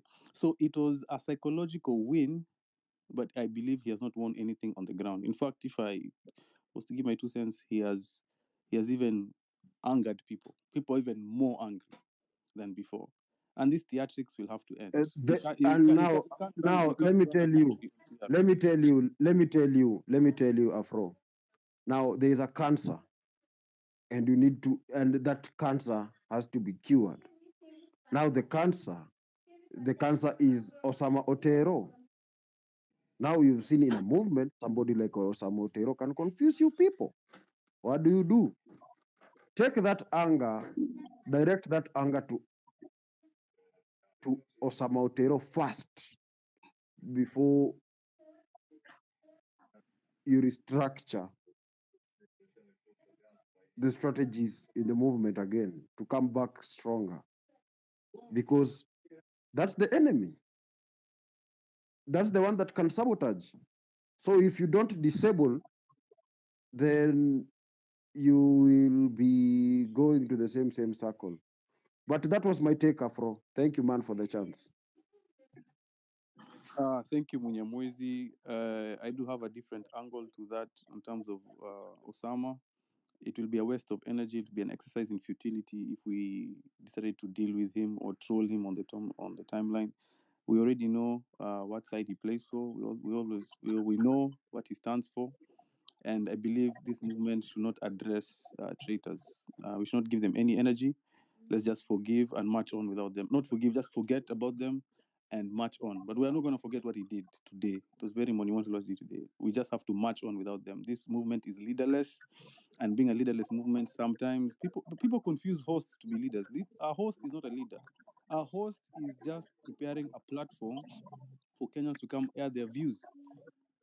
And sometimes that platform Otero hosted was sabotaged by the government. That's what the government do. They sabotage. They have the whole bunge is in their pocket.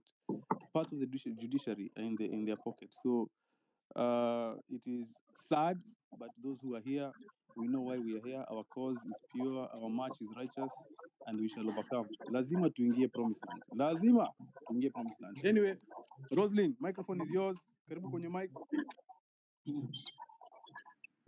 Good evening, all. Good evening. Good evening. You can we hear can hear me? you. Ndegwa, stop unmuting your mic. Okay, fine. Thank you. My name is Roslyn Asena. I am one of the residents within Mukuru, within Embakasi South constituency. I am the founder of Oasis Relations Empowerment Initiatives. Now to my points because of time. Well, the finance bill is, the rejecting of finance bill is what has brought us here. And we were looking at the bill that was proposing to collect 346 billion. Now, after rejection, we are now supposed to use now the alternative, which is the Finance Act, which was designed to collect 214 billion. So now, if you take 346 billion and you minus 214, the one that was designed for 2023, you get 132 billion. Now, the president is proposing to borrow. And one of the things we are supposed to say no and to tell him never to mention the word borrow is because he has said he will do away with the cutting, and it is one of the issues that were proposed. He should do away with the cutting because our problem is on the expenditure. So now, if unconstitutional offices are being removed or suspended, and also the purchase of vehicles, the renovations, everything, what is the total? Let him give us the total. Let the parliament give us the total. Once we get the total, we minus from the balance that we have here, which is 132 billion. Now, will we have an extra? That extra is what we can direct towards what we prioritize as our doctors and also our teachers, our intern teachers, our CBC teachers, and our intern doctors. That is my point number one. Point number two, we need to look at how to sustain the small fruits, the low-hanging fruits that we have received since the Gen Z movement started.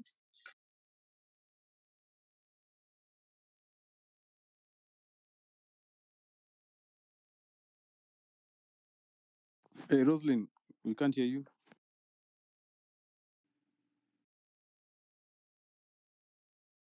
I can't hear her too. Even us cannot hear her. Are you hearing me? You can't hear me again? Now I do. I can hear you. I can hear you. We can. Why are we now together? Yes. Yeah, we're together. Okay, which point had you caught? You can proceed from where Were you noting somewhere? proceed from where you left. We also online waiting. The second one, yeah.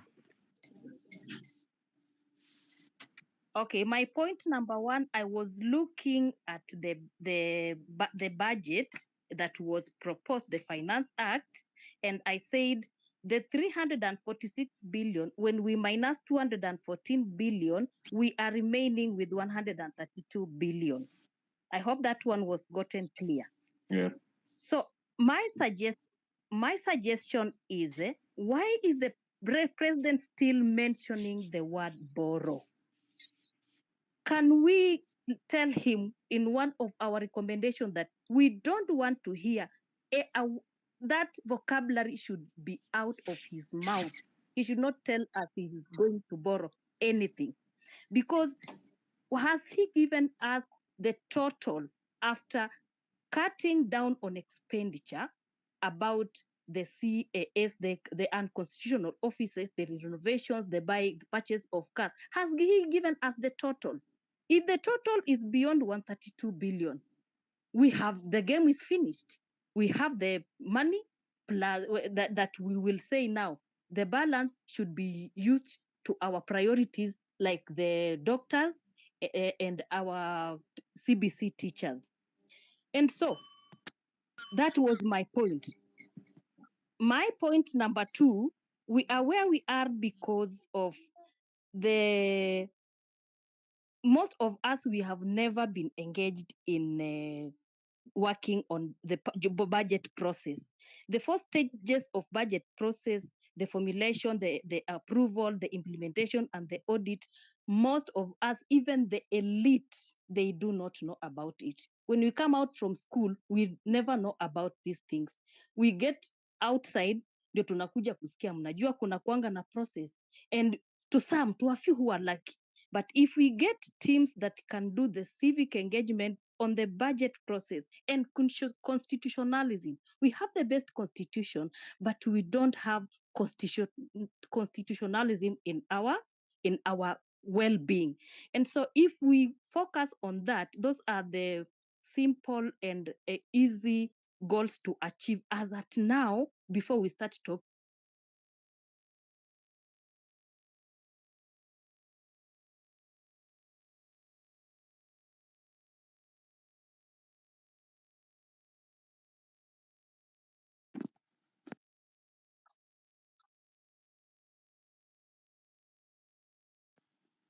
Guys, can you hear Rosalind?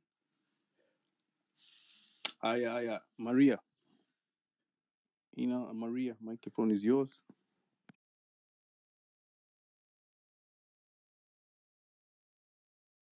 Marish, Freedom, can you hear me? Hi, sorry, can you hear me? Yes, we Karibu can. from Namibia. Okay, it is a very interesting conversation, and thank you very much and for this opportunity. Yeah, my condolences to the families, and all I want to tell you is that we are together in this fight. What I would like to contribute, though, is that we shouldn't forget our African spirit as Africans, and that is we are Ubuntu. As I'm listening to this conversation, I have the feeling that we are all about economics and yes, it is important. But what about the indigenous people? The indigenous people that are being impacted right now. I know that there are communities around Lake Victoria that are drowning in plastic. How are you planning to address those issues? How are you planning to uplift those communities, the communities in northern Kenya that are being displaced? Currently, I think it is in the Mau forest, so it's or like the nuclear plant that is being a plant in a very sensitive area around Kilifi.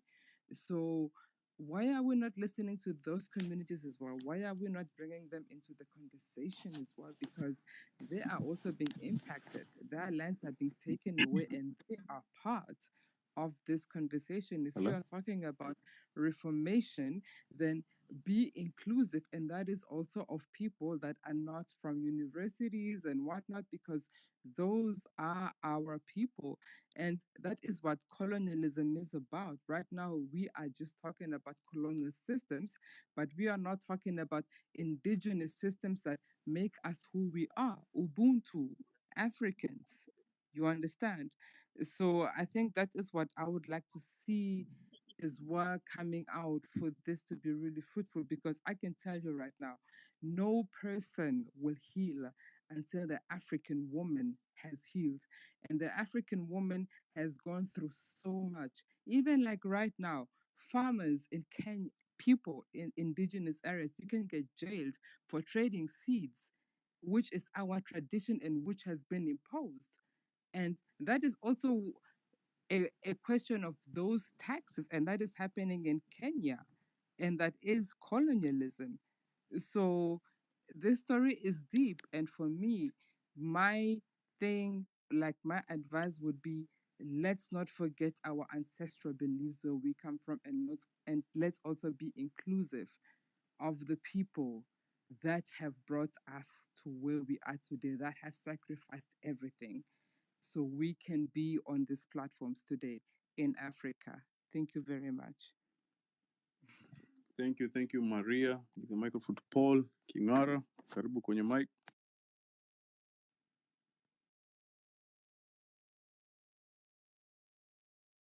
Paul Kingara, are you there?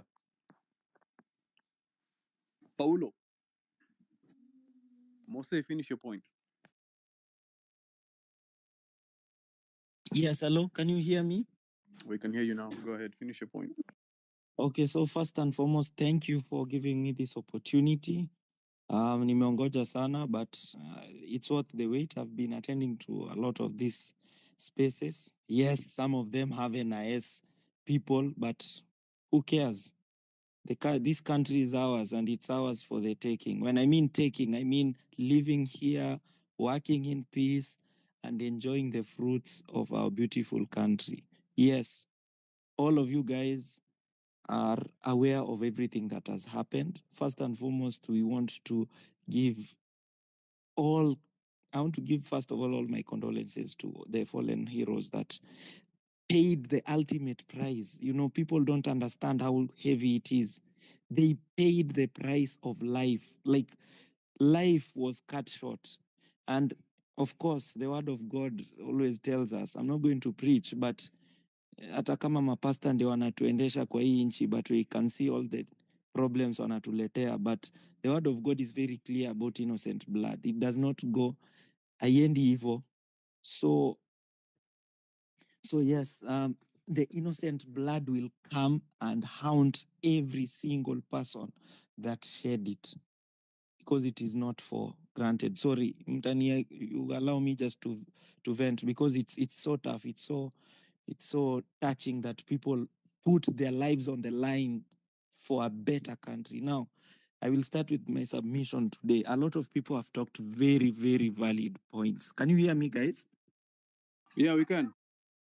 They have talked very, very valid points, and it is true. What has actually helped this movement is staying leaderless. But yes, we need objectives. Now, the government is, of course, afraid. It doesn't know how to deal with people who are speaking in one accord, but they can't find who is the head. So it's something that we should be encouraged to continue to maintain, but at the same time, we should have very specific objectives to hit. So first and foremost, one is 2024 is the year of truth. If you guys have heard this in 2024, there was this crazy interview of a very known comedian who's called Cat Williams, who talked about the evil and good. So 2024 is the year of the truth. You know, it pains me that you have to die seeking to live in a better country. Like, I can't imagine people taking arms against their fellow countrymen because someone has given them an order to kill, to disrupt. And the people who are fighting for the common rights of each and every person.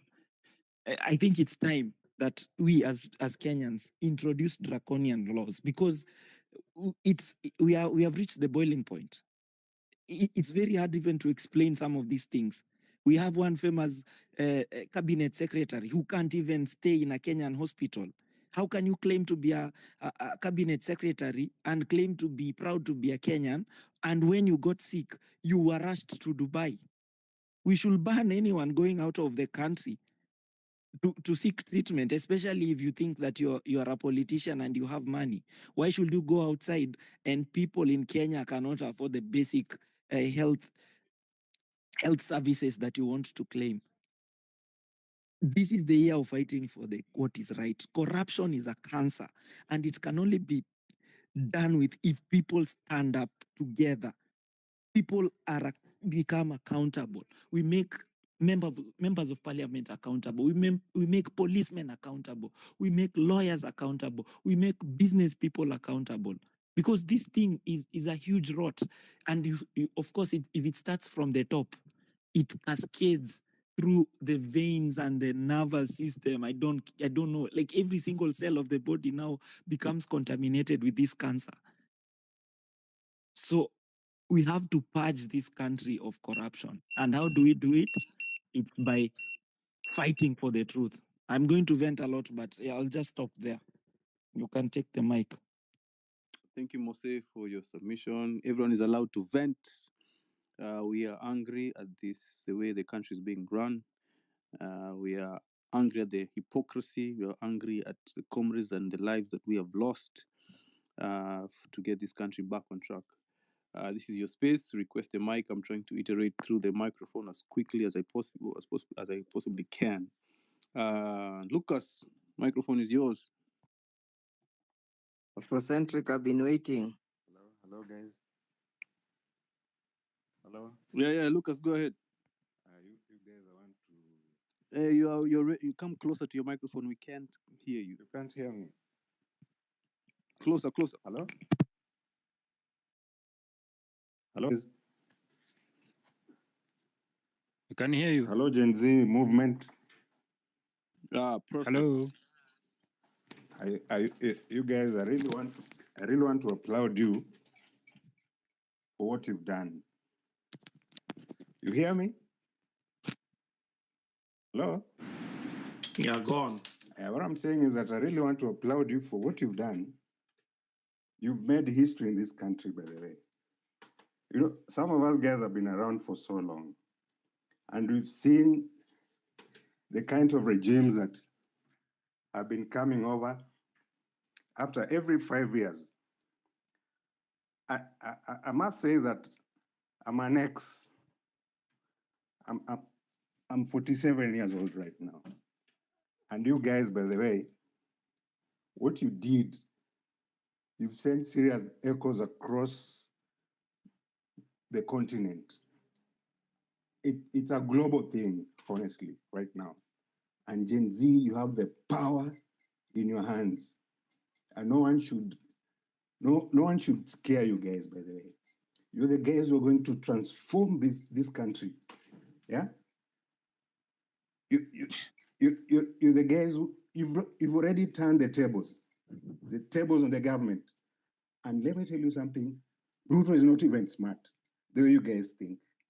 You guys are smarter. You guys are brave. You have what it takes. And I really want to appreciate you, by the way, from the bottom of my heart. And there's one thing. Going forward, I think the game plan should be about 2027. I really want the Gen Zs, you make sure you field in every polling station. Oh, leave alone the gubernatorial positions or the senatorials, but go for the MPs and the MCs. You make sure the Gen Zs are the guys you're voting in. You're going to, but then you've taken over the country, honestly. Keep the fire burning. I don't want to talk so much for now, but make sure you keep the fire burning. Us guys are behind you. We've really wanted some serious guys like you, and you've taken the bull by the horns. Go for it. Go for the entire world is behind you. Go.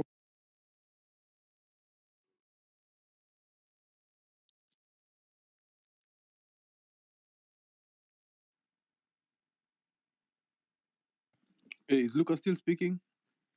Guys, can you hear him? No, I think I'm done. You. Oh, thank you. Ndego, you're next. I hope you got me right. Yes, we got you. Thank you. Thank you very much, Afrocentric. Thank you very much, everybody, for your able submissions. And most importantly, the encouragement from Lucas. It tells you, ladies and gentlemen, that we are engaged in a struggle that is fruitful and a struggle that is heading somewhere. I only have one issue or two issues to raise. That it is true, the country is ailing, the country is stinking. There are so many issues that we can raise that are affecting this country. But in my view, we need to isolate them in a very simple message that will resonate with everybody. Because if you look at the messaging this Mr. William Ruto had for 2022 elections, he knew the status of the country as at then, but he isolated it in one singular message. So my view and my appeal is that we identify that very one single message that will resonate with everybody and that will keep the struggle, that will propel the struggle forward. Number two, we need to ensure that the movement is leaderless, is tribeless, and non-violence. Because if you see where the government is beating us is when they introduce violence into our movement. When they introduce violence, then everybody comes in defense either of his property or your life or anything. So this concept of non-violence movement must be introduced into the in the whole process of the struggle. Number three, The strategy is to make sure that we isolate William and we make him a target. Let nobody ever think that William can ever speak the truth. Since he began speaking to us, he has always been speaking about one issue. Oh, I have my government. Oh, I have done. Oh, the youths. He has no solution for this country. The solution lies within ourselves. And let nobody think that he has won by hosting space today. I was in that space. The thing that he spoke on Sunday, the thing that he spoke the previous day, the thing that he spoke last year during Madaraka Day or Jamhuri Day are the same things that he's coming to tell us. But when you look at where the country is and where it was by the time he was being sworn in as president, you realize that the country is taking the wrong trajectory. So my submission is about the question of the messaging. We have so many compounded issues. Let's reduce these issues into one singular message. The movement must remain a non-violent movement. Number 4, we have a group of so many lawyers that I lead who are willing to volunteer their services pro bono to ensure that they assist the movement to move forward. For example, this issue of the fallen heroes, we should not just allow it to go unquestioned. He has kept on saying, he has not accepted that innocent lives that ought not to have been lost were lost. For him, is justifying that they were killed because of properties or destruction of properties.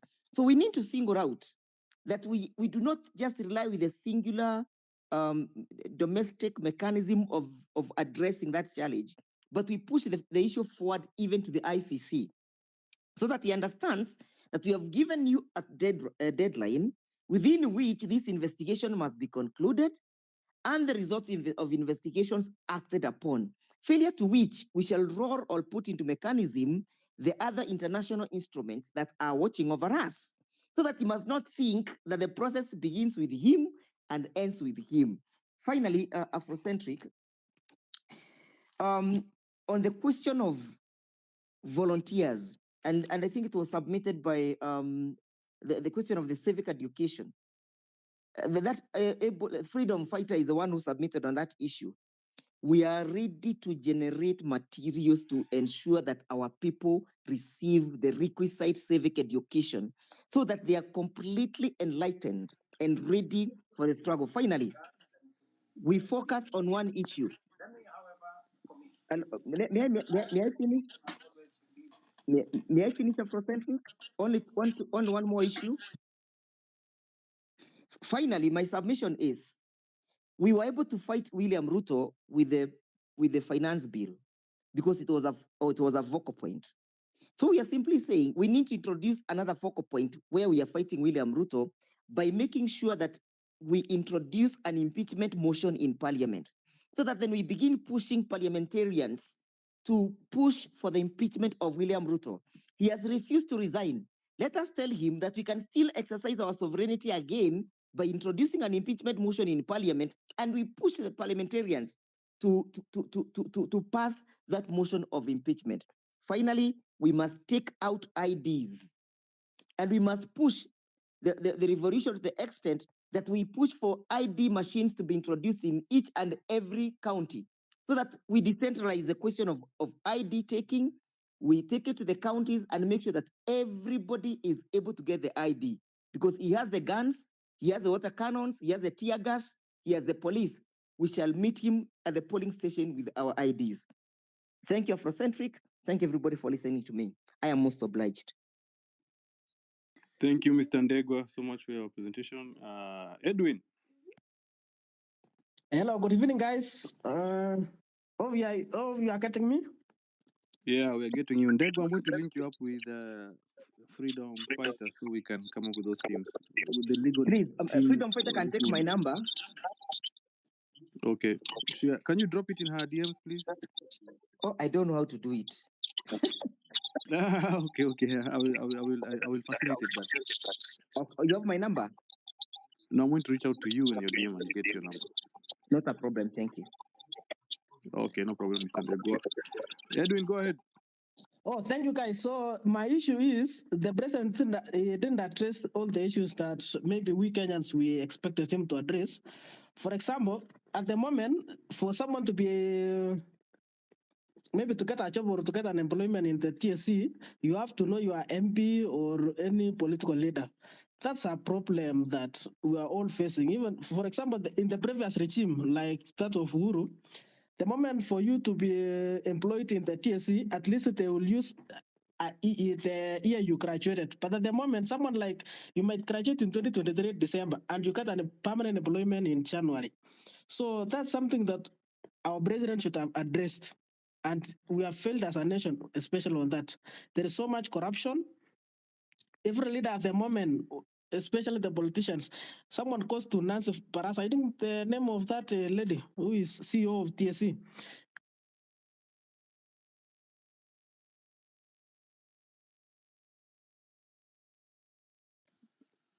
Edwin, thank you. Leona. Yes, hello everyone. Yes, I'm Leona. From my point of view, like I said, our president is failing us from a very, very large part. Like for example, I'm from Kakamega County. So in Kakamega County, we had our governor who finished his term for 10 years, Oparanya, Wycliffe Oparanya. So like the governor did a very large part of work, like building roads and everything.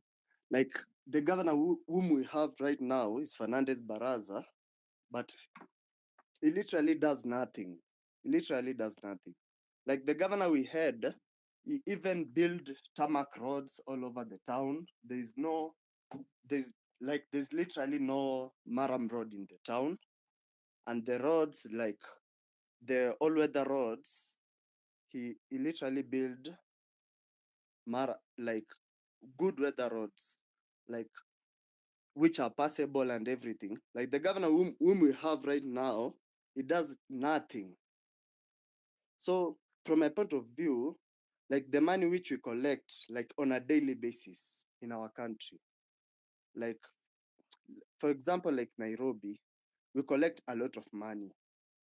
Just like for VAT only, VAT, like our country collects a lot of money. So like the president coming to us and telling us like he doesn't have money, he can't employ the JSS teachers.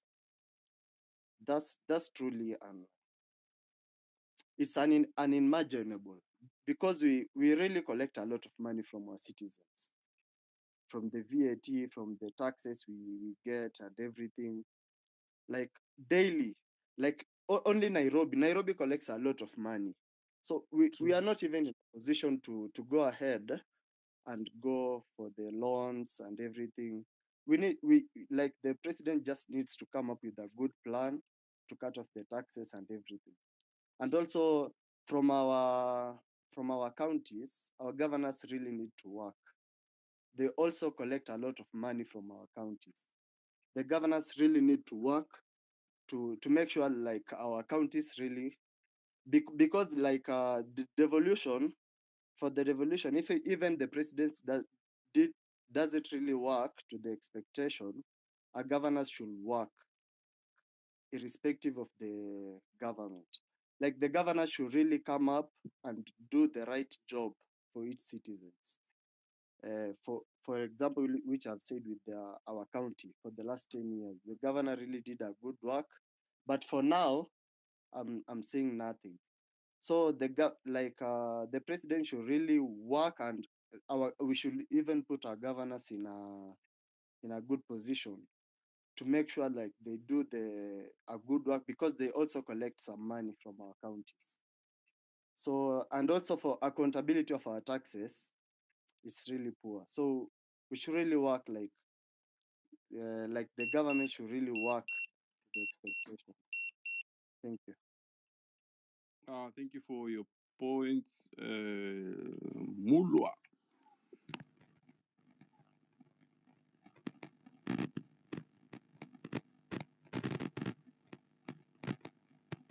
Hello. Mulwa, can you hear us? Microphone is yours. Yes, I can hear you. Can you hear me?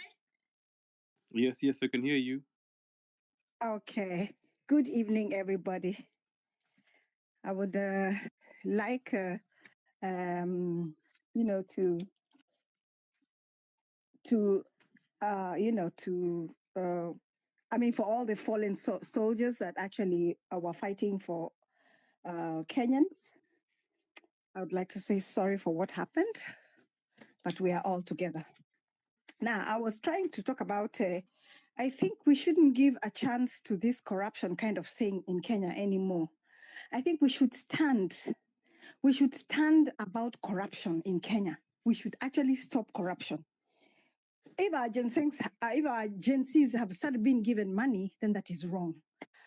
Secondly, we should stand up in a way that, like, I think, is it which country in El Salvador, where the prisoners are put, where people go into prison and without, there's no human rights there, But, they look at what people have done. If you're a murderer, they make sure that you stay in prison, without even seeing anybody. No visitors come and see you, and you see your lawyer only on the TV.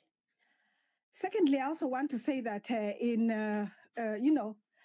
I think Kenya employs too many. Maybe I think we have a lot of wastage. In countries in Europe, you have a lot of our houses that are bought by the government that stay. That diplomats stay in those houses. I think we should be able to buy those houses instead of us renting houses and paying so much money. Already, we don't even have money. Countries like Uganda, Tanzania don't even pay school fees for their kids. Who, when they come here, they don't even. If you come here, you come to Europe, you have to pay your own school fees. You're not given, as we're given like 100%. You understand? So I think we should be able to cut all those expenses for us to be able to get somewhere in Kenya. Right now, we are in a very bad position, and we should try our level best to, all those expenses which needs to be cut, employing too many diplomats and they are not needed. Those are kind of things. If there is a presidential, there's a meeting going on here, there's already an ambassador who is supposed to come and, he's supposed to chair for that. We don't really need the president to come here. Look at Magufuli, he never used to come. He never came to Europe. He never used to come for any meetings.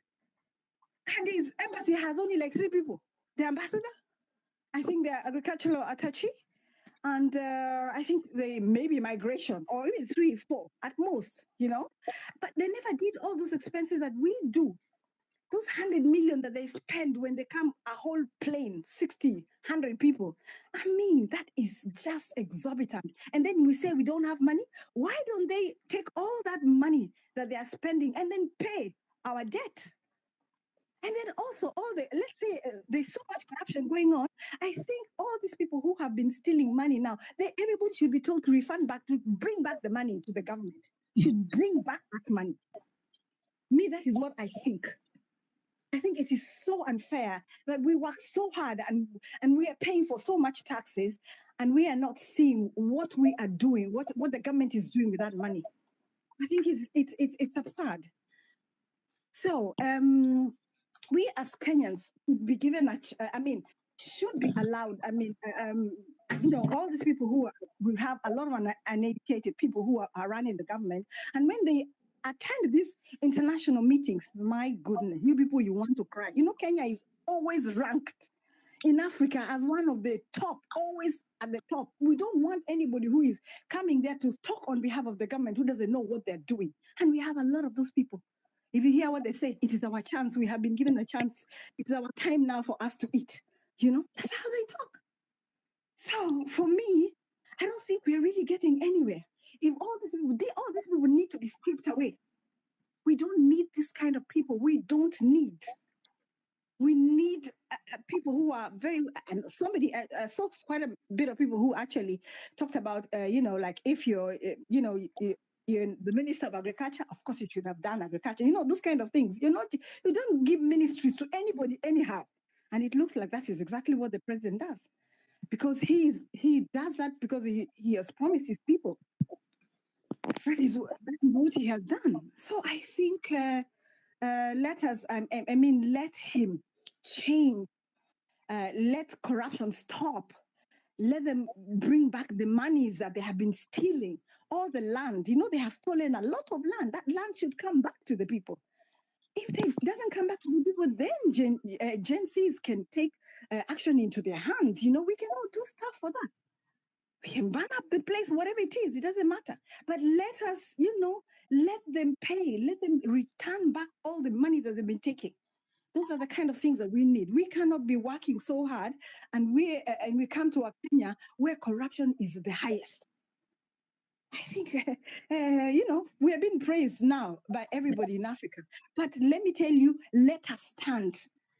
Let us stand as young people and let us, I think what you guys talked about, forming, a party that will really work, and let people not be greedy and start collecting money from these guys, because all that money is stolen. It's stolen money. There's no way you can be running.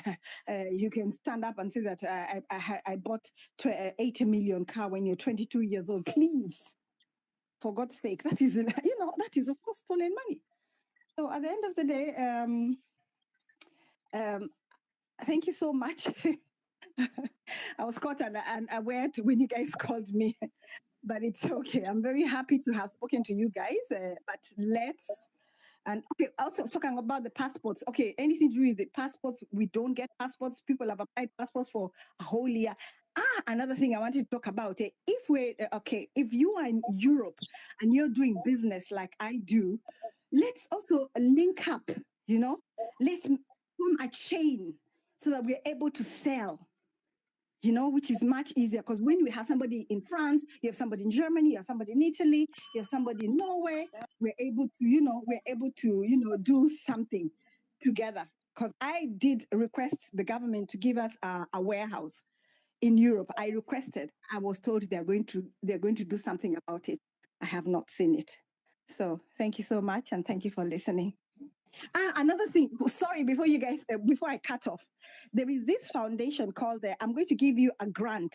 And there are a lot of you who are here. So you can write down this grant. There's a grant going on right now, and it's called MasterCard Foundation. All right. It's a grant that is going on until November.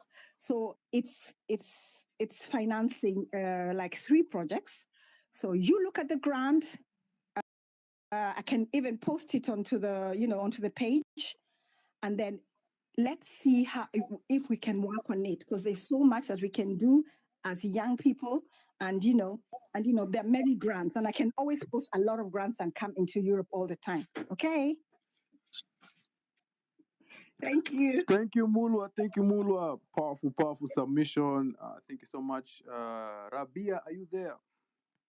Jimmy, I'm always grateful for this, and mwanzo nakushukuru, manake mi huwa napenda spaces zako sana, manake wewe huwa unatekeleza haki kwetu sisi wenye tunakufuata. I love how you give everybody an opportunity to speak. And I hope I'm audible also. Yeah, loud and clear. Thank you so much. Mwanzo huu dada alikuwa anaongea kitu kimoja about housing, and in listening to our president today, kitu kimoja napenda kuzingatia ni hii issue ya housing, and I want to tell you that not only do governors live in very lavish homes that the government pays for, or that we pay for, but actually kuna maybe sijui za kaunti zingine, lakini kule kwetu governor ajenga manyumba kadhaa, and then utakuta county officials wanaishi ndani ya zile manyumba, wanalipisha kodi. So it's almost like a circular economy that's riding on the backs of Kenyans. And I feel like that's something that people need to also be aware of. I've been seeing a lot of things on X, Twitter, where people are now posting the financial budget reports on expenditures and everything. So I think sometimes we need to look a little bit deeper, because there are other expenditures that are still going into the same pockets, using our co-financing. And unajua cha kushangaza, tunaongea sana mambo ya housing, tumesikia rais akiongea sana mambo ya housing, yet Kenya remains an expat haven. Manyumba zenye wao huwa wanaishi ni manyumba za 200,000, 300,000 kwenda juu. So sisi kwa nini tusipate ile chance pia? Wale expats kidogo, I'm not saying that expats don't bring any value to this country, lakini mara nyingine unajua wao huwa wanachukua kazi zingine yenye sisi unaweza pata watu 10 wanaweza ajiriwa ndani ya hiyo mshahara. So I think this also is something that needs to be looked at when we're looking at issues of kazi ya vijana. Isiwe kazi ya vijana iwe ni hizi kazi kidogo kidogo, mambo ya kazi ya mikono, mambo ya mtu kulipwa something like 8,000 ama 7,000 kwa mwezi, anaishi kwa bedsitter. Mimi sione kama hapo kuna haki yatekelezwa. Then earlier in this space, there was a lady who came on who was really not in a bad way. I think maybe she's driven by fear, but alikuwa anasema, oh guys, you know, we can't go to the streets, it's not safe. Unaona kuna goons wakuja. Sawa, goons wankuja. Can we learn from how other countries also employed countermeasures to protect themselves as peaceful protesters? They formed like a human chain to protect themselves in a circle. There was a discussion on another space about putting in some scouts wenye watavaa reflector jackets ndio ijulikane sasa hii group ndio peaceful protesters. I think we need to keep the movement going and keep the momentum up. So thank you again for this space, because I feel like the discussion keeps it alive. Kitu kimoja wajua, mimi huwa nachukua Kenya ni kama nchi yetu sisi sote. Saa hii kuna zile barabara zenye zinaelekea State House zafungwa zote, watu hawezi pita na gari wala chochote. I don't think that hapo kuna usawa, manake haiwezekani rais atuogopa na haiwezekani pia na sisi twamuogopa yeye. Unaona, hata kuingia kwenye hiyo space yake, mi kusema ile ukweli, mimi as an environmentalist, mi hata nilikuwa naogopa hata niinue mkono niongee pale, manake is it a safe space for me considering the fact that we've been targeted before? Lakini bado nisema acha tu mpango wa Mwenyezi Mungu niweke tu request nione kama nitachaguliwa, lakini unfortunately it seemed very apparent that the whole thing was very produced and very directed and very coordinated. Manake ni watu wachache tu walipata fursa ya kuongea, ni ule mmoja tu ule KOT Sonko ndio aliongea, yani ile issues ya ground vile ilivyo. Kwa hivyo this fear mongering and this aura of fear, I think we need to move away from that. Earlier also, there was a lady called June Sigei. And actually, while she was speaking, I just quickly went on her timeline, and I noticed that there was something she posted somewhere in 2023 to the president saying, allowing logging in gazetted forests will only destroy our water towers, shrink rivers, and worsen extreme drought. Will you urge your government to end logging and focus on regeneration instead? Hasa hakujibiwa ile swali. That was from 2023. Na sahi vile tukiongea, kuna forest, kuna, you know, in the coast we have something called a kaya forest. A kaya forest ni sacred kabisa. Yani wale wanaamini kuna ma spirits ya babu yao, kila kitu, ma ancestors wako pale. Na hizo forest basi sahi, manake ya ile upungufu ya elimu, huwa unapata kuna land grabbing nyingi huwa inaendelea pale. Land grabbing by foreign corporations for things like mining, things like whatever they want to do, logging, and land grabbing by politicians. So hii issue pia ya land grabbing kwenye forest zetu, tunastahili pia na hii tuzingatie. Na kumalizia, wajua kuna some discussion, my sister freedom fighter, you were talking about developing some working groups. I would like to propose that maybe we can do a working group on natural resources, environment, and land rights, because you find that in the land rights and human rights space, there's a lot of targeting of environmental rights defenders. In 2022, we, through I think it was Senator Abshiro Halake, there was a petition actually that was tabled in the House on the threats to environmental activists, environmental rights activists, considering that wengine wetu mwenzetu pia alishutiwa akiwa nje ya gate yake akiwa anaenda nyumbani. Why? Because she was protecting a forest. So we were asking hiyo forest ikuwe gazetted, mtu asiende kugrab. Maanake hao politician wanatumia nguvu zao, wanatumia polisi, wanatumia goons, watatumia kila namna. But tusiposhikilia nchi yetu itaenda kuenda na tayari inaanza kukuliwa kwa kila namna. So that will be my request. Maybe when you're developing the working groups, those are my skills. I'm happy and very willing to contribute those skills and bring other experts from the field on board. And finally, there was also another point that was raised on the language of our bills. Wajua hizi bills, gazette notice, yote iko kwa lugha ya Kiingereza. Sasa ukiangalia kwenye hizi communities zenye ziko marginalized, wao hawaelewi Kiingereza, hawaongei wala hawasikizi Kiingereza wala hawasomi. Ingekuwa ni bora zaidi, instead of us in the private sector going through the painstaking effort of translating a bill kama hii finance bill, kuitranslate ili watu wengine waelewe, pia na wao wasimame na sisi kidete kuipinga. It would be better if we actually encourage the government or the system. Ikiwa kuna bill, hiyo bill weka kwenye lugha ya Kiingereza na pia kwenye lugha la taifa. Manake watu wengi ndio wanastahili kusoma na kuielewa. So I think those are my submissions for today. I hope they've been positive and helpful. I thank you for this space and I really thank you, Afrocentric. I think sisi hatuko dharau kwa sababu kuna followers maybe kidogo kuliko Osama or whatever. But the fact that you really give everyone an opportunity, I think it is really big of you and I commend you for that. And thank you to everybody who's on this space and who's been listening to these discussions for so long. Let's keep the fire burning, guys. I think bado tuko na mengi and maybe one idea I can finish with. Sahi tu like 1 hour ago nimeona ikipostiwa Nigeria actually starting a Gen Z movement ya Occupy.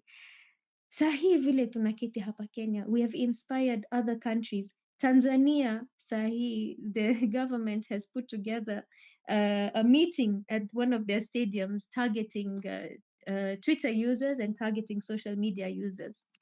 I think they are sensing that the movement is actually spilling over into other countries. And perhaps it's something that we can also consider. Maybe tukiona Nigeria wanafanya maandamano, na sisi pia tufanye in solidarity, manake hatupendi hii maovu yenye tunaona kwenye serikali zetu. So maybe we can take that as a covering opportunity. Manake wao wakipanga tarehe yao, na sisi pia to hit the streets. After all, streets ni yetu au ni ya nani?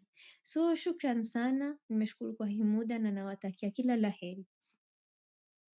Asante Rabia for that powerful submission. Hello. Nakuru? Yes, good evening. First of all, is to give my sincere condolences to those who lost their loved families. And more, there's something I want to add Afrocentric. And this I wanted to be everyone to get it very clear. Yesterday, I happened in Nakuru. There's a friend of mine who knew one of the parents or one of their sons was injured. And so she's a Generation X, as I am. And I'm proud because I'm a Generation X. Have seen so many things changing all along the way. And maybe we can be part of, we can be part in part of our wisdom or to give a guideline where needed. And the parent told me when we call her, I'm a Gen Z. Why? Because I'm a parent of a Gen Z who was injured and some of his friends killed. So all of us, we are here to support this movement and also to commend Afrocentric and your group for the great job you are doing. Coming now to the issues at hand, I think when you looked at the Oxford Dictionary on the word suspend, something that it's an active, something that is active that has maybe put hold, maybe temporary or permanently. I think what the president was doing, I think as a freelance journalist, this was just pure PR, nothing that was more important, something to hoodwink us, and the president went ahead and won. The reason I say he won because he took some some few of the Gen Z, who are those people shouting, who are those people calling, maybe they were trying to somehow show that you are together with them, but they went ahead. But God is good. We are going to sustain this movement. We are going to fight for this movement. Coming to what the advocate Degwajilo said, I think hapo walikuwa na kitu alichokutuambia mwanzo. Tukianza hizi vita ulikuwa ni ule mswada 2020 wa kiuchumi, lakini sasa ilivyo sasa, we need to find another way. Like now we can start with the impeachment of the president as another battleground. And before we get to that battleground, there are these cabinet secretaries that we need to be suspended. And we are fighting for the reduction of the cabinet as per article, I think article 153.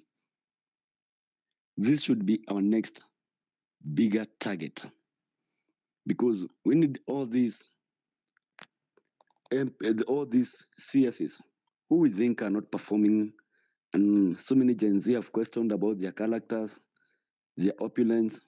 We need to know to start fighting for that, because if somebody is putting up a 3.5 watch on his list, and you are looking at all of us, every time he's posting for an interview, I think he puts his hand for everyone to see the watch.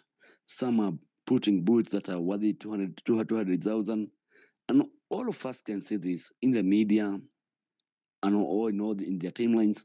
I think this should be our next battlefield. From between today and Tuesday, we need to start that. We need to start telling the president, we don't need these people. We don't need Midika Rintori and his other CSS. We need these people to go. And if maybe the president thought he dimmed our voices in the space, we can show him he never dimmed our voices. All I believe, we live to fight another day.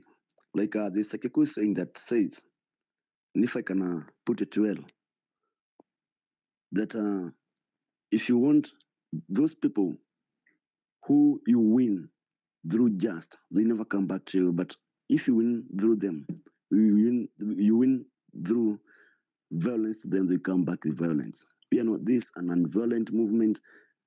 We are tribeless. We are leaderless. But now we can come much rejuvenated and fight for the sacking of those CSs.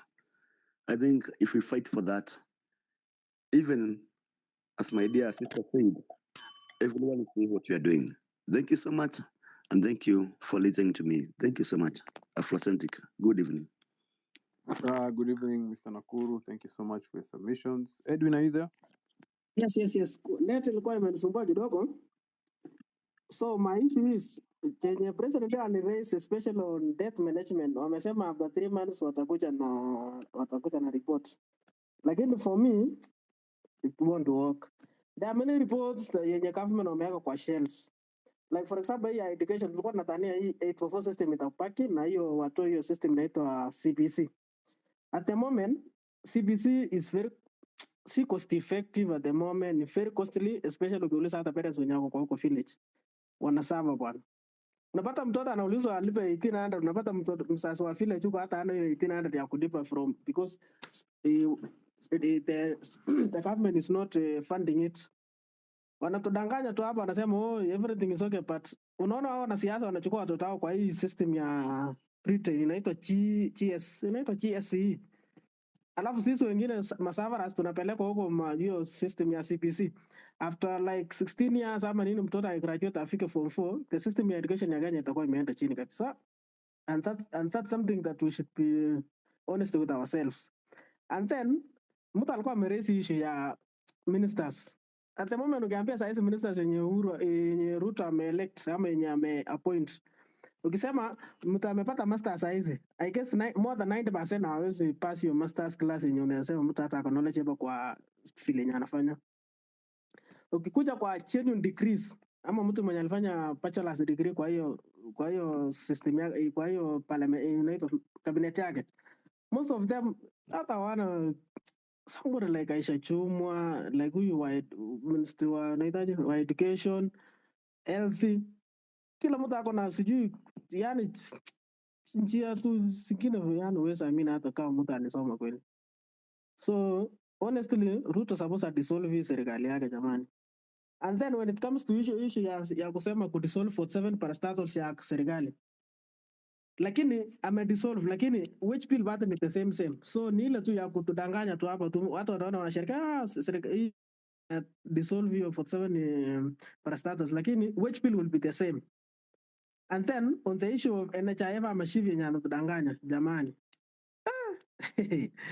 ya ametudanganya bwana, especially kama alitoa linda mama sijui hiyo ya kulipa wanafunzi. Kulikuwa na time yenye mtoto akiwa mgonjwa akiwa shule anaenda hospitali afanyiwe operation ama apewe madawa zote, and still hakuna chenye kitu msasa anaweza lipa. Lakini at the moment under hii serikali ya Ruto, kama mtoto amekuwa mgonjwa na ako shule, wewe msasa utakaramia bwana. So at the moment sisi kuna time tutakuwa tunasema hey, Uhuru was better than this government.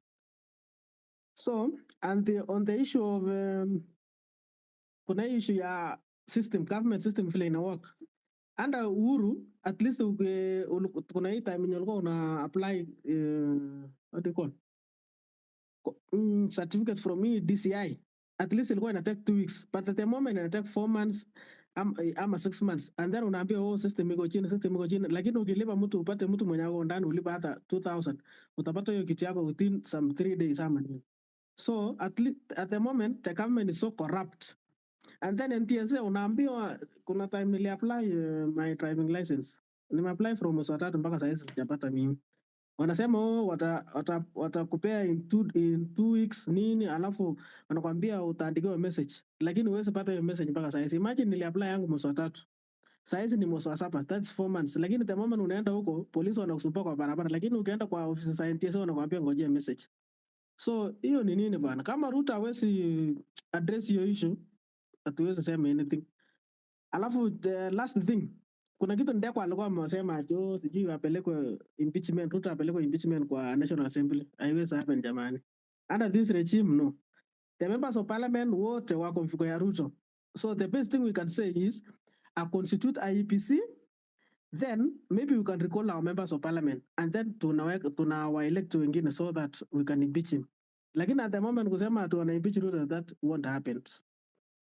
So and the last si Ruto yenye mnasema anaenda sijui ana visit every country.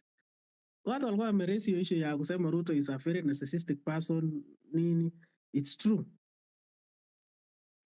Like which is true because Ruto anaenda kwa every country, hawezi trust ambassadors wake wapeane hiyo message yenye suppose yeye apeane. Huju unajiuliza mbona? Because Ruto ni mtu anapenda pesa na ni mtu hawezi amini mtu mwenye aliye karibu na yeye. So as Kenyans, we have to change our country. That's all I can say.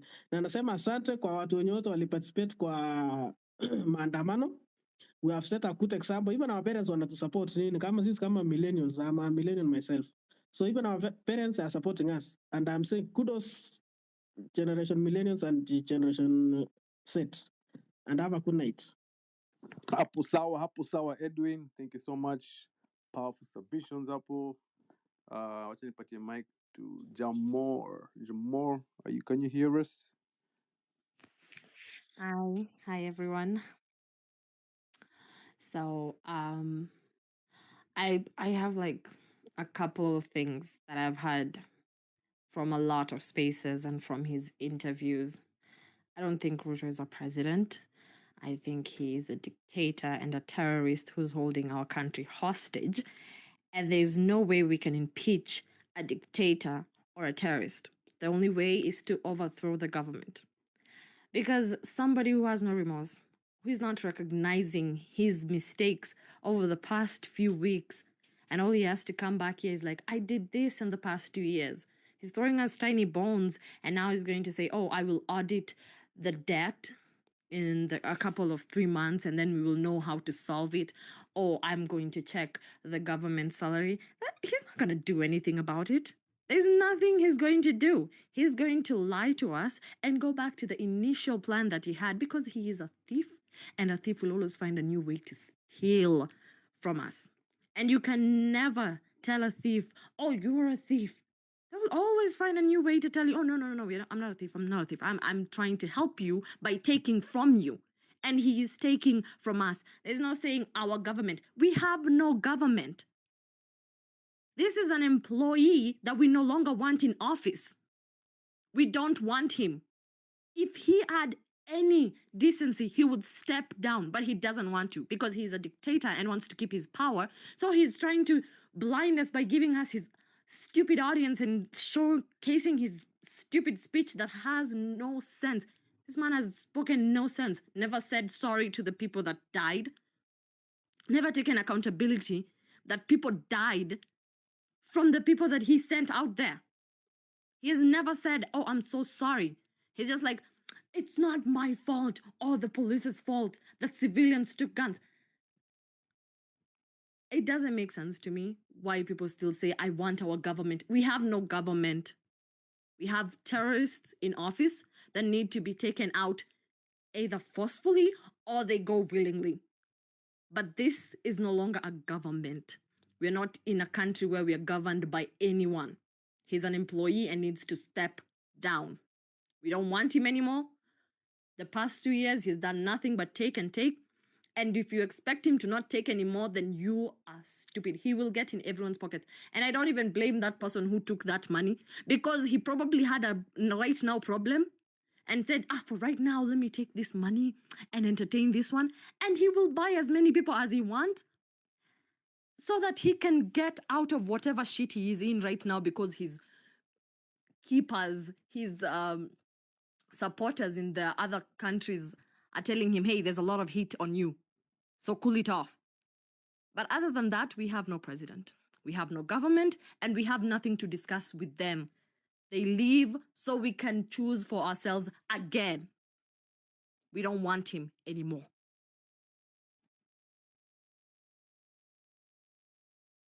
Thank you, Amore. Thank you, Amore. Ruto must go. Hebu malizia na hiyo. Ruto must go. Ruto and all of his people must go. Dissolve cabinet, dissolve parliament, All dissolve of it. everything. The whole system is rotten. Chamber. It's all rotten. Microphone is yours. Chamber. Thank you so much. Thank you so much. I've been trying to use my personal account, but I wasn't able to get through. First of all, it's a deep sorry for our heroes who have fallen, and it was such a sad moment. I listened to the same speech when Ruto was talking. I think the same lady who has just spoken was the one addressing him like Ruto. And I want to say this. We are not backing down. We have to soldier ahead and make sure that the mission is accomplished. The moment we'll relent back down, this guy is going to come back powerful 7 times what we thought he could be. And he will do it and nothing can be done. It's the time now. People have said a lot here, and I'm not going to talk much about it. All that we are expecting to do is to make sure that the mission and vision for the agencies and the entire country is sorted. It can only be sorted by the team, the people, and the youths. No one else will solve our country. If we can't fix it, no one else will fix it. And it's going to get into a mess if we don't fix it now. Thank you. Thank you so much, Chamber, for being persistent and also coming with another account just to address the movement. This is your space. This is corporate space, guys. Request the mic. Mic is being given out indiscriminately. Fred Polo, welcome to the space. Mike Nyako. Good evening, guys. I hope all of us had a good day. We had the best and the lowest. But I would like us to remind ourselves of something. The government is scripted. A few days ago, you saw the guy who was throwing tantrums to the Gen Z, where he said that these guys are criminals. The next day, he called a press conference and recalled the finance bill to 2024. Today, you saw he called a press conference to say sorry to those who were hurt, unluckily, and those who lost their lives. That's called reverse psychology. And that's how that gentleman won an election. He believes in hoodwinking those who have the votes and those who have the power, that I have you at heart, my sons and daughters. Please vote me. You will be making calls for free. Kaptengele, kaptengele. Remember those words? Our ladies who gave birth the last for 2 years, I hope you have pampers for 6 months like I was promised. And by the way, you know, as you make fun and joke and laugh at the same time, because it's somehow we look ourselves and find how stupid we are. If you don't accept yourself to be stupid, or you're made to be stupid, then you cannot accept to change. You cannot change. But something very positive, we have to learn from our past and our mistakes, so that we can have a better Kenya for tomorrow. So that when you wake up tomorrow, you're a new person with new ideas, a new fresh energy to focus and make life of what you want to be. So gentlemen and ladies, if you listen to our lady friend who was the coast lady, she has a very nice Swahili. I can listen to her the whole night. I wish. She had the best point, both for all our generations, the past and now. She's learned. We can just pick those ideas, add your ideas, so that we can make our generation better than what it is currently. Please expect more scripts going forward. Some of the CSS we are trying to mention that should be fired, those are the favorites. Are you guys aware that one of the CSS was arrested in Dubai a few days ago with some billions in cash? He had gone to buy apartments. And are you aware we are fundraising for the guys who lost their lives and who are hurt and still stuck in hospital with 30K, 400K? And you know, those are our fellow Kenyans who cannot afford consultation fees, my brothers and sisters. And a minister or a CS is going to bank billions in Dubai. Guys, on a serious note, the movement we have for Gen Z, Kenya is always ahead of everything. If we make sure that we backtrack, we are lost. Thank you, guys. Have a good night. Thank you so much. Thank you. So useme jina yo CS ama unaogopa? Murkomen Kipchumba. Mzee Thank you, wa thank you, meno. thank you, thank you, thank you, thank you. Manze, blatant theft, thuggery, taking money, our hard-earned taxpayer money, are going to invest in penthouses and manunua manyumba huko. Manze, we have to take back our country, guys.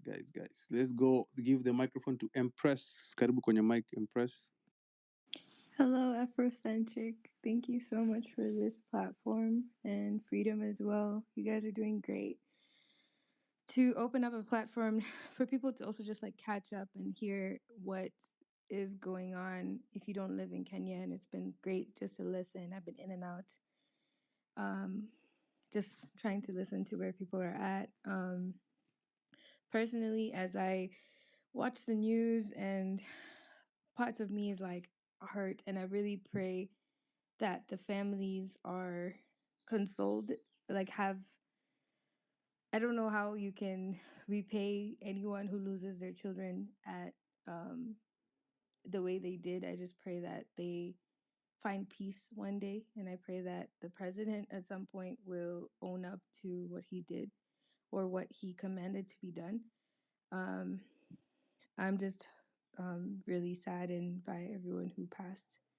It's not easy to see. I think being like imagine we've all been waking up angry, sleeping angry, and it's not healthy at all. Like all our mental health is not okay because we have a government that's not listening to us. As much as he's saying he's listening, he's been listening since 2022 and hasn't stopped like listening apparently. And not actually doing. And I think, like everyone is saying, he has to go. And it's about time. I don't have like any other thing, but he has to go. But for me, I feel like if we've been doing protests, people have been dying, people have been arrested, people are just being abducted as well. I don't know if protests are the way to go, because if there might need to be other strategies, or stop using social media to plan what needs to be planned, and like confuse the government a little bit so that the goons stop being sent out, because now places are looted, businesses are stopped, and for no reason, and people are just supposed to be on the streets um waiting for somebody to listen to them. And that's my biggest question mostly, is like, is there other ways other than being on social media, giving out the list of things we're doing from Sunday to Tuesday? Is there a way that we can not put it on social and kind of switch out the narrative so that they think we're going out on Monday, but then we actually go out on Sunday, so that it's not, I don't know, there needs to be a switch in how protests are done so that it's confused. So yeah. I think I'm done. I think someone wanted to speak. I don't know. Thank you so much, Empress. Yeah, ideas have been floated about moving the movement to another platform, communicating in code, but we're still exploring all ideas from the ground. But that's a very good idea, because we know the NSS is listening, and that's why they were able to strategically place goons on the day that we had planned to protest. But And even anyway, also one more point is that yeah. if people can identify the goons and also just figure out why they do it, what they do, like if they're being paid a lot of money, finding ways to be like, why are you being paid and why are you accepting this amount? Because this is happening to you. And I know it's hard to even like speak to police officers, but there's police officers like that guy who was crying. And now it's like, why can't they just switch and just help and protect the people? I know there's money. I know it's a time in the economy that people are suffering, but there's like a time and place where people should just say enough is enough and we're done. Because also like our MPs, if they really listen to what Ruto was saying, he literally rukat everybody. He even rukat the police. He said, this is your fault. Now, at this point, common sense should just ingilia everybody and just say, look, see, he just put us under the bus. Why should we be defending this man? That's my biggest point. Thank you so much, Empress. Simon.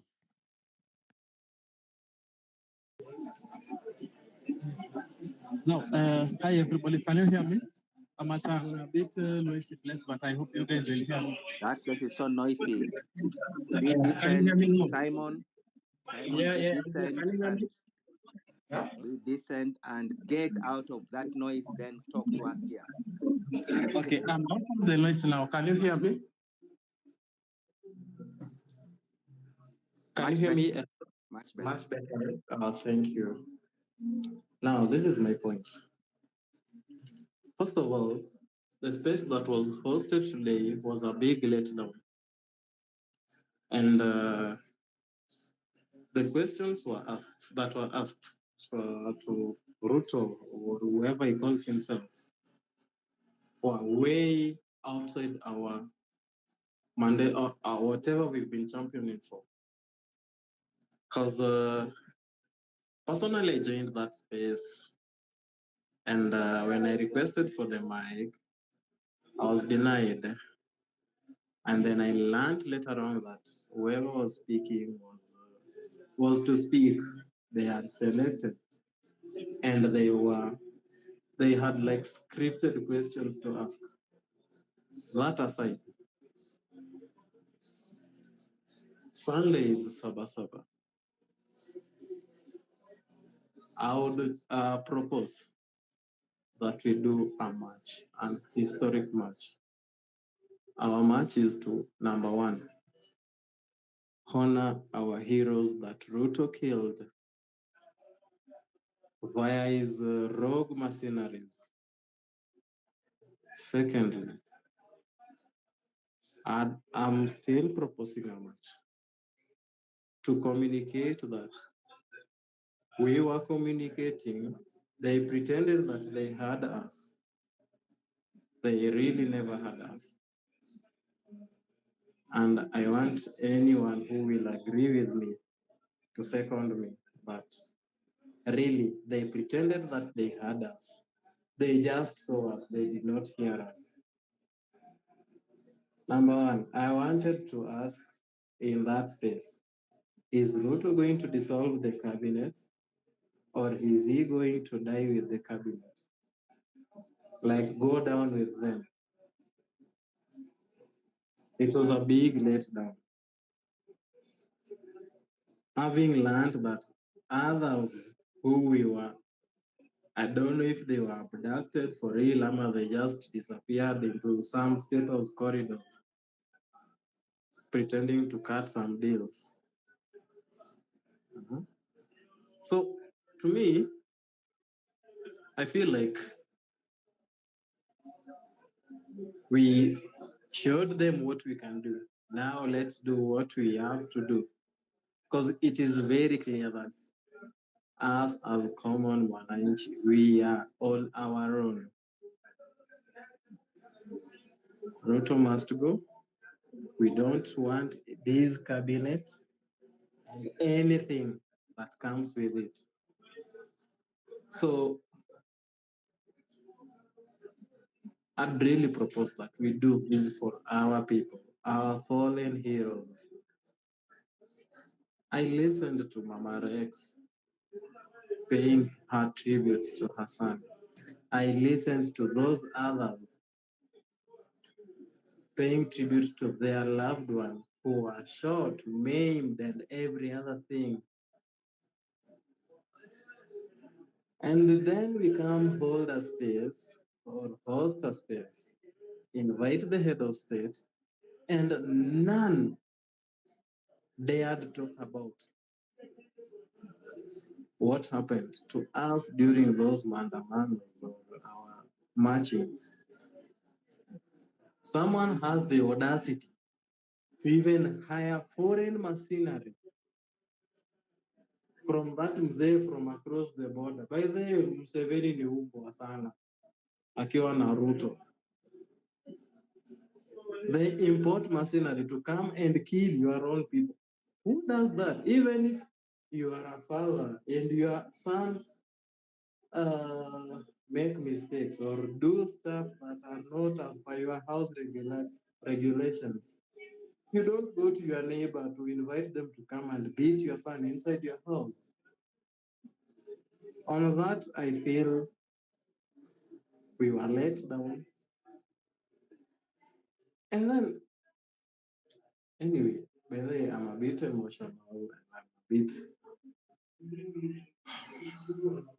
so sad. My take is, let's do this. Let's keep the match on. Hello. Until they hear us, until they now hear us for real.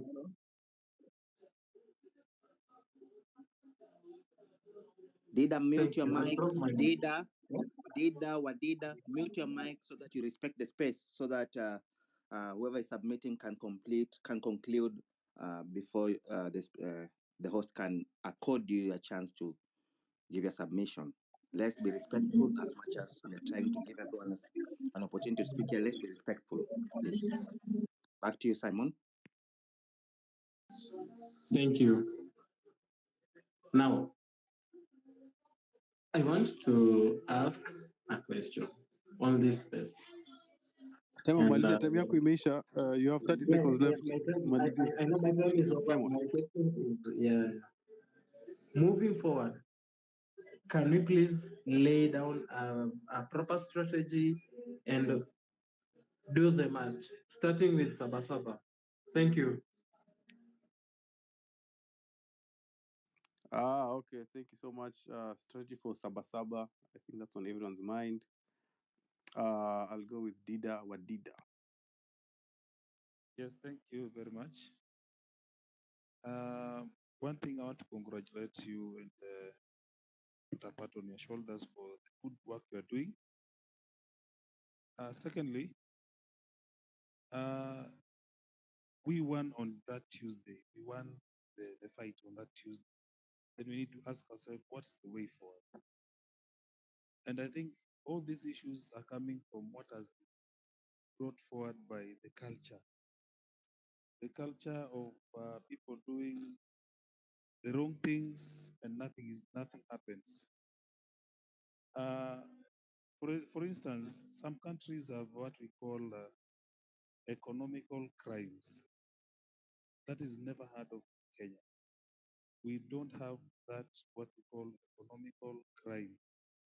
That somebody has done this, and these are the punitive measures that are put in place.